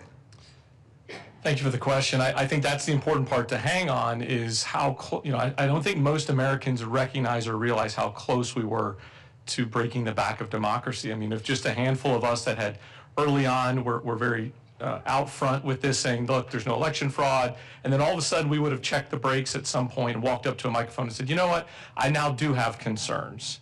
The momentum would have shifted and we would have seen chaos. The moves made by Donald Trump and those around him, kind of his MAGA disciples and his administration, were very granular, researched moves, right? They understood the mechanics of what a special session could do, but also they didn't understand the legalities or the constitutionality of why we would have a special session. We would do that to take care of the needs of Georgians, not to investigate some sort of conspiracy theory. I think it's most often when, even to this day, more than 5 years removed, a lot of Republicans walk up to me and they put their arm around me and they look both ways to make sure there's no microphones or cameras, and they'll say, hey, I appreciate you standing up for the right thing. I wish one day I could do it too. And I have two choices. I can either get mad and scream and holler at them and lose my mind in the moment, or I can play the long game and hope they wake up. And I think Republicans as a mass are starting to wake up one by one by one and creating this new way forward. So when all that failed, then Trump went to Mike Pence, to his own vice president, and he tried to get him to exercise imaginary powers to nullify electoral college votes on the floor of the House, including Georgia's. At that point, he basically just said, discredit these results and we've got you a slate of counterfeit electors. Use those instead. Do people in Georgia understand that this was not only violence, but this was a massive assault on voting rights? It was an attempt to steal the voice of the people of Georgia in the election. I think some do, but not all. It's unfortunate. That's part of the frustrating process that all of these pardons have come out. The gentleman I spoke about, Burt Jones, who is his chief cheerleader and is now the current lieutenant governor, was just recently pardoned. He was the ringleader of the fake electors group and this effort to create a special session. It was a very granular effort, as I mentioned earlier. And it's unfortunate. And in America, Americans are paying the price. As I said in my testimony, Americans day by day, if you're waking up and can't afford your groceries, that's a problem. Yeah. Final question for the other two witnesses. But both of you are on the front lines of defending our freedom, defending our democracy in court. And we're winning overwhelmingly in the federal district courts and in the federal appeals courts. And people have to understand the rule of law is holding there. The big problem is we get up to the Roberts Court's emergency docket, the shadow docket, and it's like the twilight zone for justice there. Tell us how you are maintaining hope and faith through this process and what you're telling people about still the persisting fundamental importance of defending rights in court and treating our federal judiciary with the respect that it's traditionally deserved. Well, Congressman, I draw some hope from Illinois v. Trump in the Supreme Court case that I've been referring to for a couple of reasons. Although the court did not address the issue of reviewability, which I thought it should, because this notion that the president has this authority to deploy the military and the courts don't have authority to review it is a very extreme notion. But one of the things that I think that many missed is footnote 4 in the case, which is Justice Kavanaugh taking a step backwards from his prior position that, in essence, race can be used as a notion for immigration stops, and that he took the time in that footnote to explicitly take a step back gives me a sense of hope. The ability of the American people to initiate litigation against their government, as you know, Ranking Member Raskin, is an incredible right and power that people have. And what we see in court after court is it's not just the court decisions, and we are winning in the vast majority of these cases because the president's policies are so extreme. But it's not just the court decisions. It's individual Americans stepping up to the plate and saying, I'm going to require a public accounting of what my government is doing to me because I have rights. And what we have seen is that this administration, in many instances, has backed off of a number of the cases that we are bringing in court once we win, or even sometimes before we win, because the people are using their voices. It helps when you all use your voices too here in Congress. We are seeing that the vast majority of these cases are not going to the Supreme Court. And then, of course, when they do go to the Supreme Court, it has not been a complete, it hasn't been sort of a complete losing record on behalf of people and communities, but it is concerning. But I will say that this is a place on the shadow docket where Congress really does have a role, and you've been a champion of asking these questions. Congress has a role and can have a role in the future in asking questions and in checking the way the Supreme Court is managing its dockets. It is not American, it is not consistent with the way the judicial process is supposed to work to have a Supreme Court that is issuing orders unexplained to the American people, overriding explained decisions from judges. And by the way, judges that all presidents have appointed, Democratic presidents, Republican presidents, and President Trump himself. That is a practice that needs oversight by this Congress, and it is a place where I would implore this Congress to pay attention and do more in the future. All of that said, is the people are winning in courts. The ability to initiate this litigation is incredibly important. And one of the reasons that Donald Trump is attacking judges and lawyers, and one of the reasons that they hold broad press conferences anytime they get even a morsel of a win from the Supreme Court, is because the legal strategies are working and they want to discourage people and want people to believe that they are not. And so we find hope in that and in the American people's persistence day in and day out. Yield back, thank you. Gentleman yields back. Chair recognizes the gentlelady from Washington, Ms. Jayapal, for 3 minutes. Thank you, Mr. Chairman, and thank you all so much for your testimony. Very, very important. Attorney General Rowell, I want to thank you for your leadership in amidst Trump's assault on Chicago. As the top Democrat on the Immigration Subcommittee, I had the privilege of leading a field hearing with many of the members on this dais where we came to Chicago, and while the stories we heard were horrifying, the resilience, the strength, the courage, the unity of the leaders in Chicago and in Illinois was truly inspiring. As you've heard, 5 years ago today, as armed insurrectionists stormed the Capitol and overwhelmed our Capitol Police, then President Donald Trump took no action to deploy the National Guard for 3 hours and 19 minutes as police officers came under brutal assault defending democracy. Now, as president again, Donald Trump has attempted to deploy the National Guard troops to cities across the country over the objections of duly elected governors as well as the American people. And your victory, major Supreme Court victory that you've mentioned today, blocking the Trump administration's attempt to deploy 300 National Guard troops into Chicago over the governor's objections, is an important victory. Why did the president have clear legal authority to deploy the D.C. National Guard during the January 6th insurrection, but not the legal authority to deploy the Illinois National Guard into Chicago in 2025? Well, I think, as my colleague, A.G. Brian Schwab would say, that raises a question of D.C. statehood.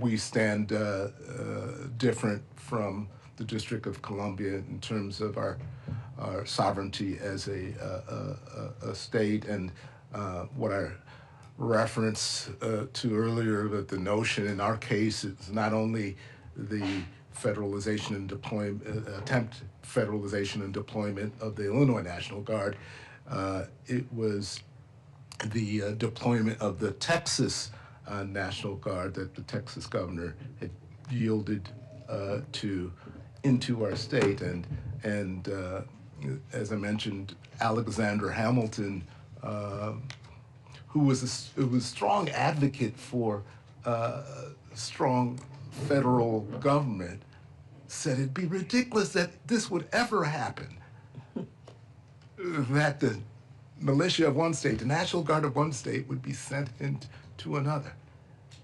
That really puts an exclamation point on where we have reached. And I stand, and I still think that there's probably still as room for the District of Columbia to argue against the rationale for deployment here within the district, but we stood a little bit stronger with regards to our autonomy as a state.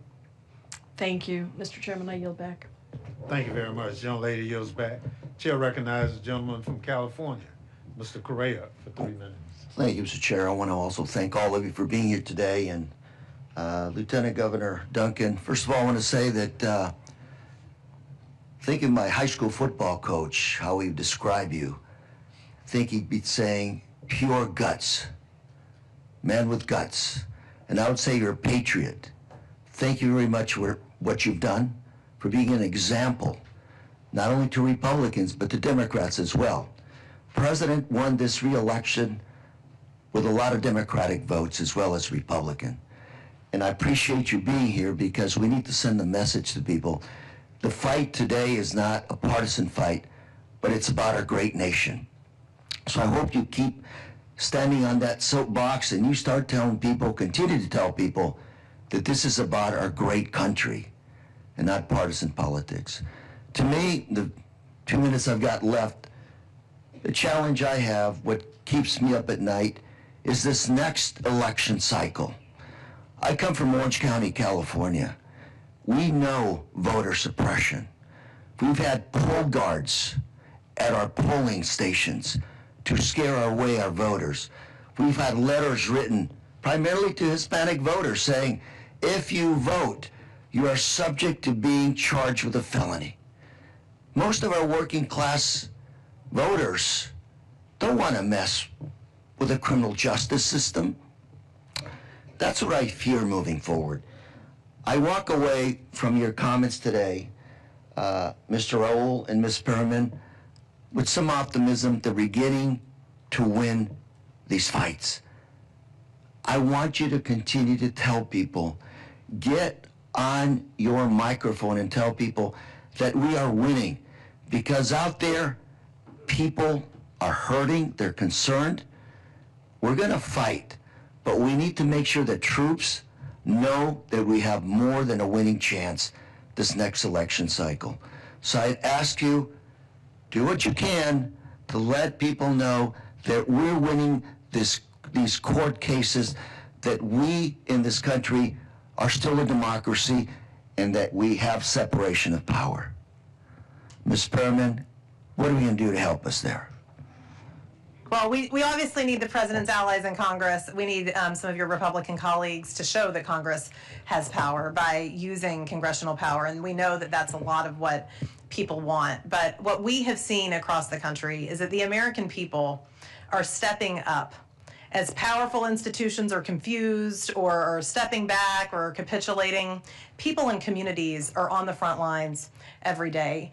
It is hard for people. We've had to go to federal court in order to defend SNAP benefits because the president sought to deprive 42 million people of food in the last government shutdown and lied about it. And so we're doing that work every single day for people in communities, but we are seeing that people will step up, and you have my commitment that we'll continue to show up and voice that message. Thank you very much. Mr. Chair, I yield. Gentleman yields back. Chair recognizes the gentlelady from Pennsylvania for 3 minutes, Ms. Scanlon. Thank you, sir. Mr. Duncan, you know, like Georgia, Pennsylvania was targeted by President Trump and Giuliani and Scott Perry and Jim Jordan and their gang to try to overturn our election results using many of the same tactics. I don't think we had to deal with the find more votes part, but certainly we had to deal with a lot of lies and disinformation about the election results in Pennsylvania, as well as a campaign to deliver fake electors. And I agree with you, we'd be in a much different place if folks like yourself, Republicans at the time, had not stood up. I mean, we had Al Schmidt was the Republican election commissioner in Pennsylvania, who endured death threats and pressure because he wouldn't undermine the vote totals there. We had, as we had testimony from Jack Smith just a couple weeks ago, the pressure campaign on folks who'd signed up to be Trump electors was intense, and several of them refused to participate because they looked at what was happening and said, this isn't legal. And instead of that giving pause to the president and his allies, they just got rid of those electors and found some substitutes who were willing to do their bidding. Can you talk a little bit about what that is like? And I would invite anyone to read Special Counsel Smith's testimony, but just the kind of pressure campaign that was being instituted just against Republican elected officials, not against Democrats, I guess on the assumption that it's a zero-sum game and Democrats wouldn't care about voter fraud. I keep mentioning this term granular because it just sticks in my mind how granular Donald Trump was in that specific election cycle. It was not uncommon for a state senator or a state representative to be directly called by Donald Trump with some sort of planting a seed of misinformation or doubt. Who knows what else was going on those calls, what guarantees were being made, what promises were being made. But it was a doubt game. And it really felt and continues to feel like a lot like a Ponzi scheme, right? Donald Trump is running one big Ponzi scheme right now. and it's dangerously close to falling apart, and I think even Republicans are feeling it. But in that moment in time, here's the part that scares me. We didn't know what was coming down the pike during this period. There was a meeting in the Capitol, and I was like, why are all these people meeting at the Capitol? What is this all about? And it ended up being a room full of fake electors, right? Now people understand that they can gain momentum. There's tens of millions of MAGA disciples out there that would fall for it again. And so I think we have to be diligent. And that's why meetings like this, continue to answer the question, why am I doing this? Because the truth is the truth. And if we don't pay attention to the truth, then it's all going to be whitewashed, and it will repeat itself again and again and again. And who knows when and who knows how, but it will repeat itself again. I think you're right, and one of the big tells that we saw when our colleagues would try to push these lies is if they knew better, they would say, well, people are saying, people are asking the question. They were trying to throw in those seeds of doubt, knowing there was absolutely no proof and no basis for it. So thank you for your testimony. I yield back. Gentlelady yields back. Chair recognizes gentlelady from Pennsylvania for 3 minutes, Ms. Dean. Thank you again, Mr. Chairman, and thank you to all of you for testifying, and more importantly, for your service to our country, for your courage, for your humility. What we've done here today, I hope we will continue to do, which is to document exactly what happened in the days leading up to January 6th, because it was not a one-day event, as we well know, and of course in the days that followed. I'll go back to Jamie Raskin's original point. We are still living January the 6th, and that's why it is important that we continue to do this. Maybe one good thing could come of this. Maybe the Speaker of the House, Mike Johnson, might take courage and humility from the example of Ms. Pamela Hemphill and say, I got it wrong. I need to hang that plaque and recognize the police officers, those who supported us that day and every day. That's my hope. I hope we recognize the heroes. I think about my constituents back home in suburban Philadelphia. You know, we're very excited. We have the 250th anniversary of the Declaration of Independence, and Philadelphia is going to be the place to be, so please, everybody come. But my constituents are mighty worried. How the heck do we celebrate this birthday when we are under this threat to the rule of law, to the Constitution, to our order in terms of our government? So I hear in all of you optimism. Can I ask you each, can you each give me more reason for optimism that I can take home to my constituents to say, here's why you can be optimistic? Because we're here now, and our constituents, our kids, our grandkids are going to say, where were you in this crisis moment for our government? Tell us some of your inspiration and hope for the future. My constituents are hungry for ethical government based on the rule of law. You know, I wake up every day believing truly that our best days are in front of us. And I hope every American can wake up with that mindset that our best days are in front of us. But there's a lot of Americans that can't right now. Yeah. There's a lot of Americans that can't afford groceries, can't afford rent, can't afford child care. Those are the issues that we need to focus in on. We have a healthcare crisis of epic proportion, and we have a president who hasn't mentioned it one single time in weeks. We have millions of Americans millions of Georgians waking up today that have no idea how they're going to pay for their health care for their family. They're going to go uninsured. They're going to wait months, if not years, to get something treated, or walk into the hospital and bankrupt themselves forever. Our better days are in front of us, but we got a lot of work to do between here and there. This country is only as strong as our people. And I continue to pray for our people to be strong and to stand up for what is right. What is right is to push back on authoritarians. What's right is to do the right thing, regardless of what's next to your name, an R or a D or an I. Doesn't matter. We're Americans. We're bonded at the hip. Mr. Hall. I draw hope from the fact that of our collective work. I sit before you as the Attorney General of the state of Illinois, but on every week I am in communication with attorneys general from 22 other states, and we also with certain governors, like my former colleague from Pennsylvania, right. Josh Shapiro, who served as Attorney General. And there's collective work amongst us as principals, as well as our staff. And I like to really lift up the the lawyers who have lent themselves to public service. Yeah. Many of these lawyers could be making 2-3 times what they're compensated for. Don't tell them I said that, but, but they've committed themselves in this time to save our republic as we know it. And it's no small thing. Thank you. Sky? I have a lot of hope in the fights that we've been part of collectively in this nation in the past and what we can do in the future. You talked about Philadelphia. I'm going to be taking my 10-year-old son to Philadelphia this year, but we spent New Year's in Williamsburg because we're visiting all of the sites. And what impressed us as a family when we were there was how much people have done in the past with less than we have now. We have defeated a king.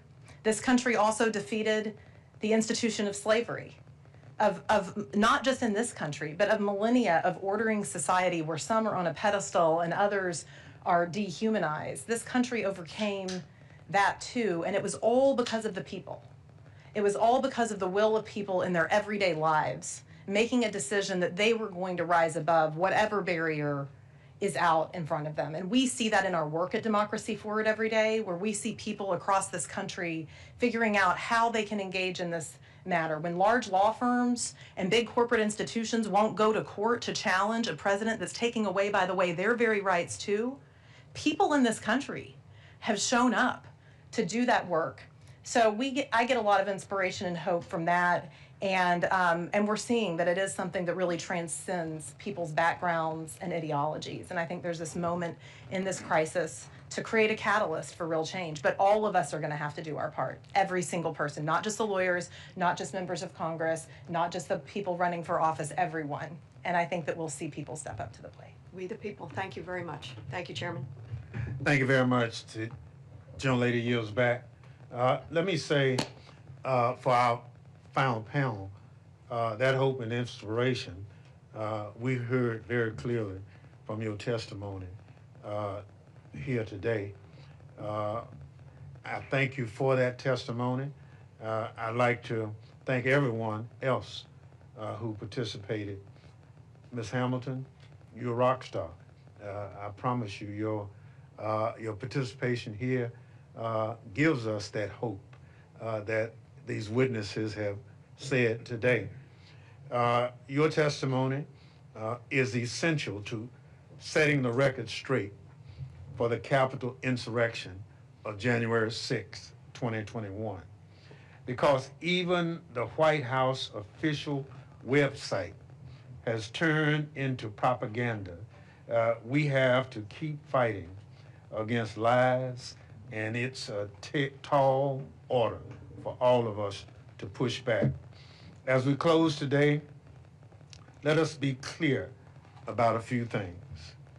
First, the violent siege of the United States Capitol would not have happened if Donald Trump was not a lawless bully who summoned a mob to promote the big lie that he won the 2020 presidential election. January 6, 2021 would have just been as quiet as January 6, 2025, if Donald Trump had honored his oath to the Constitution or even had just an ounce of dignity. Second, Donald Trump's lying and lawlessness continues till this very day, and our democracy is in peril because of it.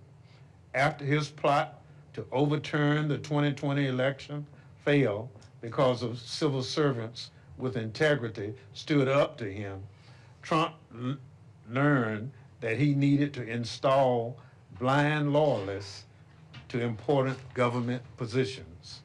And we are all at risk because he has elevated the worst people and created the most incompetent administration in living memory.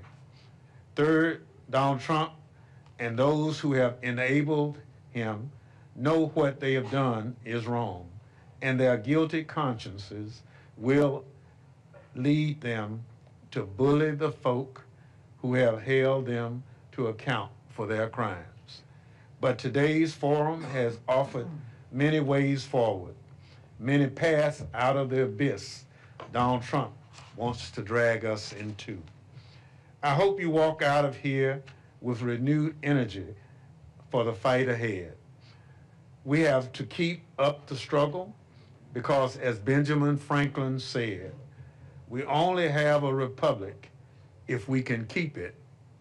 And with that, I'd like to thank again the members and witnesses who participated in today's forum. May God bless those who were taken from us because of this day 5 years ago, and may God continue to bless the United States of America. We stand adjourned.